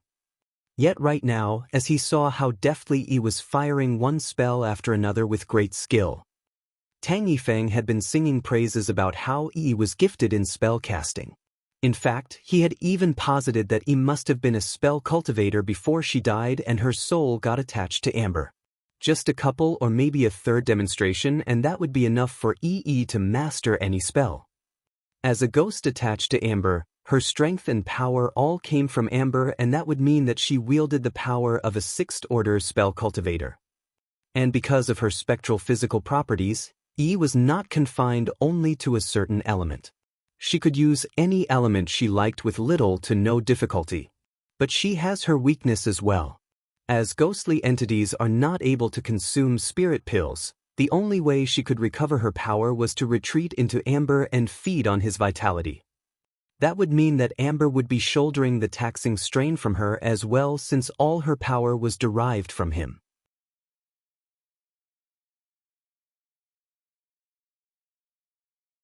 Chapter 217, Take Heart. The fighting had never once stopped since it began. Once the Insectoids sensed any discharge of spiritual power because of the fighting, they would immediately stampede toward where the discharge was coming from. It was always just a matter of how many of them. Unless someone could destroy any insectoids they stumbled upon with just one blow to prevent emitting enough fluctuation of spiritual power to alert the rest of the colony. But that was simply just impossible.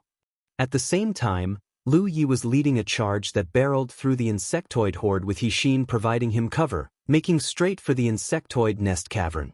He only had 1 foot inside the chamber when the insectoids, in a stalwart rally of their kind, managed to force him back outside. What Lu Yi did manage to see was that the cavern was a very spacious and wide underground chamber. In fact, he surmised that it was even bigger than the square outside the outpost's Sanctum of Providence. But it was too dark for Lu Yi to get a proper look. But he did manage to catch sight of strange and grotesque walls of raw flesh all around the whole chamber as far as he could. There was an infinite number of sacks dangling from the ceiling, and one after another, they burst open to reveal fresh additions to the ranks of the insectoid horde. This is the nest, Lu Yi mused. The sheer repugnant hideousness of the place was enough to make one vomit. The whole place was reminiscent of the bowels of a colossal demon's stomach. A warren of innumerable abominations waiting to grow and hatch, and a cesspit of horrors biding its time to unleash hell upon the entirety of the battlefield. Insectoids were a unique type of creature, as Li Baxian told him. Once an insectoid hatches from its egg sac, it would, like the rest of the colony, fall into a collective and destructive rampage to devour everything and anything with life. Part of what they consumed would go to further facilitate their growth, and another part would be siphoned back to the nest where it would be used to nurture more insectoid hatchlings. That demonstrated the close bond between the nest and the individual insectoid, a symbiotic relationship that mutually benefited both sides. In fact, it was because of this bond that a hypothesis was once formed. A nest of insectoids like this, if left unfettered, would take only 10 years before its number and power grew strong enough to overrun and lay waste to the whole battlefield, ousting humans to become the new dominant species of this dimension. An insectoid horde that would engulf the entire battlefield whole and would snuff out all life from this dimension. Hardly anyone could envision such a horrifying scene. But something like this would never happen, for every sect and order in the battlefield would immediately march forth to nip the insectoid scourge in its bud before it's too late. At the moment, with the perimeter extermination complete, The Crimson Blood Sect side had basically contained the threat of the Insectoid infestation. Without being able to destroy and consume anything, the Insectoid horde would not be able to further grow and multiply. All that was left to do was to keep cutting down their numbers until the nest had fully used up its life and energy. Then the battle would be won. That was the standard course of action that many sects and orders in the battlefield employed against insectoid attacks given their extensive experience in meeting the threat. Naturally, casualties came hand in hand with skirmishes like this, even if it were sects and orders of the central regions of the battlefield. Unlike the outer ring areas, insectoid infestations at the center were far more difficult to handle. Lu Yi had encountered inside the Rift of Illusions insectoid monsters before that could almost fully render themselves invisible. They could creep up on any unsuspecting prey and deal a sudden and fatal one-hit kill attack. And these were the kinds of insectoid monsters that the sects and orders of the battlefield's central areas would have to fight against. Fortunately enough for the Crimson Blood Sect, this must be a certain machination intended by the heavens to prevent weaker factions from incurring catastrophic losses. Still, given enough time, the infestation here would eventually produce insectoids of the same ability and deadliness. Another important thing that Lu Yi was explicitly warned about was to prevent any dead bodies of cultivators from falling into the hands of the insectoids. Consuming the corpse of a cultivator would mean a great boon to the insectoid nest, and the resultant hatchlings produced would be far greater and deadlier than before. With only one passage leading straight to the nest cavern cleared and Lu Yi holding down the enemies on his own, there was little to be feared. The rest would only need to clear away the rest of the passages and force the insectoids back into the nest cavern. That way, the insectoid threat could be contained inside and no longer endangered anything outside. Aware that some passages could do with a bit of help, Lu Yi sent Qinyu and Yi to aid the other squads. He alone would be enough to hold this point. He stood there, alone. But he did not idle around. He sent forth his hiltless dagger, using telekinesis to harass the insectoids and luring them into the passage where he could easily make short work of them. Knowing that the nest cavern must house a huge number of insectoids, Lu Yi was not foolhardy enough to gamble his own safety. In fact, he could sense a threatening presence within the darkness that pervaded the nest cavern. There must be something dangerous and deadly enough that he would be a fool to flippantly challenge. It did not take long for the passage to fill up with dead carcasses of the insectoids. Lu Yi was able to divert some of his attention to stowing away the carcasses at first. But as he got busier killing and killing, he began to just ignore the carcasses. That was when he realized something was amiss.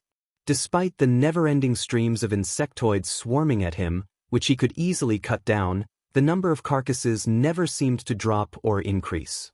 That was when he saw insectoids dragging the carcasses of their dead back inside the nest cavern. Without any other ideas, he crammed whatever he could inside his storage bag while he kept the slaughter going on. After what seemed like hours, the rest of the tunnels had all been cleared and the underground network of tunnels had all been fully mapped. The disorienting number of twists, bends, and intersections ultimately formed 9 main tunnels that led straight to the nest cavern. That did not come without its price. The casualties had been piling up during the extermination and at least a dozen men were dead, including a whole squad that had been wiped out because of their unfortunate encounter with a 7th Order insectoid. At their present strength, only squads with 6th Orders stand a chance against 7th Order insectoids. Any other squad would only be dead meat in the face of such odds. But with the passages all basically cleared, the outcome was more or less decided. So long as they could hold all 9 passages and prevent the escape of any insectoids, the battle was as good as won. But it wouldn't be easy. The tunnels were only as wide as 3 men standing abreast. With close to 700 men, the narrow passages weren't in their favor at all. Those in the front would be overwhelmed by the insectoids while those in the back could only watch with their hands tied. Therefore, it was imperative to fight their way out of the passages and secure the open area just outside so that more men could get out of the passages and fan out, thus fully taking advantage of their superior numbers. But at the same time, Lu Yi was wary of the unknown threat that still prowled in the darkness ahead. There had to be an 8th order insectoid inside there somewhere, he guessed. And if this threat could not be handled properly, the tables could very well turn against them. If it were only 1 or 2 8th order insectoids, Lu Yi would hardly feel so worried. But he feared the worst, that an entire cadre of them could be lurking unseen inside. Which was exactly the reason why insectoid infestations were regarded as a cataclysmic disaster, because people died whenever insectoids attacked. It was not about strength or power. Even a cultivator as formidable as Li Baxin could be killed if he were not careful enough.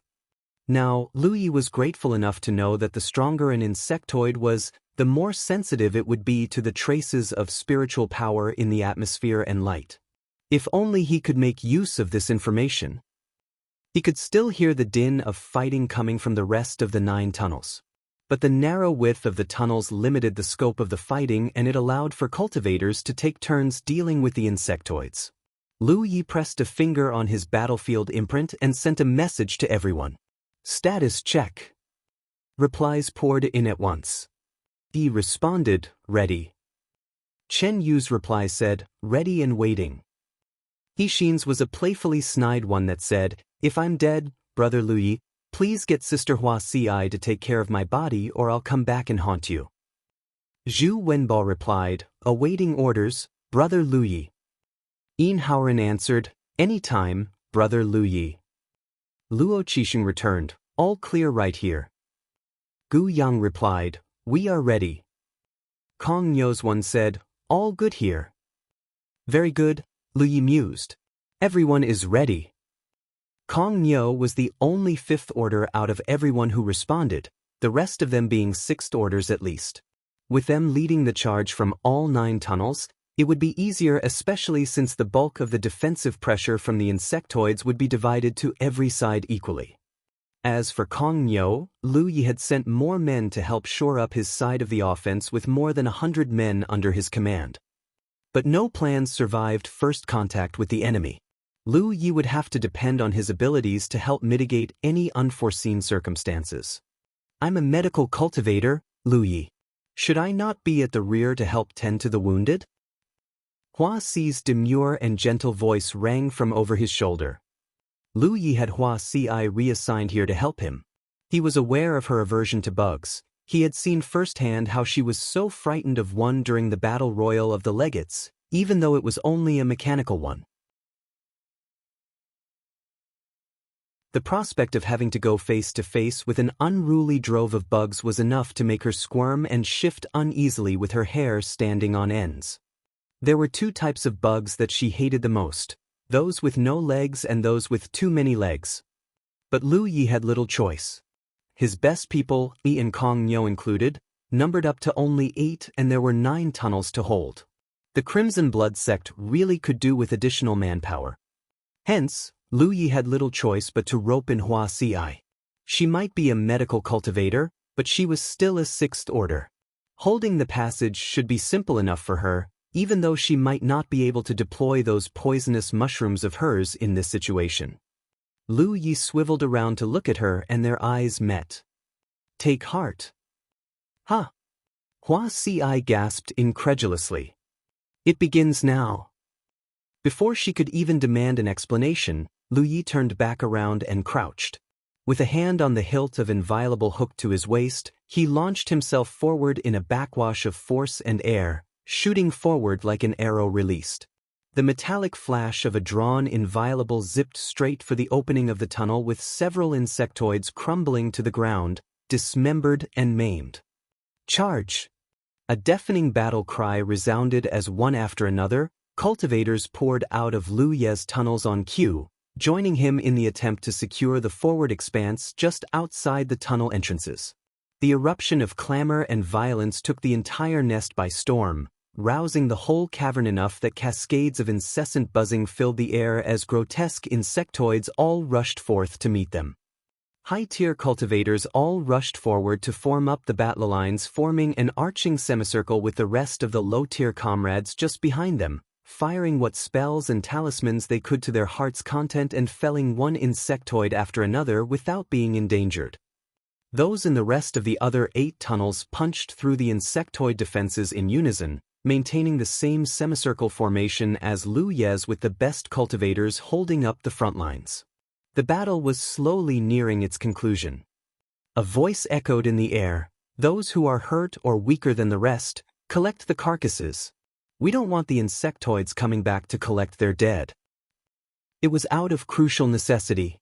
The nest could absorb life and energy from Insectoids and their dead carcasses and use those as sustenance to conceive new hatchlings. And the ability stemmed from the morbid walls and ceilings of flesh that could extract life and energy and funnel it to the nest as part of a biological system. Hence the need to quickly collect the Insectoid carcasses, or the life and energy still contained within the dead Insectoids would be drawn away by the walls and ceilings. That was what the Insectoid monsters were doing, dragging the carcasses of their dead kin back inside the nest so that the nest could feed and produce new offspring.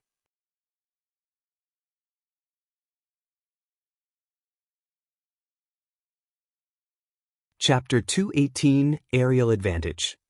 If nothing was done to clear the Insectoid carcasses, then the nest would consume them to produce new offspring and the extermination would never stop. That was what Li Baxian had specifically warned him about. For this reason, Lu Yi ordered everyone to make sure to bring along a few spare storage bags to store the carcasses. Unlike the Insectoids that got out, the ones in the nest were mostly 3rd to 4th orders, with quite a number of 5th to 6th orders in between. Fortunately, there were not many 7th orders, so the situation was still manageable for the entire Crimson Blood Sect force. One after another, Lu Yi zapped every Insectoid he saw with relentless streaks of fire dragons. The faster and the more he killed, the better he could keep the situation under control. And so it was with him holding down the fort. But despite their advantage, no one was reckless enough to push into the darkness ahead. After all, there was no telling what else could be prowling around, waiting for the humans to commit an error. Nevertheless, a 7th order furiously using his spiritual power, not to mention the brilliant eruptions of luminescence from the fire dragon spells, was causing another problem. Barely 30 seconds passed since the Crimson Blood Sect force managed to push into the nest. Lu Yi began to feel a powerful presence in the darkness ahead, and it was approaching quickly. He knew what it was: 8th order Insectoids. Not 1. Not 2. Judging from the cluster of presence, there were 3. There were not many. With Lu Ye's current rank and strength, there was every chance of him being able to kill one of them with just 1 blow, then he would just have to deal with the remaining 2 with the help of the rest of his comrades. The plan had only just crossed his mind when Kong Nyo's voice pierced through the din of the fighting from nearby. Danger! It was a keyword. If any side were to face too much pressure, all they needed to do was give the call and Lu Yi would come over to assist. In the meantime, he intentionally had Kong Nyo's tunnel just beside his own. Knowing that he was only just a 5th order, Lu Yi was aware that he might still need help against the 7th order Insectoids even though he has the biggest squad of cultivators. Lu Yi had planned well. There was no time to wait for the 8th order Insectoids to appear. A pair of wings unfurled on Lu Ye's back and he took into the air. With inviolable grip in one hand, he held aloft its scabbard with another, and without warning, it shone with a brilliant radiance as if the sun had risen inside the nest cavern. The strong and blinding light stretched as far as its rays could reach, allowing Lu Yi a glimpse of the darkened subterranean stone chamber. If he could not see it before, the light now gave him the chance, although it was not quite a sight that Lu Yi would enjoy. In fact, it sent a numbing sensation across his scalp. The infestation inside the nest cavern had strayed far beyond his imagination.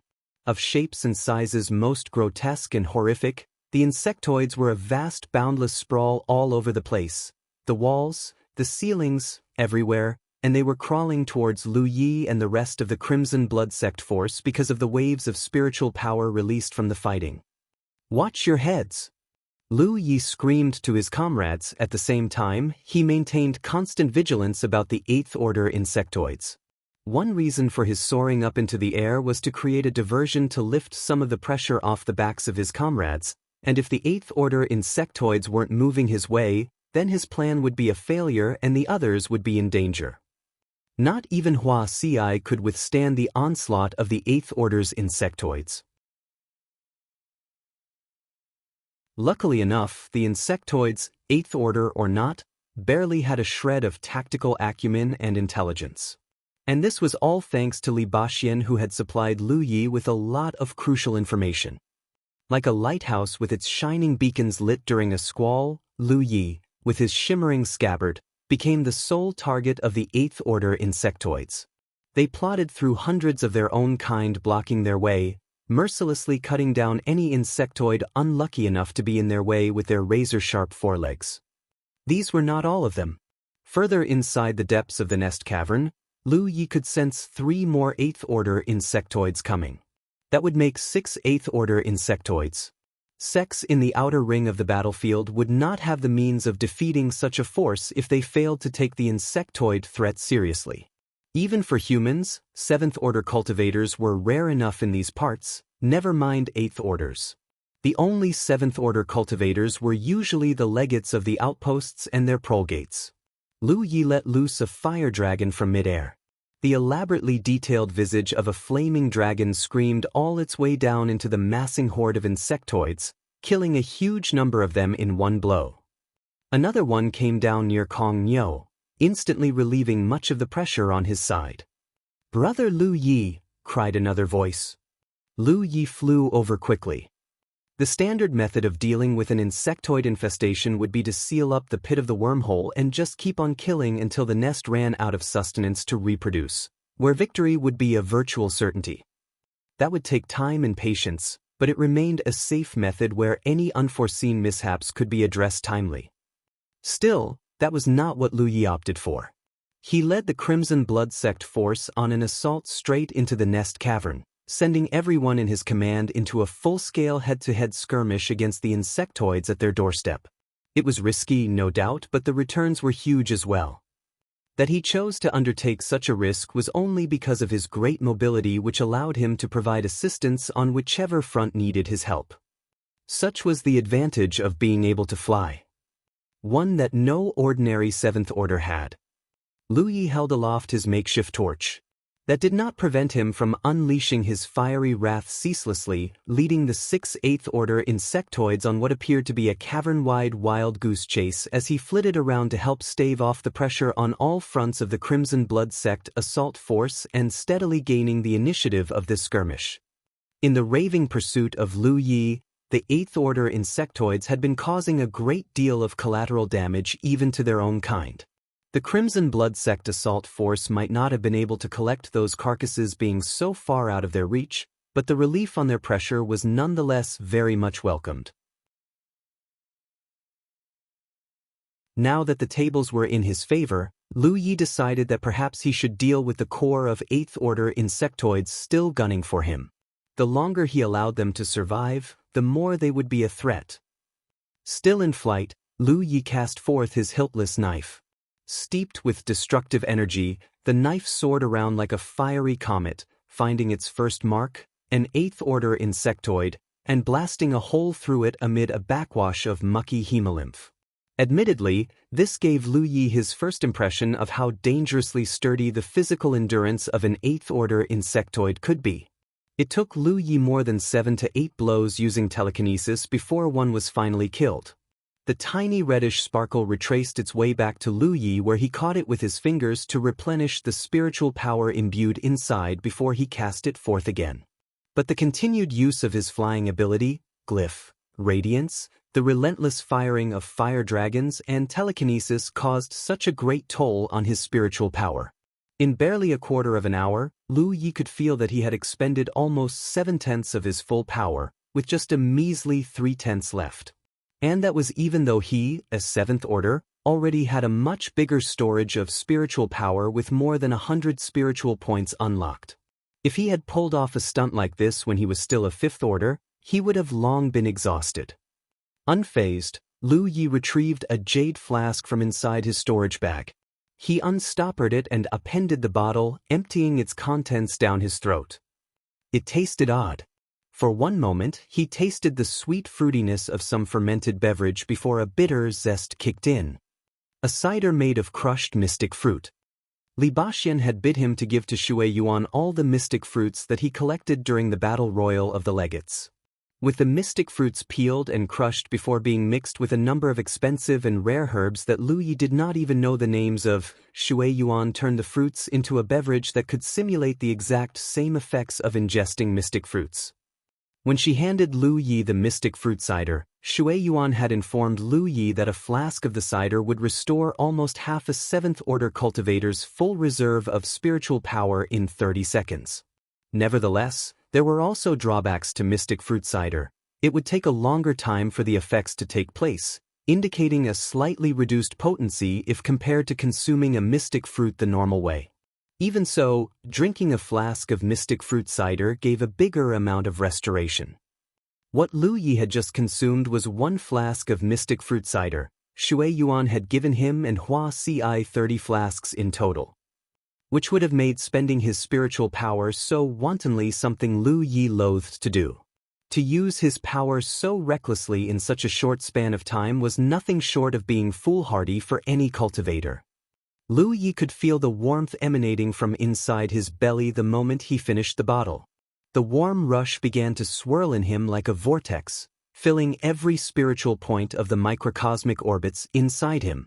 In just 30 seconds, Lu Yi no longer felt the fatigue and lethargy that came from having just 3/10 of his full reserves of spiritual power. He felt invigorated. He was everywhere, giving help to whichever side that needed him while he would find time to eliminate 1/8 order Insectoid at a time whenever he could. Gradually, the pressure from the Insectoids had grown noticeably weaker. The nest was still desperately trying to reproduce fresh Insectoid hatchlings to replenish the colony's ranks, but the rate could no longer keep up with the slaughter. Across the different fronts just outside the tunnels leading into the nest cavern, the Crimson Blood Sect assault forces were slowly solidifying their foothold here, and of the original 6/8 order Insectoids doggedly hot on Lu Ye's heels until now, only 1 remained. 2 if you counted the one still reeling with spasms from Lu Ye's hiltless knife savagely turning it into a honeycomb beehive. When the hiltless knife's work was finally done, that left only the last remaining 8th order Insectoid. Satisfied, Lu Yi ceased the magic of his glyph, radiance, and landed just in front of Kong Nyo's group where, this time, it was his turn to charge straight at the lone 8th order Insectoid. He drew Inviolable and activated Glyph, Sharp Edge, sidestepping the incoming monster deftly while he ducked, slicing his weapon's blade through the monster's leg. A splatter of greenish hemolymph hit the ground, accompanied by a shrill screech from the adult-sized monster as it crashed to the ground. Its jet-black exoskeleton failed to prevent the deep bite of Inviolable. The monster had only just fallen down when Lu Yi was already back on his feet and over his fallen enemy, driving Inviolable straight through its back and punching out the front. The Insectoid monster writhed and contorted with agony, its movements eliciting more slimy green muck spraying everywhere like a fountain. Inviolable's blade shone with bright red radiance, emitting a burst that ripped a bigger hole through the monster's torso before the blast ultimately ripped the carcass into halves. Kill them all! Kong Nyo's voice blared through the din like a war horn. More battle cries thundered from the rest of the other fronts in response to his call. For the next hour, the Crimson Blood Sect assault forces steadily pressed deeper inwards, limiting the surviving Insectoid's area of activity.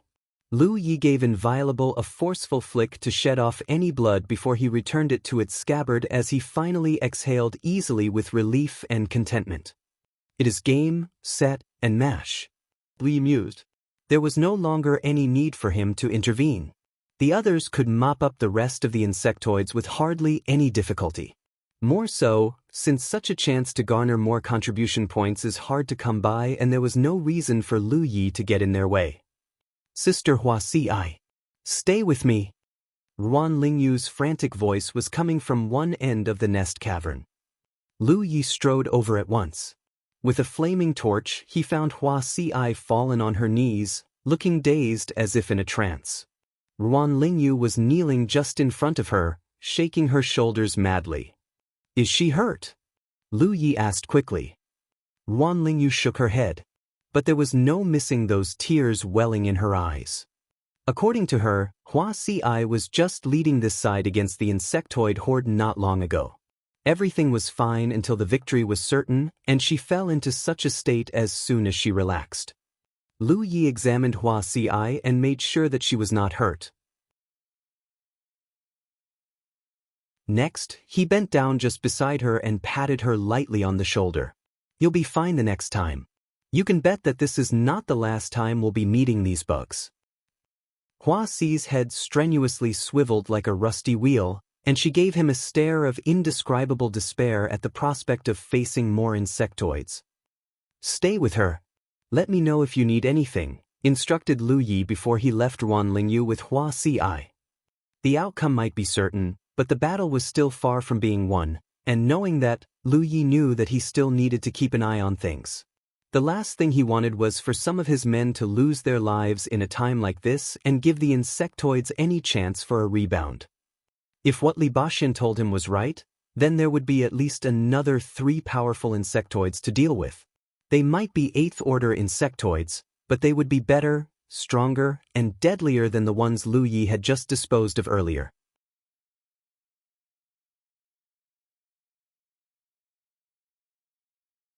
Chapter 219, Farming Points. The Crimson Blood Sect assault force progressed deeper into the nest cavern's depths, mowing down insectoids as they moved. Lu Yi skirted around, keeping just behind the forefront to provide backup whenever needed. His job now was to prevent any unnecessary losses on his side. It took another few hours before the lion's share of the colony had been exterminated. The nest never stopped churning out new life, and new hatchlings kept popping out of the egg sacs hanging from the ceiling, but most if not all of them were swiftly dealt with before they could even get their first glimpse of the world. On the other hand, Lu Yi was studying a particularly large meat sac.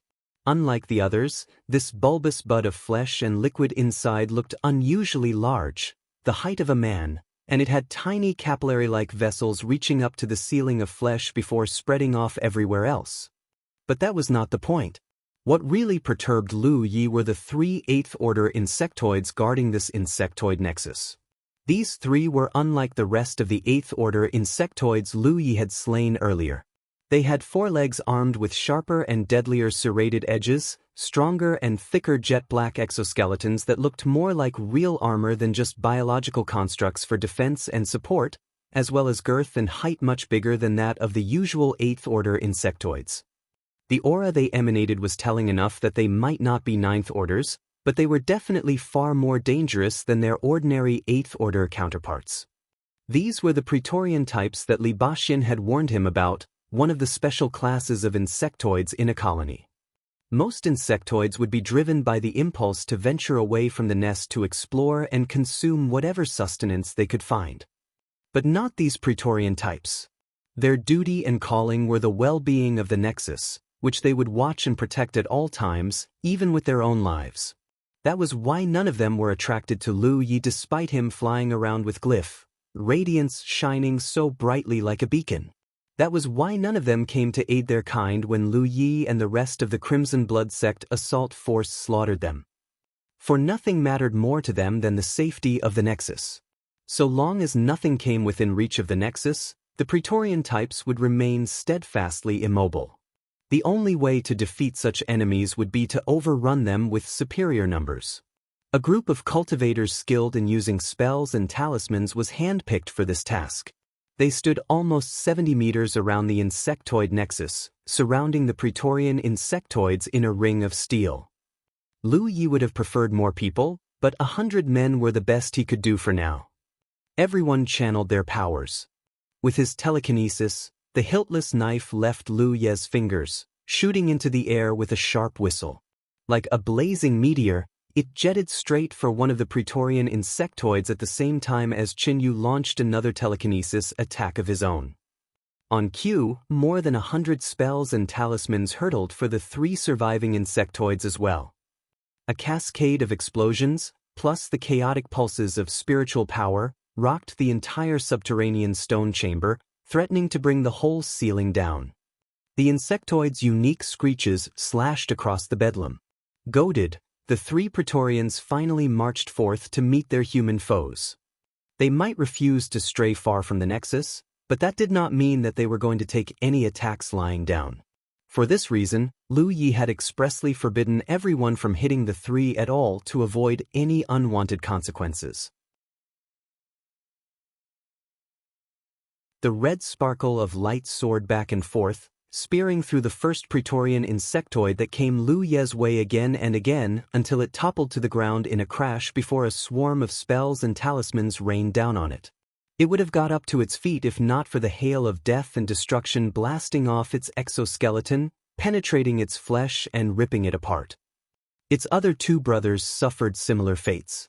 Individually, they could have defeated most of the cultivators present, but none of them could ever withstand the sheer intensity of the volleys of spells battering down their defenses.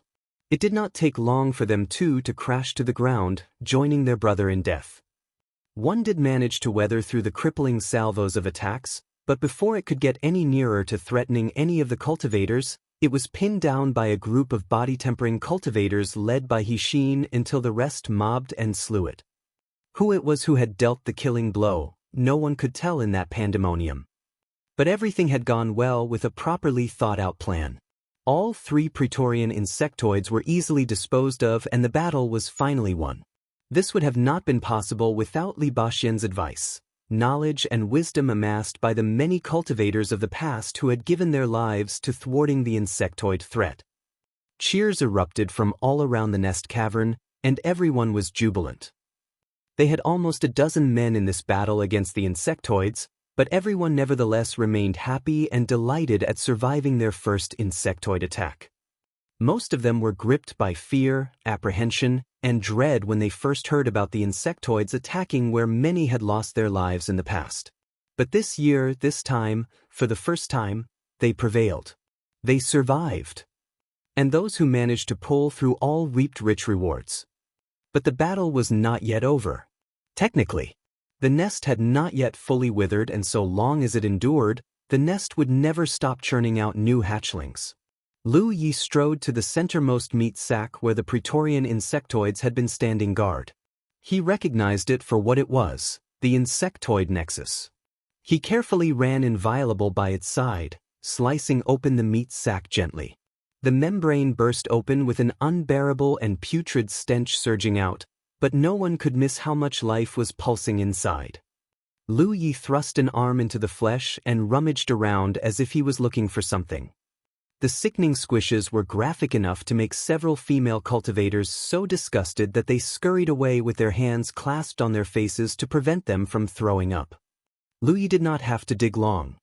He retracted his arm moments later with a grotesquely misshapen mass of flesh and blood vessels barely the size of his fist still beating in his grasp. One look at it and anyone knew what the thing was. The heart of the Insectoid Nexus was still full of life. So it's true. Lu Yi murmured to himself. This was what was absorbing the sustenance whenever an Insectoid consumed something. The very instrument of the colony's continuity, the heart that would pump more life into the nest to reproduce more hatchlings. This was why the Praetorian Insectoid stood guard here, so that they could protect the heart and keep it safe from all harm. In his hands, Lu Yi held the amalgamation of life and energy, which, in the real world of Jianghu, was known as the nucleus of life. But the rich vitality and energy stored inside this thing were of no use to Lu Yi, or any other cultivator for that matter. The sole purpose of this biological instrument was the continuity of an insectoid colony and nothing else. An insectoid nexus like this usually had more than one nucleus of life. Lu Yi could count more than a handful of them when he was digging through the fleshy fold of the nexus's insides. He would need to slice open the whole thing if he wanted to know exactly how many nuclei were inside. And doing that would fully extinguish all life and energy inside the nexus. Without the sustenance from it, the nest would wither and die, and the battle would finally be over. But Lu Yi wasn't going to do that. Lacking proper ways to farm contribution points, the members of the Crimson Blood sect, its acolytes, initiates, and associates, could use this chance to earn as much as they could while the chance was still presenting itself. With all 700 cultivators camping here in the nest cavern, All they needed to do was to just slay any insectoids that the nest produced, and they could easily gain points. Therefore, Lu Yi only gave the nucleus another brief look before he stuffed it back inside the nexus. As soon as he retracted his arm, the incision he made immediately healed with noticeable speed, portending to the nexus's incredible vitality and energy. That was what they did next. Everyone just loitered around the nest cavern, and once the nest reproduced another hatchling, the cultivators would be upon it before it ever saw the light of day, sending it straight on its way to its maker. There was nothing else for Lu Yi to do.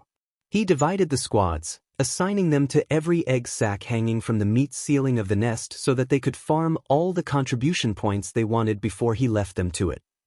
He went back to check on Wuxia and made sure that she was fine. Only then was he relieved.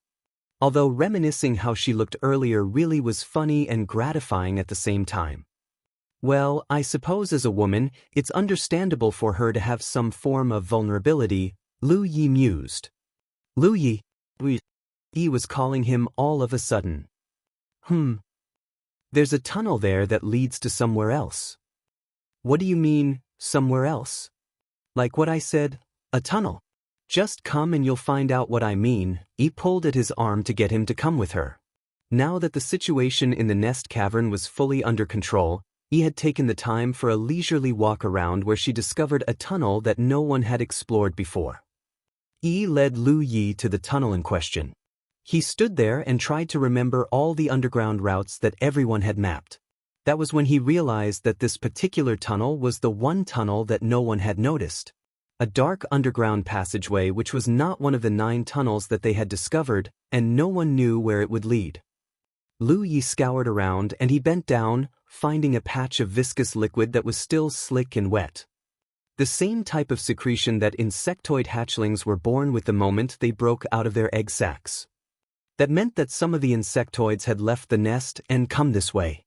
That the patch was still wet indicated that the insectoids did not leave too long ago. A day at most. That reminded Lu Yi of a possible scenario that Li Baxian had warned him about. A sense of foreboding hung over him. Go in and have a look? Yi suggested. I'm heading in. I'm coming along, Yi added briskly. All right. Take Amber with us. Right. Yi pranced off and went to fetch Amber. Meanwhile, Lu Yi called Qinyu to him before leaving Qinyu instructions to watch over the others in his absence and to raise him over anything urgent. Riding on Amber, Lu Yi and Yi explored the unknown tunnel, plunging deeper into the darkness. He had inviolable drawn in case of any surprises while he held aloft its scabbard with glyph. Radiance activated like a flaming torch. Yi sat in front of him, and Amber bounded forward as quickly as it could. That brought back some form of nostalgia, like how all 3 of them used to travel together in the past, carefree and happy. Yi loved those days, and being reminded of that left her in such a jovial mood that she began humming a tune. Lu Yi propped his chin on her head and the strands of her hair flailed in the passing wind, pricking his face gently enough to feel itchy. Your head's so heavy, Yi protested. Lu Yi deliberately applied more force. I'm telling Sister Wuxia about this, wailed Yi angrily. I'll have her deal with you. Wuxia? Lu Yi smirked. He might be concerned with her before, but now that he knew her weakness and with the tiny spider golem still in his possession, the tables had been turned. You've grown bold enough to not fear Sister Wuxia anymore, Lu Yi? And you seem to have forgotten whose surname you now carry. Lu Yi clenched his fist and noogied her head with it. Wah, I'm a Lu. All right. He tried to push him away to no avail. I'm Lu, all right, all right. The banter went on as the trio pressed forward through the tunnel. It took almost an hour before they finally reached somewhere they could sense the pulsing discharge of spiritual power up ahead, notwithstanding a loud, continuous buzzing. Lu Yi quickly shut down Glyph, Radiance, and fell quiet immediately. So did Yi as well as Amber, who padded forward quietly to maintain stealth. Lu Yi patted the tiger's back to motion for it to stop. Next, he and Yi clambered off its back and they sneaked forward themselves. They reached a corner and peeked. An incredible sight filled their visions.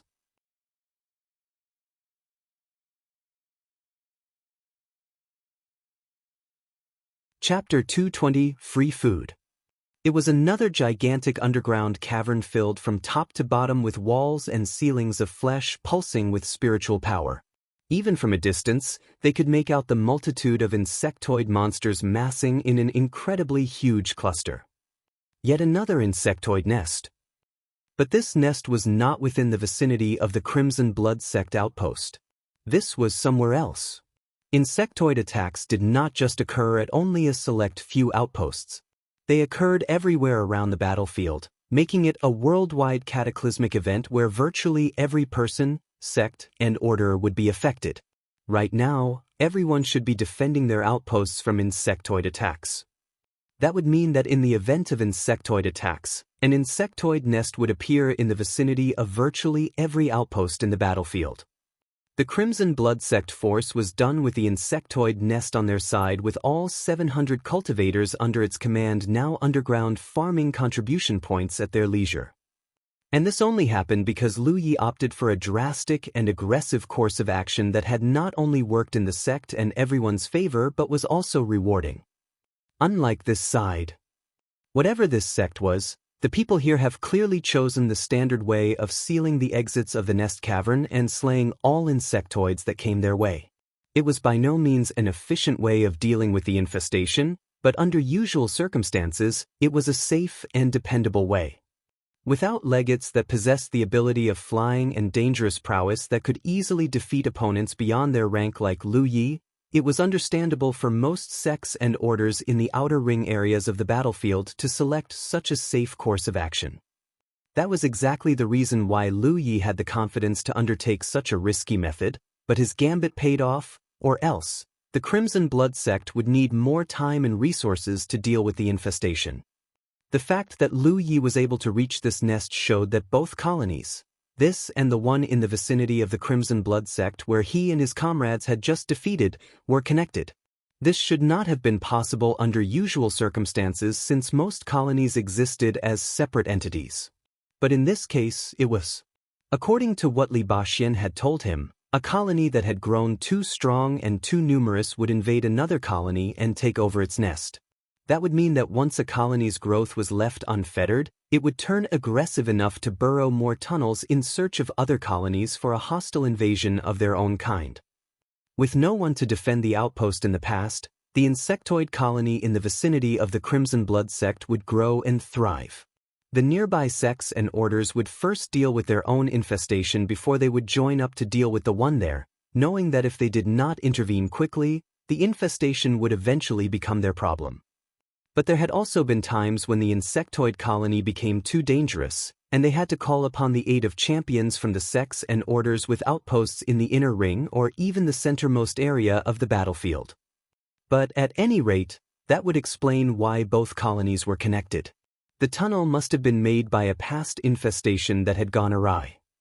Only no one expected that the Crimson Blood Sect would be able to deal with their side of the infestation so quickly.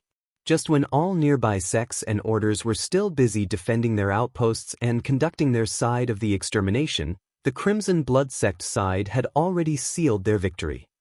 In the meantime, Lu Yi could hear grunts and snarls coming from the other tunnels leading into this nest, intertwined with the occasional yelps and shrieks of pain. Someone must be hurt.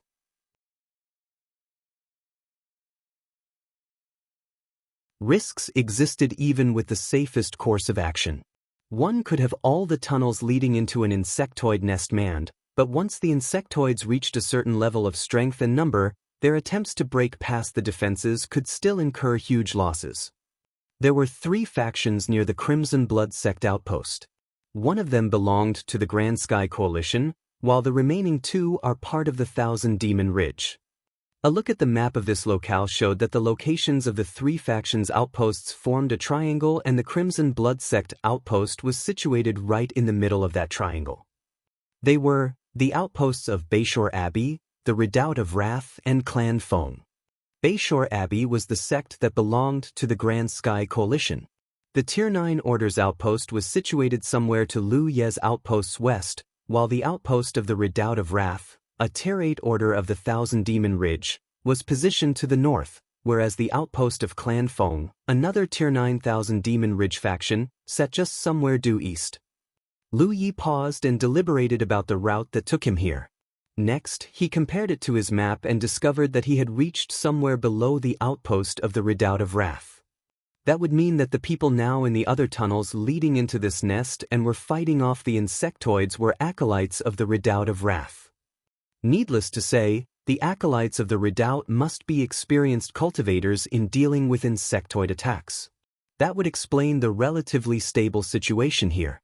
Given enough time, the extermination of the Insectoids here would end without a hitch. Beyond any doubt, both the Redoubt of Wrath and Clan Feng must have enjoyed imposing their tyranny upon the undefended Crimson Blood sect outpost. The independents here would not have been able to gain a foothold if it were not for the presence of Bayshore Abbey. Since his appointment as legate of the outpost, Qinyu had told him the things that he knew about the outpost.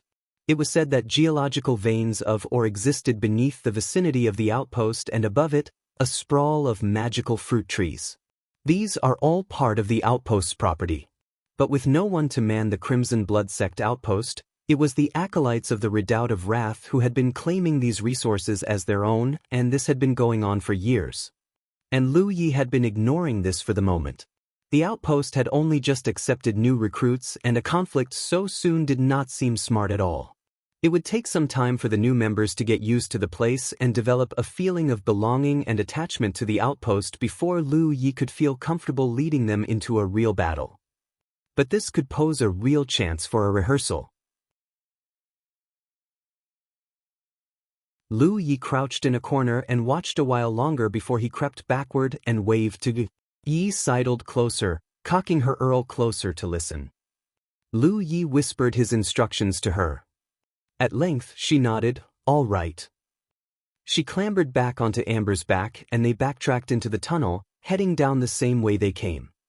Little did the acolytes of the Redoubt of Wrath know that in their fierce skirmish against the Insectoid horde, the victory they expected to be a certainty would not be coming today. Unsure about their safety, coming here at first took a long time for Lu Yi and Yi since Amber did not travel at its highest speed. But now that it was certain that this tunnel was safe, Yi and Amber could ride as quickly as they could on the way back. This time, Yi took 1 hour to ride back and forth, rejoining him with almost 200 to 300 storage bags now hanging all around Amber. She handed a storage bag that she intentionally singled out. They're all here, she reported, and Sister Hua Ci has ordered a full retreat from the nest. It is already withering as we speak. Good. But are you sure about this, Lu Yi? Asked Yi. Seeing the look on Lu Ye's face was enough for her to guess that he must be up to something no good. Who knows? But there's no harm in trying. If things go south, we'd just be losing some Insectoid carcasses. Big deal. Lu Yi retrieved the storage bags hanging on Amber and crept to the entrance of the tunnel and opened the storage bag to empty its contents into the nest. There were Insectoids nearby. But because of the ruckus caused by the acolytes of the Redoubt of Wrath at the other end of the nest, none of them noticed Lu Ye's presence. Sensitive to light and the discharge of spiritual power, none of the Insectoids would ever notice Lu Yi hiding inside the tunnel so long as he maintained a low profile. But the sudden deluge of carcasses out of nowhere caught the Insectoids nearby by surprise. They screeched to each other, and a few came over to have a look, finding nothing but a huge heap of dead carcasses. In mere seconds, a swarm of Insectoids headed this way and began working to move the dead carcasses into the nest so that the nest could do what Insectoid nests did best, the assimilation of the carcasses for the reproduction of fresh hatchlings, in just moments, reducing the remains into dust. The Insectoids only just finished their toil when they discovered another heap of carcasses appearing out of nowhere. None of them knew what was happening. Their stunted sentience and intelligence prevented them from wondering what was happening and who was behind it, but every one of them was overjoyed at the prospect of free food. Driven by their instinct, the Insectoids rushed this way quickly and mobbed the heaps of carcasses, moving them inside. At one end was Lu Yi emptying the hundreds of storage bags to his heart's content, and at the other was the horde of Insectoids trying to drag every carcass into the nest, forming a tacit and cohesive synergy that struck just so perfectly. Lu Yi finished the first 50 storage bags, then he moved on to the next 50, then the next. Whether his plan would work, even Lu Yi could not say for certain. But on the off chance that it did, then things would be really interesting, a real opportunity for further gain. As Lu Yi busied himself with serving up heaps after heaps of rotting nourishment for the insectoid nest, the fight between the acolytes of the Redoubt of Wrath and the insectoid monsters was beginning to grow more difficult and furious. From the other end of the nest, he could hear voices complaining, "Wait a minute, brother. The insectoids are not getting lesser. For one moment just now, I thought the tide was already weakening." You do better by just swinging instead of whinging. Shut up and focus on the job. Their numbers will be dropping soon enough. Okay. It all started with the acolytes manning the entrances of the tunnel. The sudden intensification of pressure on them rose a notch without warning, but they persisted, mistakenly steadfast in the belief that the number of insectoids inside the nest are still falling.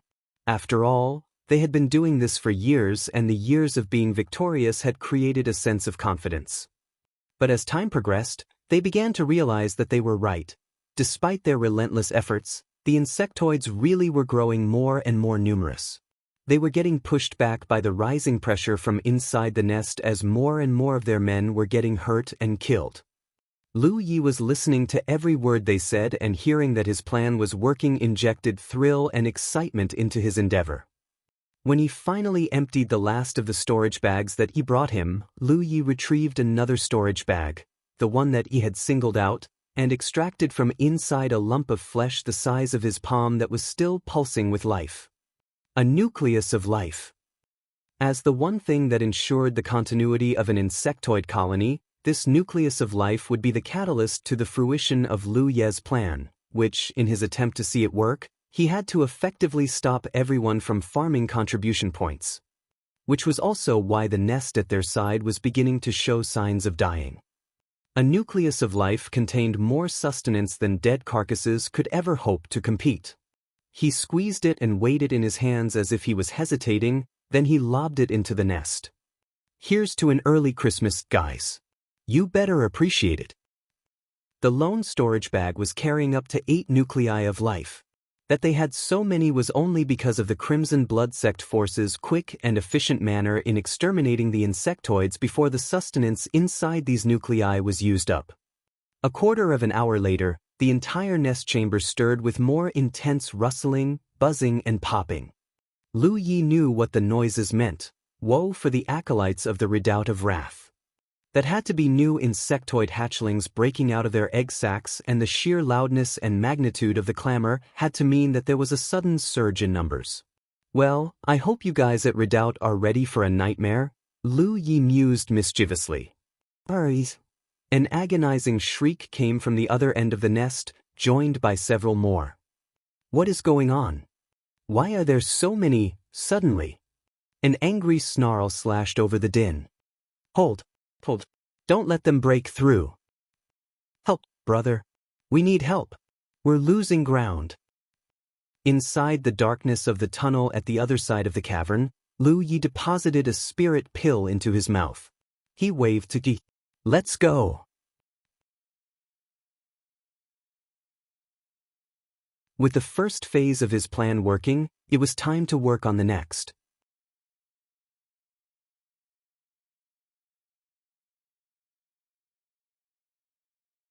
Chapter 221, Depravity. 50 miles to the north of the Crimson Blood Sect outpost was this canyon where a large gaping pit could be found. That was another wormhole. Like the one near the Crimson Blood Sect outpost, the vicinity of the pit was a forlorn and bleak desolation with not even a blade of grass in sight. The only thing with any semblance of green were the dried patches of hemolymph plus some maimed insectoid limbs and carcasses. The Crimson Blood Sect force was hidden just over the precipice of a cliff nearby, and everyone waited, quietly and tensely. They were enjoying an easy moment slaying bugs to farm contribution points after a fierce battle to combat the insectoid threat when Wuxia had everyone brought here. The appearance of Lu Yi joining them later was telling enough. Something big was about to happen, and it was going to be fast. As if their recent adventure with their legate and prolgate wasn't enough to show what crafty figures they both were. It did not take long for the rest of the force to guess what Lu Yi and Hua Ci were up to, and that made everyone anxious. For good reason, since the only large-scale operation everyone had ever taken part in was the extermination of the insectoid infestation they had just lived through. But it was this battle turned out to be a steep learning curve, one that had helped every squad to learn how to fight as a group, and being victorious against the insectoid had turned out to be a much-needed confidence boost. Despite their apprehension, no one was worried enough to panic. The mountain breeze rustled through the thin vegetation where the Crimson Blood Sect force waited in silent vigil. Lu Yi peered over the cliffs, mumbling impatiently under his breath, "Why the hell are they taking so long?" He had made sure that the acolytes of the Redoubt of Watch were showing signs of sounding a forced retreat before he left. That would mean that they should have been out by now, unless they had managed to rally for a riposte. That prompted Lu Yi to wonder if he needed to initiate things himself. If he could strike when Redoubt of Wrath acolytes were still in the heat of their furious skirmish against the insectoids and give them a well-placed stab in the back, he could wipe them all with the insectoids here all in one fell swoop. But such a huge undertaking, especially in such a tight and cramped space like the pit and adjoining tunnels, could mean large amounts of casualties. For this reason, Lu Yi would prefer to fight on an open field. If he could strike when the Redoubt of Wrath acolytes were coming out of the pit, then all they need to do after that was to guard the pit and let the insectoids mop up the rest of the enemies still inside the pit in what could seem like a two-pronged attack. "I think we should be more careful next time, Hua Ci," said Lu Yi suddenly. He had noticed that the Redoubt of Wrath had left a handful of men outside to watch the exits so that they could keep an eye on things outside and inform the ones inside as quickly as possible. "We've been sloppy." He reflected on how he had sent every man from the Crimson Blood Sect outpost down into the pits with no one to watch their homes and no one to guard the exit of the pit. "I planted my mushrooms just in case." Hua Ci gave him a resentful look. "Oh." Lu Yi answered curtly, "Good thinking." The conversation was abruptly cut off by a sensation coming from his battlefield imprint. Lu Yi checked it quickly and beaming broadly, he exclaimed, "At long last." It was it. Since her inception as a member of the Crimson Blood Sect, she was also accorded her very own battlefield imprint. And as a spectral entity, she could become invisible at will. That made her the perfect candidate for reconnaissance and scouting. Lu Yi had sent her into the pit to reconnoiter, and after quite some time, she had finally responded. Lu Yi vaulted himself onto Amber's back, pulling Hua Ci up with him. Next, he called to everyone, "Let's go, people." Amber bounded forward, bolting down the slopes on the side of the hill with the wind in their faces and playing with Hua Ci's locks. The rest of the Crimson Blood Sect force swept forward in a tide just closely behind. There were no battle cries nor was there any howling, but the sight of several hundred cultivators flowing out of the mountains and the jungle would have seemed intimidating nonetheless. Almost every single one of the cultivators who had pledged themselves to the Crimson Blood Sect banner, especially the Associate Independents and Initiates, had all suffered the torment of the two nearby Thousand Demon Ridge sects before. Many of them had at least lost a friend or two to these scum, and hence, they had no love for both the acolytes of the Redoubt or Clan Feng.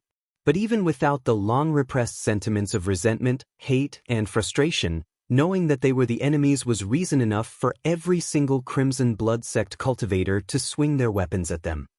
The Crimson Blood Sect force stampeded halfway down the slope when Lu Yi clambered to his feet into a crouched position on top of Amber's back. With one last whisper beside Hua Ci's ear, he said, "I'm off." The charge would have been easily noticed by the Redoubt of Wrath cultivators watching the pit. So Lu Yi needed to deal with them before they could warn the others inside. His powers surged and a pair of flaming red appendages unfurled into wings on his back, and he shot up into the sky, heading straight for the wormhole. Only 5 acolytes were assigned to guard the wormhole entrance into the nest, and all 5 of them were panicking. Not because they had discovered that they were under attack by the Crimson Blood Sect, but because they had been in contact with their people within. The situation was dire and the rest of the redoubt of Wrath acolytes was pulling back out to regroup outside. "How could this be?" yelped one of the acolytes watching outside, a male with a pallid complexion. "Never. Their many times of exterminating insectoids in the past should have made the acolytes of the redoubt effective bug killers. Losses had always been expected, but no one thought that something like this, where they were being beaten back in addition to piling up deaths, could ever happen." Brother Lu said something about the insectoid tide suddenly becoming stronger. That's what changed things. Thud. One of them fell to the ground on his knees with tears surging out of his eyes. Somberly he murmured, "No. Sister Sun. She's gone. How could they?" He bent down in grief and knocked his head on the ground. Sister Sun. Keep yourself together, Brother Gua. Sister Sun is not our only casualty. She's dead. That's enough for me," screamed the acolyte called Gua. He got up and began stalking toward the pit with eyes as red as a feral wolf. "I'm going in there. Those monsters must pay." One of his brothers quickly locked his arms around Gua. "Calm down, you fool. Brother He Meng and the others are pulling back out and our job is to hold this place for them." "Wait a minute, what's that?" another acolyte called out with astonishment. Everyone looked in the same direction he was staring at. Something flaring red was speeding towards them. When the bright incandescence finally subsided as the object, or rather person, drew nearer, what filled their sights left them petrified with disbelief and awe. It was a person with a pair of wings on his back shaped with spiritual power. But it was too late by that time. Rooted to the spot like a statue, they could only sit on their own hands as the stranger unleashed a tiny red comet-like spark that speared through every single one of them with lightning-quick speed, leaving streamers of blood-red ichor in its wake. One after another, the redoubt of Wrath acolytes fell. The pair of wings on Lu Ye's back disintegrated and he landed. Next, he withdrew his hiltless knife. This went well. None of the enemy acolytes here had managed to send any warning to the ones inside. He strode to the edge of the wormhole and peered inside, finding nothing but complete pitch blackness staring back at him. He knelt and placed an ear to the ground. A deep rumbling was approaching. But when he looked up, he frowned. The noise came from his own men marching to him. Wuxia was the first to arrive with Amber, and the first thing she did was scurry around the perimeter, planting some mushrooms everywhere. They might look harmless at first glance, but Lu Yi knew better. By the time the rest of the Crimson Blood sect force formed up around the pit of the wormhole, everyone glanced at Lu Yi with looks of anticipation, apprehension, or even dread. None of them had an inkling of how a bug extermination just turned into a war. Around the pit. Kill anyone who comes out. The men all dispersed into their squads, forming 3 layers of concentric perimeters around the wormhole. Body-tempering cultivators and combat cultivators to the front. Spell cultivators at the rear. Don't be too anxious to strike. Wait for my signal. And don't fall into the pit. It's instant death if you drop inside. The cultivators only just formed into formation when Yi's head popped up, much to everyone's surprise, more so for those who were witnessing this special trick of hers for the first time. "They're coming," Yi squeaked as soon as she found Lu Yi. A loud groaning reverberated from inside the abyss, intertwined with the clamor of battle. That must be the redoubt of Wrath acolytes fighting their retreat. "Get up quick," a voice from below bellowed, "fast." The ropes leading into the pit went taut. They shook and scuffed the edges of the pit for a few minutes until the first head peeked out of the hole. It was at least 70 meters from the top of the pit to the bottom of the wormhole. That the enemy acolytes managed to climb out so fast showed how frightful and anxious they were to be alive. The first head that looked out of the hole cried, "Gimme a hand." He even reached out an arm. But no one took it. Incredulously, he looked up to find a horde of stony-faced people staring at him. "Wait a minute. How did we have so many people out here?" The enemy acolyte thought. "I've not seen these faces before. And why are they raising their weapons?" The last thing he saw was the flaming image of a roaring dragon that looked so real, baring its fangs at him before a loud, "Kill them all!" drowned the rest of the bedlam as spells and talismans of all sorts rained down on him. Those without talismans or who were not yet able to fire spells swung their weapons down at those who were just emerging out of the pit. Shrieks and howls slashed over the pandemonium as enemy acolytes were struck down, tottered, and plunged back into the abyss, knocking and bringing with them a number of those who were just climbing up. None of the redoubt of wrath acolytes below knew what was going on at first. Bodies started to fall from the sky, and everyone was panicking until a voice cried, "It's the Grand Sky Coalition." Only people from the Grand Sky Coalition would attack them, though which sect or order the enemies above were, none of the redoubt of wrath knew. After all, everyone should be busy dealing with their own insectoid infestation right now. There was supposed to be no one here but their own people. But knowing that the enemies outside the wormhole were Grand Sky Coalition cultivators dashed all hopes of surviving this disaster.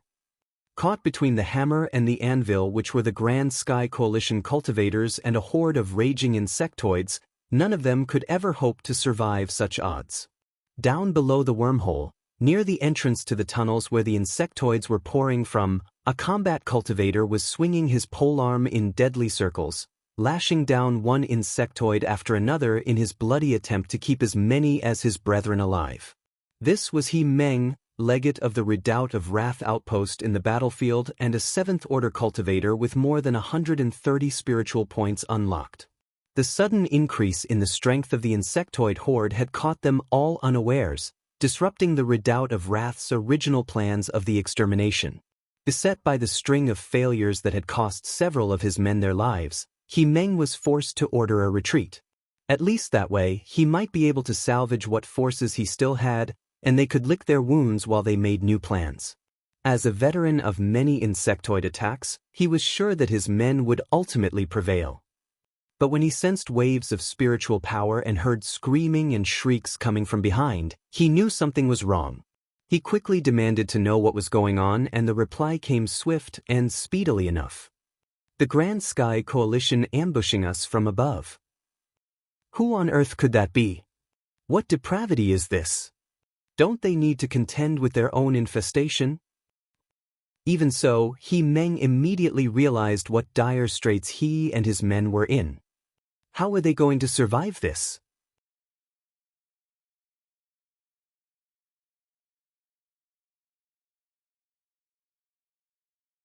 Chapter 222, Sucker Punch. "What should we do, brother he?" asked a 6th Order acolyte fully sodden with slimy hemolymph.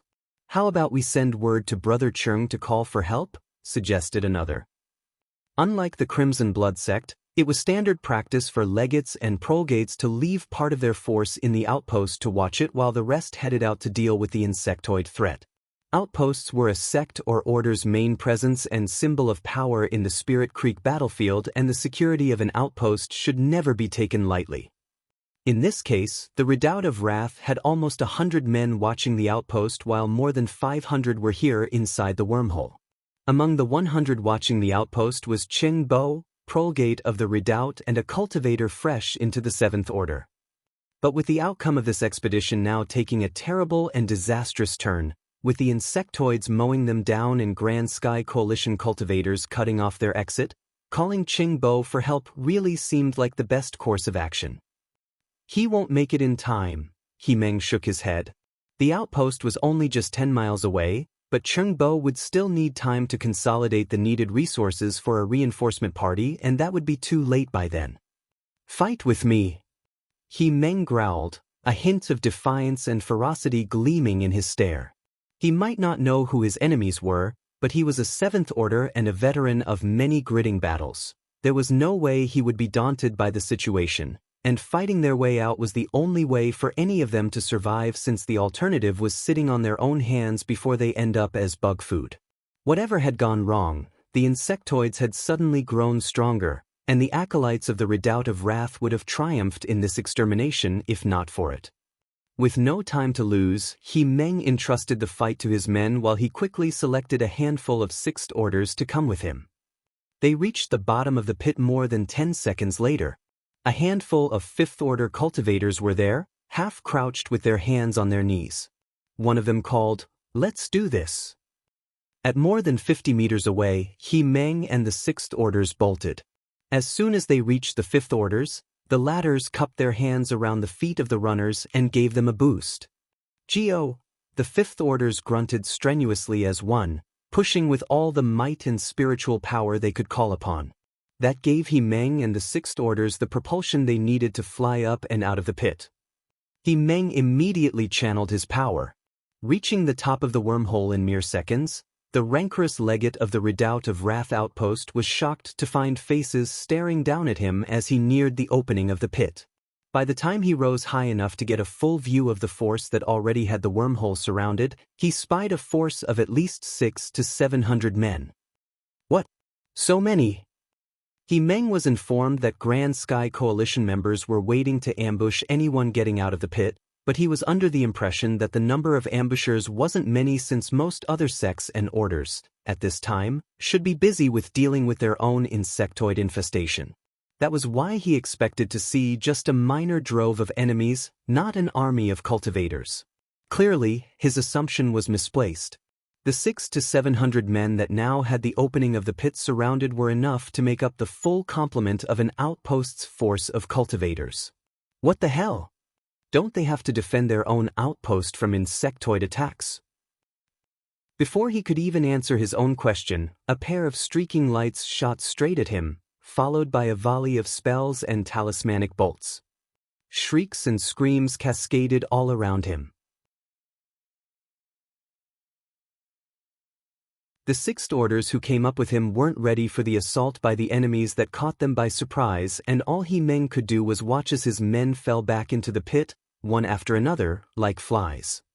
Of the cadre of Redoubt of Wrath acolytes who came up, Meng was the only one to survive the onslaught, all thanks to his prowess as a seventh order and his skills with his spear. He parried every blow that came his way, just before a fiery red spark lanced through him, creating a wound that disgorged a fountain of red as it exited him. As his weight dragged him back downward, a fiery image shaped like a dragon flew and lunged at him.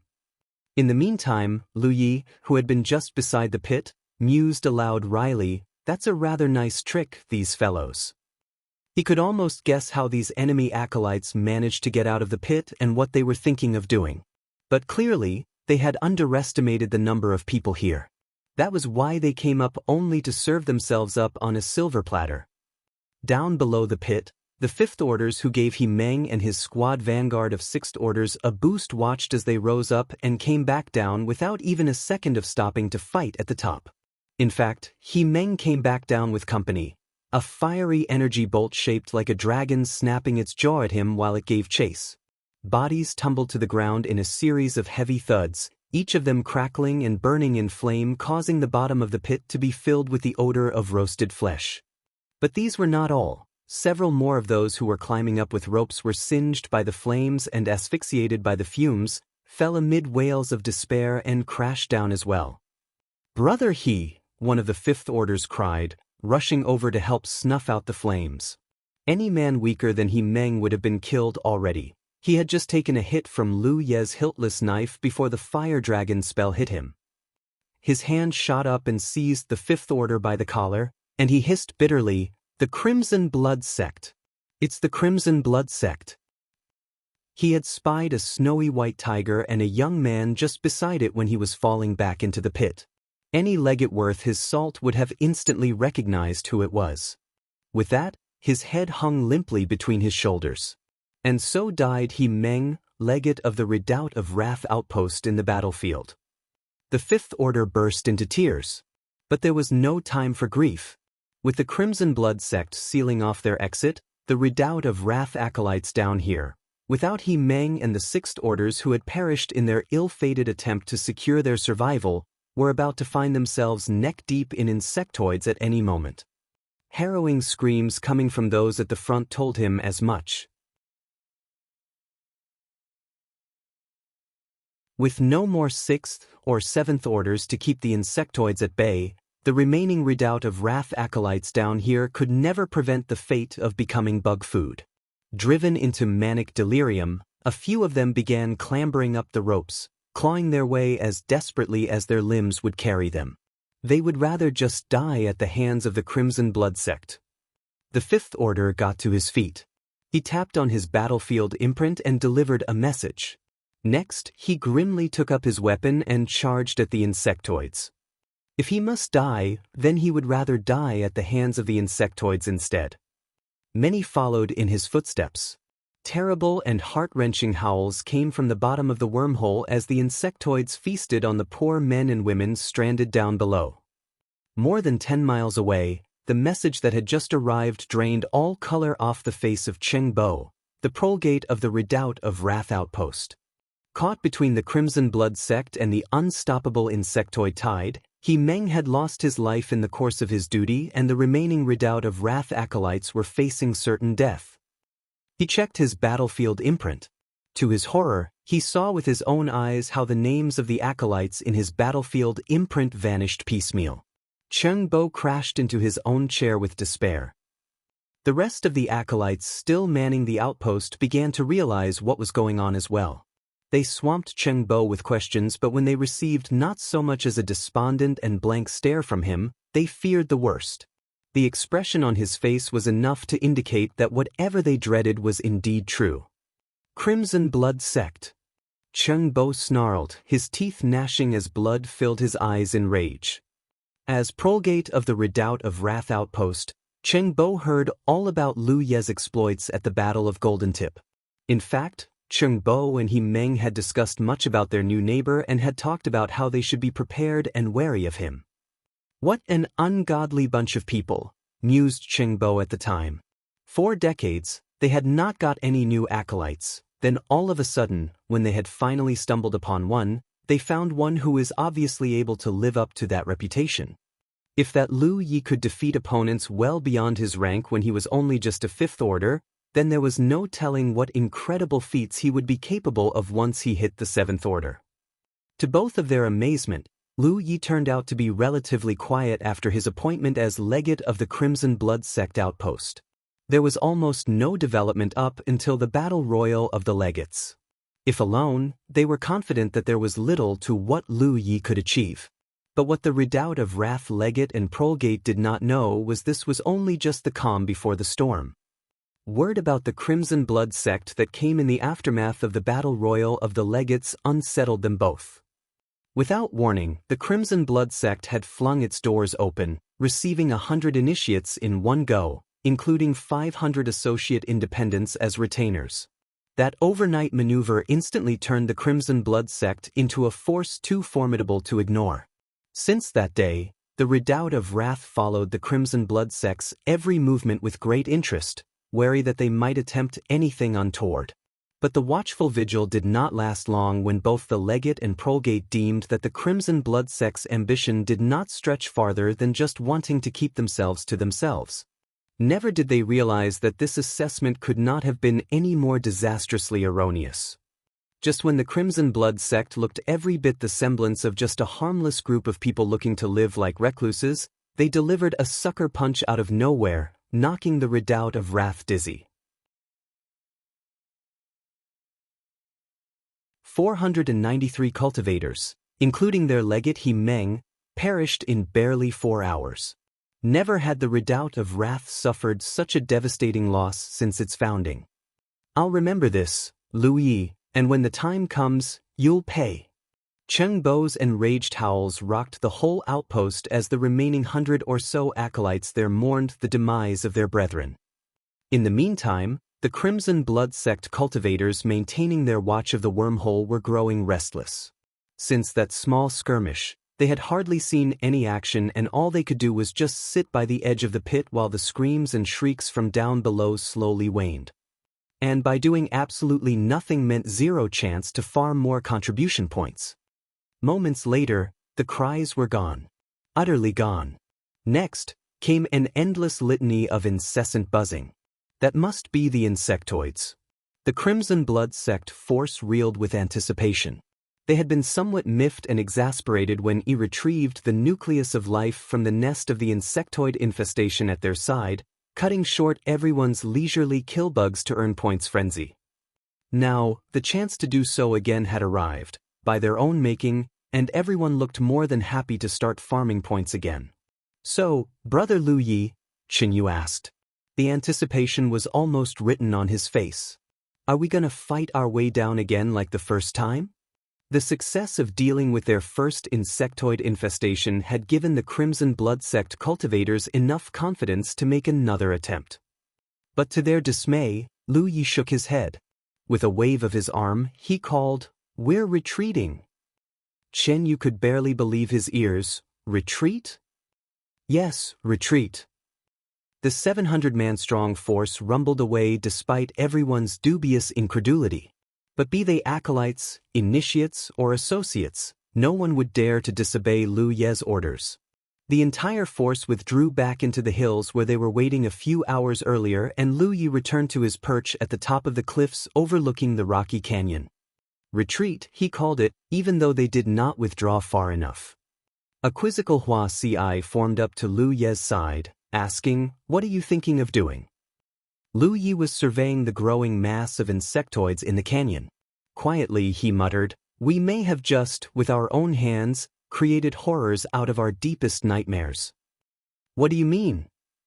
"Did you not notice how deadly and dangerous these insectoids are compared to the ones we exterminated? One might argue that the redoubt of Wrath Goons had slain off the weaker ones of the horde, but I doubt that's the real reason." "Which is?"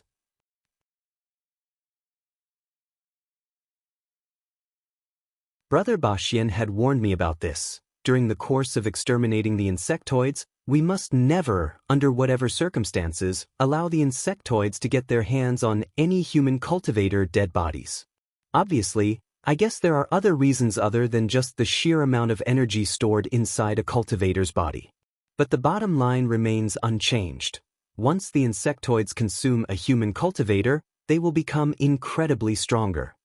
Lu Yi paused and murmured, "How many of those wretched redoubt of Wrath Goons were down there just now, you think? 300 to 400? Wuxia articulated what Lu Yi has been dreading. "Then we're doomed. This insectoid infestation has just grown beyond what we Outer Ring region outposts can handle."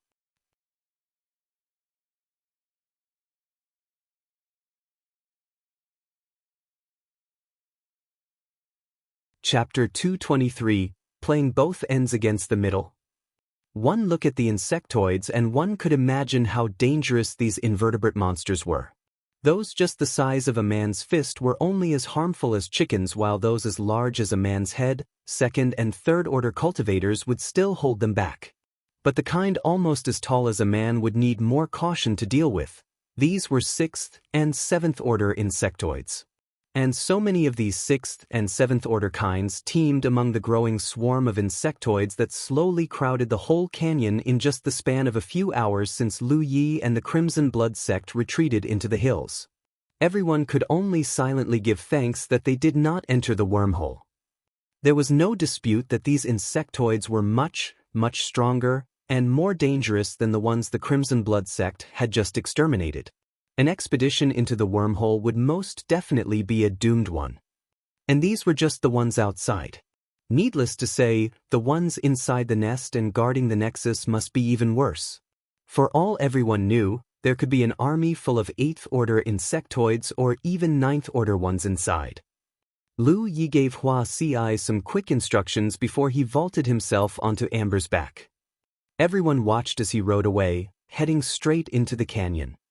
He got near enough for the insectoids to see him, then he fired a fire phoenix at those at the forefront.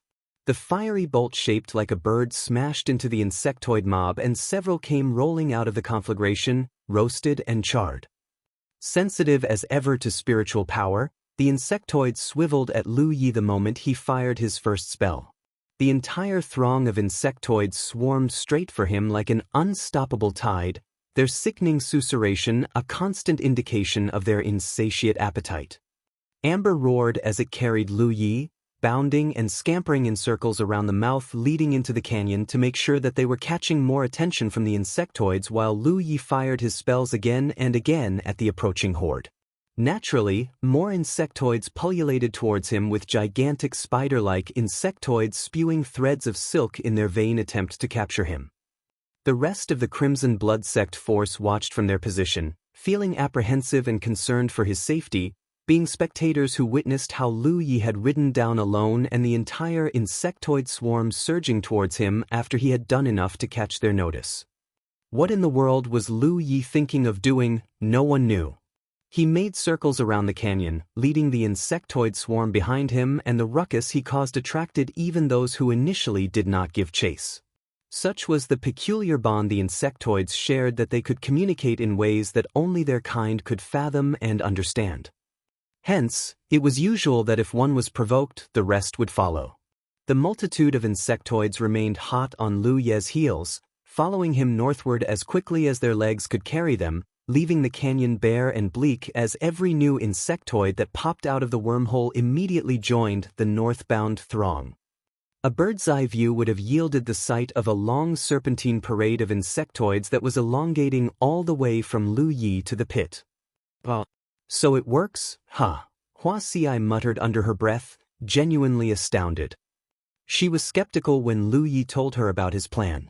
She did not expect that he would be able to pull it off, since she believed that without intelligence, insectoids functioned on their base instincts. But clearly, the lack of intelligence was what made them susceptible to manipulation. She recollected her thoughts and relayed Lu Ye's instructions. The rest of the Crimson Blood Sect force was to follow the insectoid horde north as well.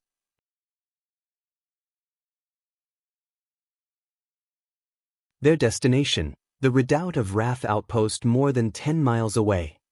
In the meantime, Prolgate Chengbo and the remaining acolytes at the outposts were still wallowing in grief, utterly oblivious to the incoming threat that was marching towards their doorstep. A gift that was being delivered personally by the very person whom Chengbo was thinking about now, Lu Yi. Right now, the Prolgate of the Redoubt of Wrath was giving a report to the main stronghold out in the real world through his battlefield imprint. Apparently, the news had hit the higher echelons of the Redoubt's leadership so hard that one of the elders collapsed with an aneurysm. Almost 500 good men lost to the insectoids, and no such devastation had ever occurred before. The 100 or so acolytes of the Redoubt were still saddened by the deaths when all of a sudden, a thunderous crack resounded across the entire vista outside the building before everyone could feel the eruption of spiritual power. Chengbo evidently sensed it too. He was left bewildered for one split second before he almost leaped to his feet, bellowing, "How could they? Something or someone is attacking the defensive ward of the outpost." Rage overwhelmed him. The Redoubt of Wrath might only be a Tier 8 order, but through their illustrious history, they had never endured such ignominy before. On the same day the Redoubt had lost almost half of 1,000 men, someone had decided to launch an assault on the outpost. Since when did the Redoubt of Wrath become an object to be trifled with? Chengbo tore out of the outpost's main edifice with a host of his men, still aggravated by somberness. He looked up and saw a lone figure flying in the air with a fiery red pair of wings flapping on his back. "Who goes there?" Chengbo demanded sonorously. The deafening voice seemed to have worked to intimidate the stranger, who quickly flew away and vanished. "How ridiculous!"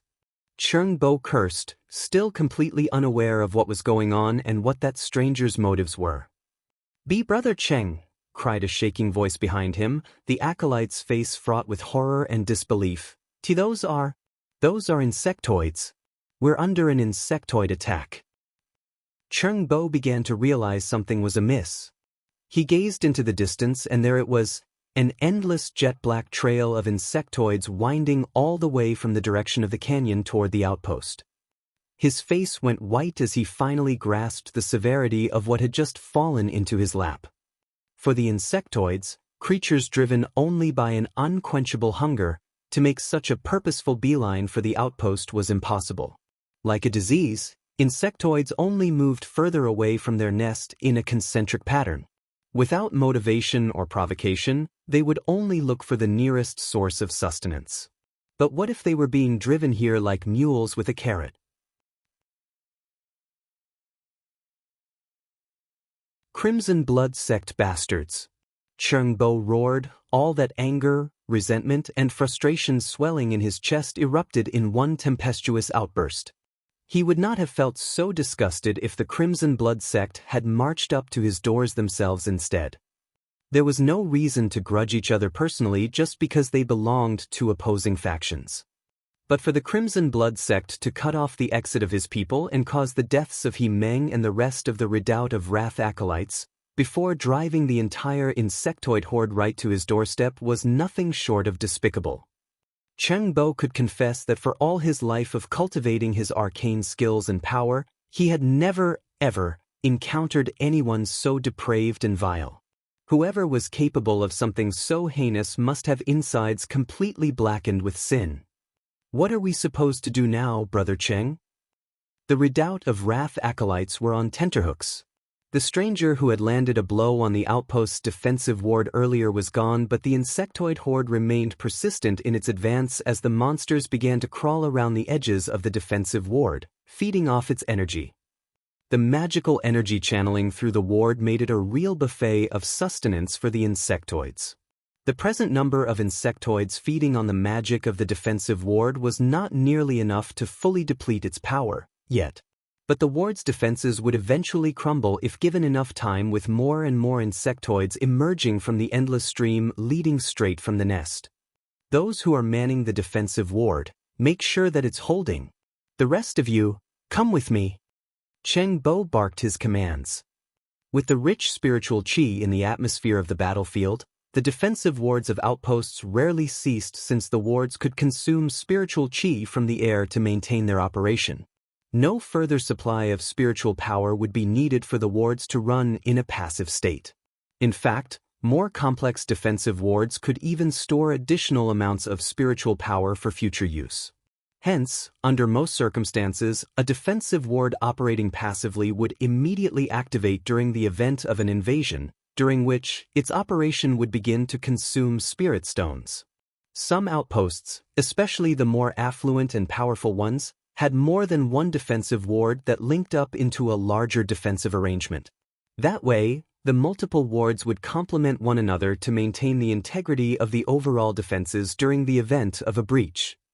Outposts in the outer ring area of the battlefields, on the other hand, usually had only one defensive ward. Wide area defensive wards were very costly, and having one was usually the most of what lower-tier sects and orders could afford.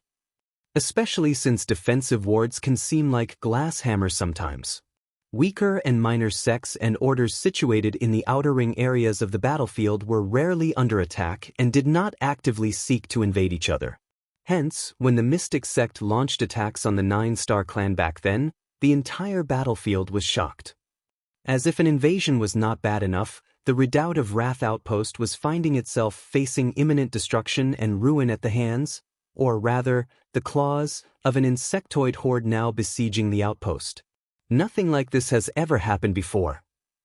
But Chengbo was not going to abandon the outpost just yet, even with barely 100 defenders left. It was his duty as Prolgate to hold the defenses, by life or by death, and it was a charge that he meant to keep. He relayed his orders. The defensive ward was to be strengthened immediately, but just when Chengbo was about to lead the rest of the Redoubt of Wrath acolytes on a sortie against the Insectoids, he sensed another spiritual power disturbance coming from the back of the outpost. He immediately sent a force to deal with the Insectoids at the gates, while he brought with him a tiny retinue to check the rear. To his ultimate surprise and horror, he, with the few acolytes who came with him, discovered another horde congregating just outside the rear. This time it was humans, and they were firing spells at the defensive wall, eliciting ripples that spread upon the translucent wall of energy keeping the outpost protected. Chengbo nearly fainted. Never had the outpost endured such trying times with them being attacked on both fronts. He tottered unsteadily, and it took another acolyte to help hold him. Next, he gathered his thoughts and roared loudly, flailing his arms, "Ayui! Show yourself!"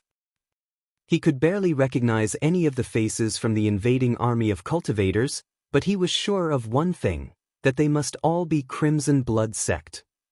It was obvious enough, with these people attacking as soon as the Insectoid army appeared right in front of their doorstep. He had been careless, and he had underestimated how devious and brutal the Crimson Blood sect could be. As if they were not satisfied by the lives of so many Redoubt of Wrath acolytes already taken by the Insectoids previously, they wanted to conquer this outpost. But Cheng Bo could see why. Being able to conquer an enemy outpost would yield huge rewards. At this juncture, Cheng Bo was convinced as much as every other acolyte in the outpost that the outpost was as good as lost.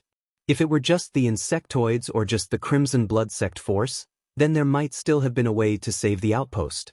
But with the insidious plan of playing both sides against the middle, no one could take such abuse and hope to survive. It is dark.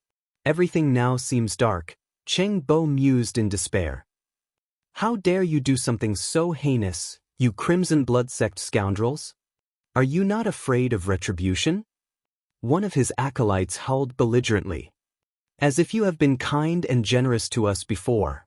A voice responded from the Crimson Blood sect force outside. We're just returning the favor. Wait till this defensive barrier falls and I'll be more than happy to show you how.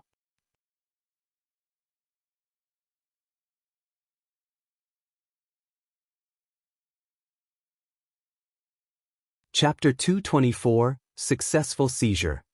The defensive ward of the Redoubt of Wrath outpost did not last beyond an hour. As the golden sparkles of its final dregs got whisked away by the wind and dissipated in the air, the deluge of Crimson Blood sect cultivators poured through the first crack in the barrier they saw, charging straight into the outpost. The invaders themselves were incredulous. None of them had expected that the seizure of an enemy outpost would be so easy. It was rare enough for an outer ring area outpost to be attacked, never mind captured.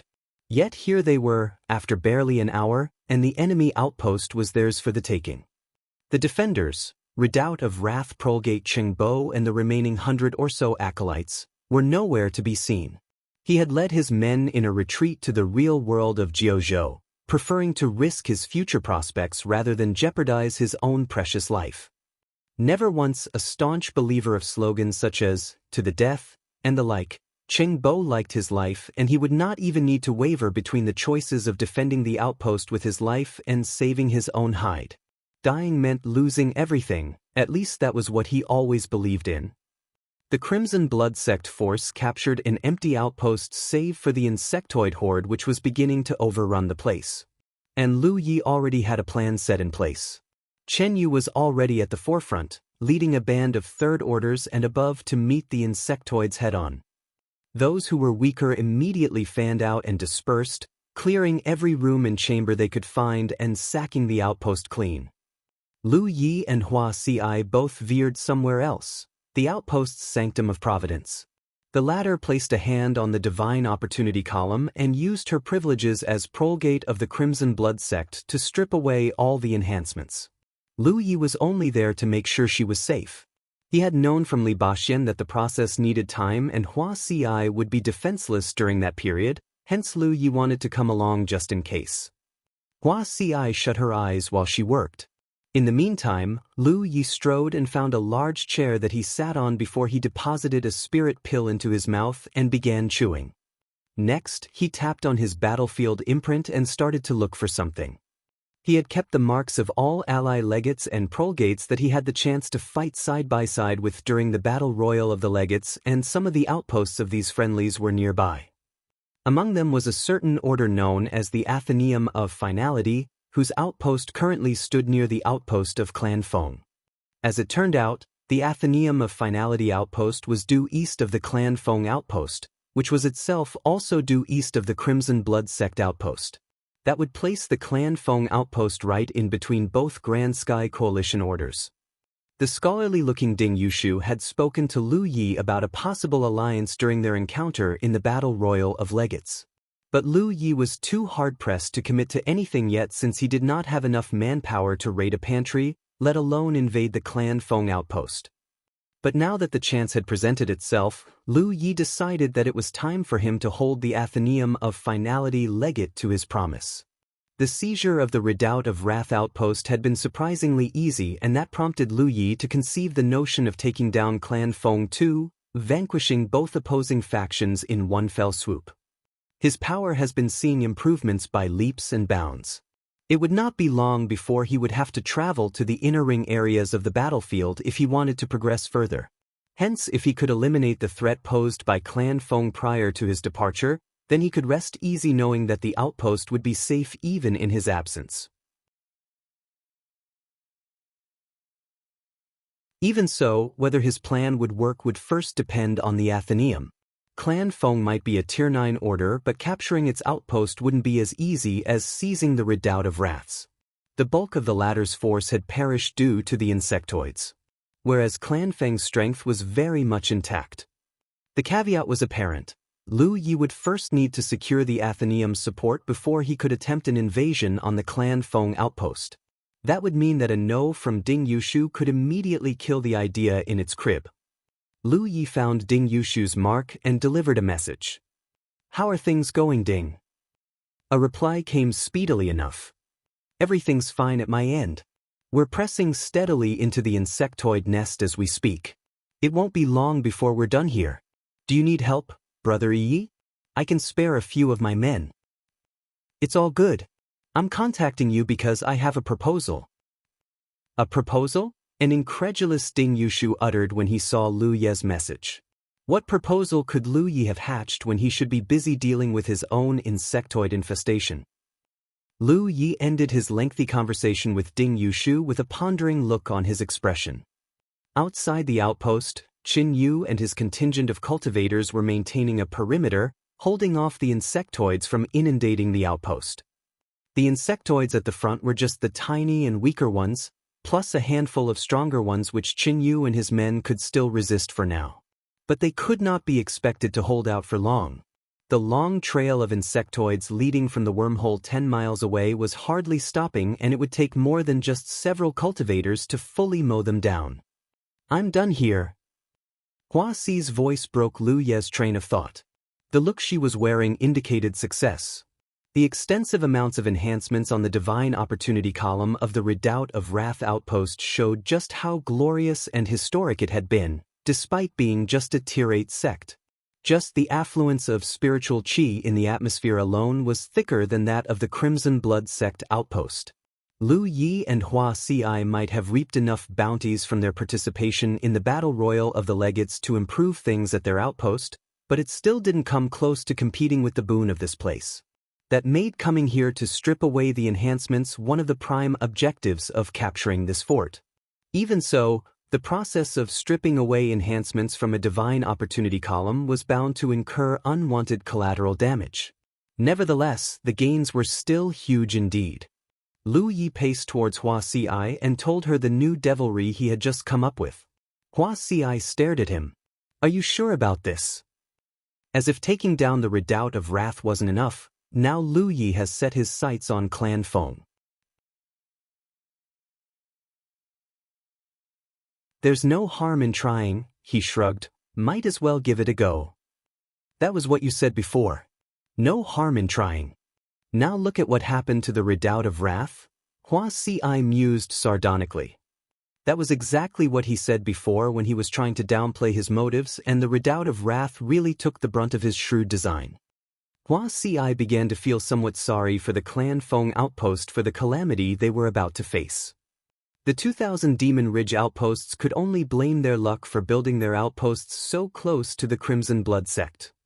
At the shrill signal of a whistle, the Crimson Blood sect force withdrew from the outpost expeditiously at Hua Xi's lead, while Lu Yi, Qin Yu, and those more powerful helped to make sure everyone pulled out safely.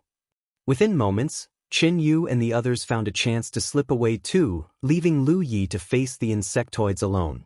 The latter surveyed his handiwork, a full vista of black, an endless sprawl of crawling insectoids wanting to sink their mandibles, pincers, chelicerae, or whatever mouthparts they had on his flesh. Lu Yi unleashed his full plethora of skills. The fiery red sparkle of his hiltless knife shot around like a deadly comet, engendering sprays of hemolymph everywhere. His fire dragons pummeled into masses of insectoids, releasing waves of infernos. Glowing red, Inviolable was just as deadly, cutting down every insectoid its edge found with unnerving ease.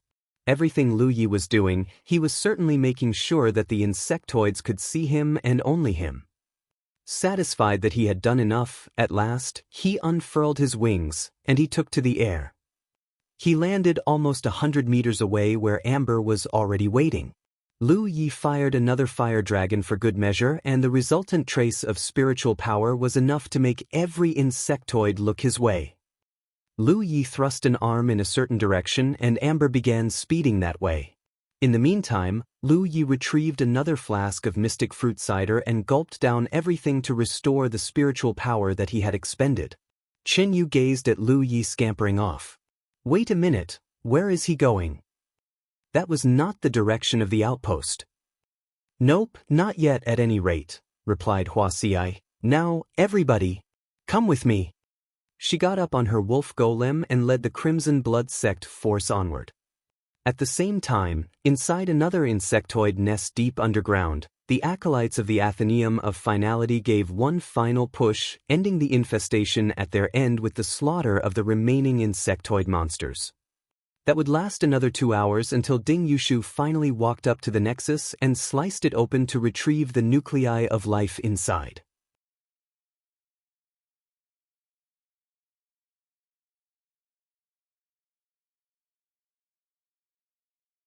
Chapter 225, Clan Feng. With the nexus split open and its nuclei removed, the insectoid nest was beginning to deteriorate and shrivel. Those who are wounded but can still move, stay and clear things up here. Ding Yushu barked loudly, the rest of you who can still fight, come with me. He began striding out of the nest, and the rest of his men, a 400-man-strong force, went with him. They clambered out of the wormhole and headed somewhere else. It was only halfway when the men began to realize that they were not heading back to the outpost. It rather seemed like they were heading for the Clan Feng outpost. Filled with anticipation, one of them finally asked, Brother Ding, are we hitting Clan Feng? Clan Feng. Gods, have I waited so long for this?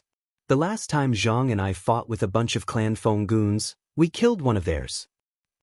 Don't forget that Feng girl. She looks sweet enough for Brother Ding to keep as a concubine, huh? Damn, I've never seen anyone who could laugh so vilely as you. And leave Brother Ding's name out of any smutty deliberations of yours. The last thing we want is for his name to get tarnished for nothing. And what makes you think that Feng girl is a good match for one as distinguished as Brother Ding? Oh, give her to me then? I wouldn't mind having her. Quit prattling. So, Brother Ding, are we really gonna hit Clan Feng?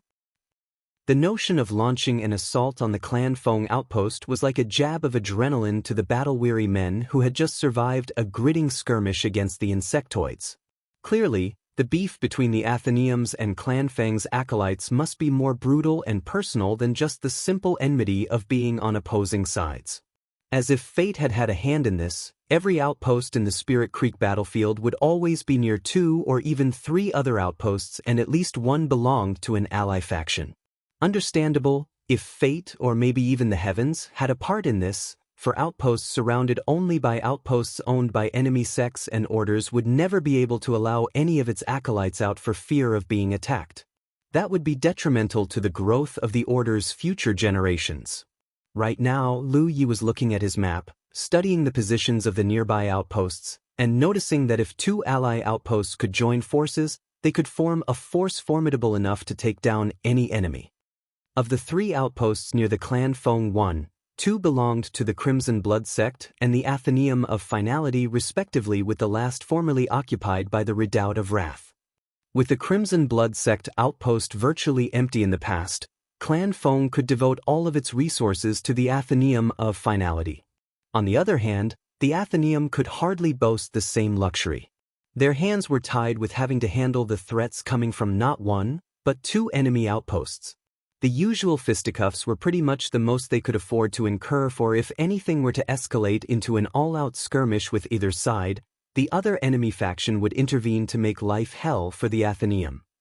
That culminated in a massive pileup of resentment and bitterness between both sides, where even the pettiest of rivalry could mutate into the most savage vendetta. That's enough. Ding Shuyu cautioned for silence from the front. Until now, he has been extremely tight-lipped as to the details of this sudden expedition. He could use the secrecy. Too many with knowledge about what the real plan was could risk jeopardizing the mission, and he wasn't too certain about the plan himself, despite Lu Ye's assurance. No plan survived the first contact with the enemy, so it was said. Obviously, Ding Yushu enjoyed a very high standing amongst his comrades. All the chatter immediately went dead at his reprimand, and everyone busied themselves with consuming spirit pills to restore themselves as they pressed on. As longtime neighbors of Clan Feng, the acolytes of the Athenaeum knew exactly where the former's insectoid nest would be, and the sight of a 400-man-strong army stampeding at full speed was one that no one could overlook. They were noticed from afar by acolytes of Clan Feng who were stationed outside the wormhole, and they immediately sent word to warn the ones still inside. Before long, all 400 men encircled the wormhole, staring at the dark abyss that led meters down below in silence. Prolgate of the Clan Feng outpost Feng Lianju was not worried at all. He merely snorted when he got wind of the Athenaeum shutting off his exit and returned his focus to the extermination at hand. Unfazed, Feng Lianju did not believe that having his exit route sealed by the Athenaeum of Finality acolytes would pose any threat at all. So long as he could hide down here and bide his time, the enemy acolytes outside would never dare to venture into the pit. In the meantime, he was sure that he could contact his outpost and request aid from the other 1,000 Demon Ridge outposts to launch an assault on the Athenaeum of Finality. For this reason, Feng Lianju was not worried at all by Ding Yushu and his men camping outside the wormhole. Word of the Athenaeum's movements was quickly reported to the Clan Feng outpost. When Feng Yu, the female legate of the outpost, heard that 400 Athenaeum of Finality acolytes had cut off the exfiltration route of her men from the underground insectoid nest, she was stunned. As much as she was surprised at how fast the Athenaeum dealt with their insectoid threat, she was equally befuddled as to the purpose of the seemingly pointless move. Nevertheless, she needed to be certain, hence she delivered a message. A reply came back soon enough. "What is it, my dear?" Feng Yu was not liking the intimate tone of the message at all. In fact, she could almost imagine the hideous and misshapen face of the person who sent the reply. She could almost confess to being disgusted by the mere notion of the face. But she could use his help, and antagonizing him won't be useful to her cause at all, hence she swallowed her pride and ignored her loathing as she articulated the situation at hand. "Brazen fools," came the next reply. "It's been a month since that ding whelp got a whacking from me. It seems that he is beginning to forget that last lesson. Don't worry, my dear. I'll deal with my insectoid threat, then I'll slaughter some of his men to put him back into his place." "No need to trouble yourself, sir," Feng Yu responded coolly and formally. "I'm only reporting this to keep you informed. Clan Feng has enough resources to safeguard its own interests. She would never openly ask for a favor, not from him at any rate. If she did that, he would start making nonsensical requests in return."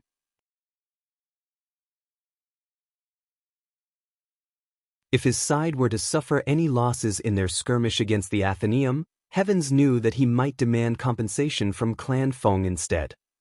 But she could not let Ding Yushu do as he liked with impunity. Knowing that this presented a chance for that hideous and insufferable imbecile, who would never resist pouncing at a chance to make a name for himself, she knew that just a little nudge would do the trick. That was why all she did was just supply information. By telling that imbecile about Ding Yushu making a move on her side, what happened after that would not and could not be any responsibility of hers. "That went well," Feng Yu commented dryly to herself as she sipped her drink. Boom. A sonorous crash jolted Feng Yu from her chair, causing her to choke on her water. It took a couple of coughs before she could at last regain her senses. A Clan Feng acolyte rushed in urgently. "Who?" She growled furiously. She did not see with her own eyes, but she knew what happened. something or someone must have just attacked the defensive ward of her outpost. Infuriated, she thought, who in heaven's name could be doing this at this time or day? The acolyte who came in reported in dismay, "Insectoids." "What insectoids?" Feng Yu responded sternly, the creases on her face making her look like a seething hen. But as she spoke, she could have sworn that she caught an irritating and interminable buzzing. Her expression twisted. She got out at once and rushed to the battlements where what she saw drained all color from her face. Insectoids of all assortments and proportions were crawling all around the dome-shaped barrier of light that was the magical defensive ward of the outpost. Many were even the length and breadth of a man, and they were chewing and gnawing at the barrier, feeding on its energy. In every spot that was bitten, the glow turned noticeably weaker. As if that was not bad enough, some of the insectoids even spewed a strange, greenish secretion that, once dripped on the surface of the defensive ward, could nibble its way through the barrier like acid. The sight of the insectoids threatening to overrun the outpost was enough to send a jolt of cold and fear down Feng Yu's spine. What in heaven's name? This is not an infestation that Outer Ring outposts could deal with anymore. She thought of the Athenaeum at first, but that was impossible. If the Athenaeum's infestation had come this far and at this force, then they should be at their own outpost, panicking like ants in a hot pan, not here sealing off the exit of her men. But if not them, then who? The Crimson Blood sect? But did they not just recruit more than 100 initiates? Even if they had bungled the extermination, there's no way that the infestation could grow into such a monstrosity. And even so, how could the infestation in their area travel this fast to this place? Insectoids are supposed to spread slowly and gradually to consume everything nearby before they press further away. "Sister Feng." Someone called from beside her. Feng Yu immediately tore her attention off the swarming insectoid. "Yes. It's pointless to think about where these insectoids came from. The enemy has reached our gates and we need to handle these insectoids quickly if we don't want the outpost to be overrun. Fast. Increase the strength of the wards." Feng Yu screeched. Clan Feng acolytes scurried hastily to where the defensive ward was placed, shoveling more spirit stones into it so as to increase its strength.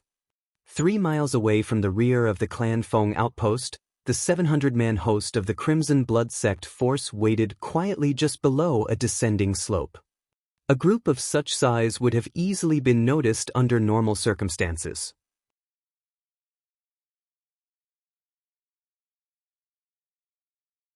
But with most other sects and orders busy handling their own insectoid infestations, most of the cultivators in the Spirit Creek battlefield were underground by now with barely just a skeleton crew to watch the outposts. This was why the Crimson Blood sect force could wait in silence without anyone realizing how close they were. "So, Brother Lu Yi," asked somebody anxiously.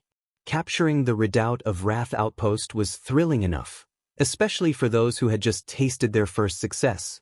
Everyone was more than eager to sample that same thrill once more. "Patience," Lu Yi responded. He communicated with the legate of the Athenaeum of Finality Ding Yushu and received word that they had arrived, and his deputy was on his way. Lu Yi lifted his chin and gazed at the Clan Feng outpost. The phosphorescent dome-like shield was still holding and he was not amused. He had intentionally waited here because he was giving time for the Athenaeum Prolgate to arrive with his reinforcements, but also so that he could hunt down some Clan Feng acolytes. After all, his motives were not only confined to just capturing the outpost. If he could kill a few thousand Demon Ridge cultivators, that would be all the more rewarding. Li Baxian's tips on dealing with the insectoid threat included a warning about how the magical barrier of defensive wards was usually weak against insectoid attacks. If the Crimson Blood sect were to launch an assault in conjunction with the insectoids gnawing down the defenses of the outposts, the Clan Feng acolytes inside would immediately withdraw back to the real world of Jianghu, just like what happened at the Redoubt of Wrath outpost earlier. Hence, Lu Yi decided that he should wait for the insectoids to first defeat the magical barrier. That would give him the chance to rush in and secure the outpost's sanctum of providence and deny the Clan Feng acolytes their only chance of retreat. He had regretted allowing the redoubt of Wrath acolytes to escape earlier. Despite the huge loot, Lu Yi was pretty sure that the Prolgate must have heaps of goodies inside that storage bag of his. So this time, he was determined to not let the clan Feng Prolgate or Legate escape. This insectoid attack had posed the perfect chance for Lu Yi to accumulate his experience in siege warfare as he experimented with his methods on both enemy factions one after the other. You're tuning in to the Han Li's Immortal Journey YouTube channel. Don't forget to subscribe and join us on this journey to catch the most captivating stories.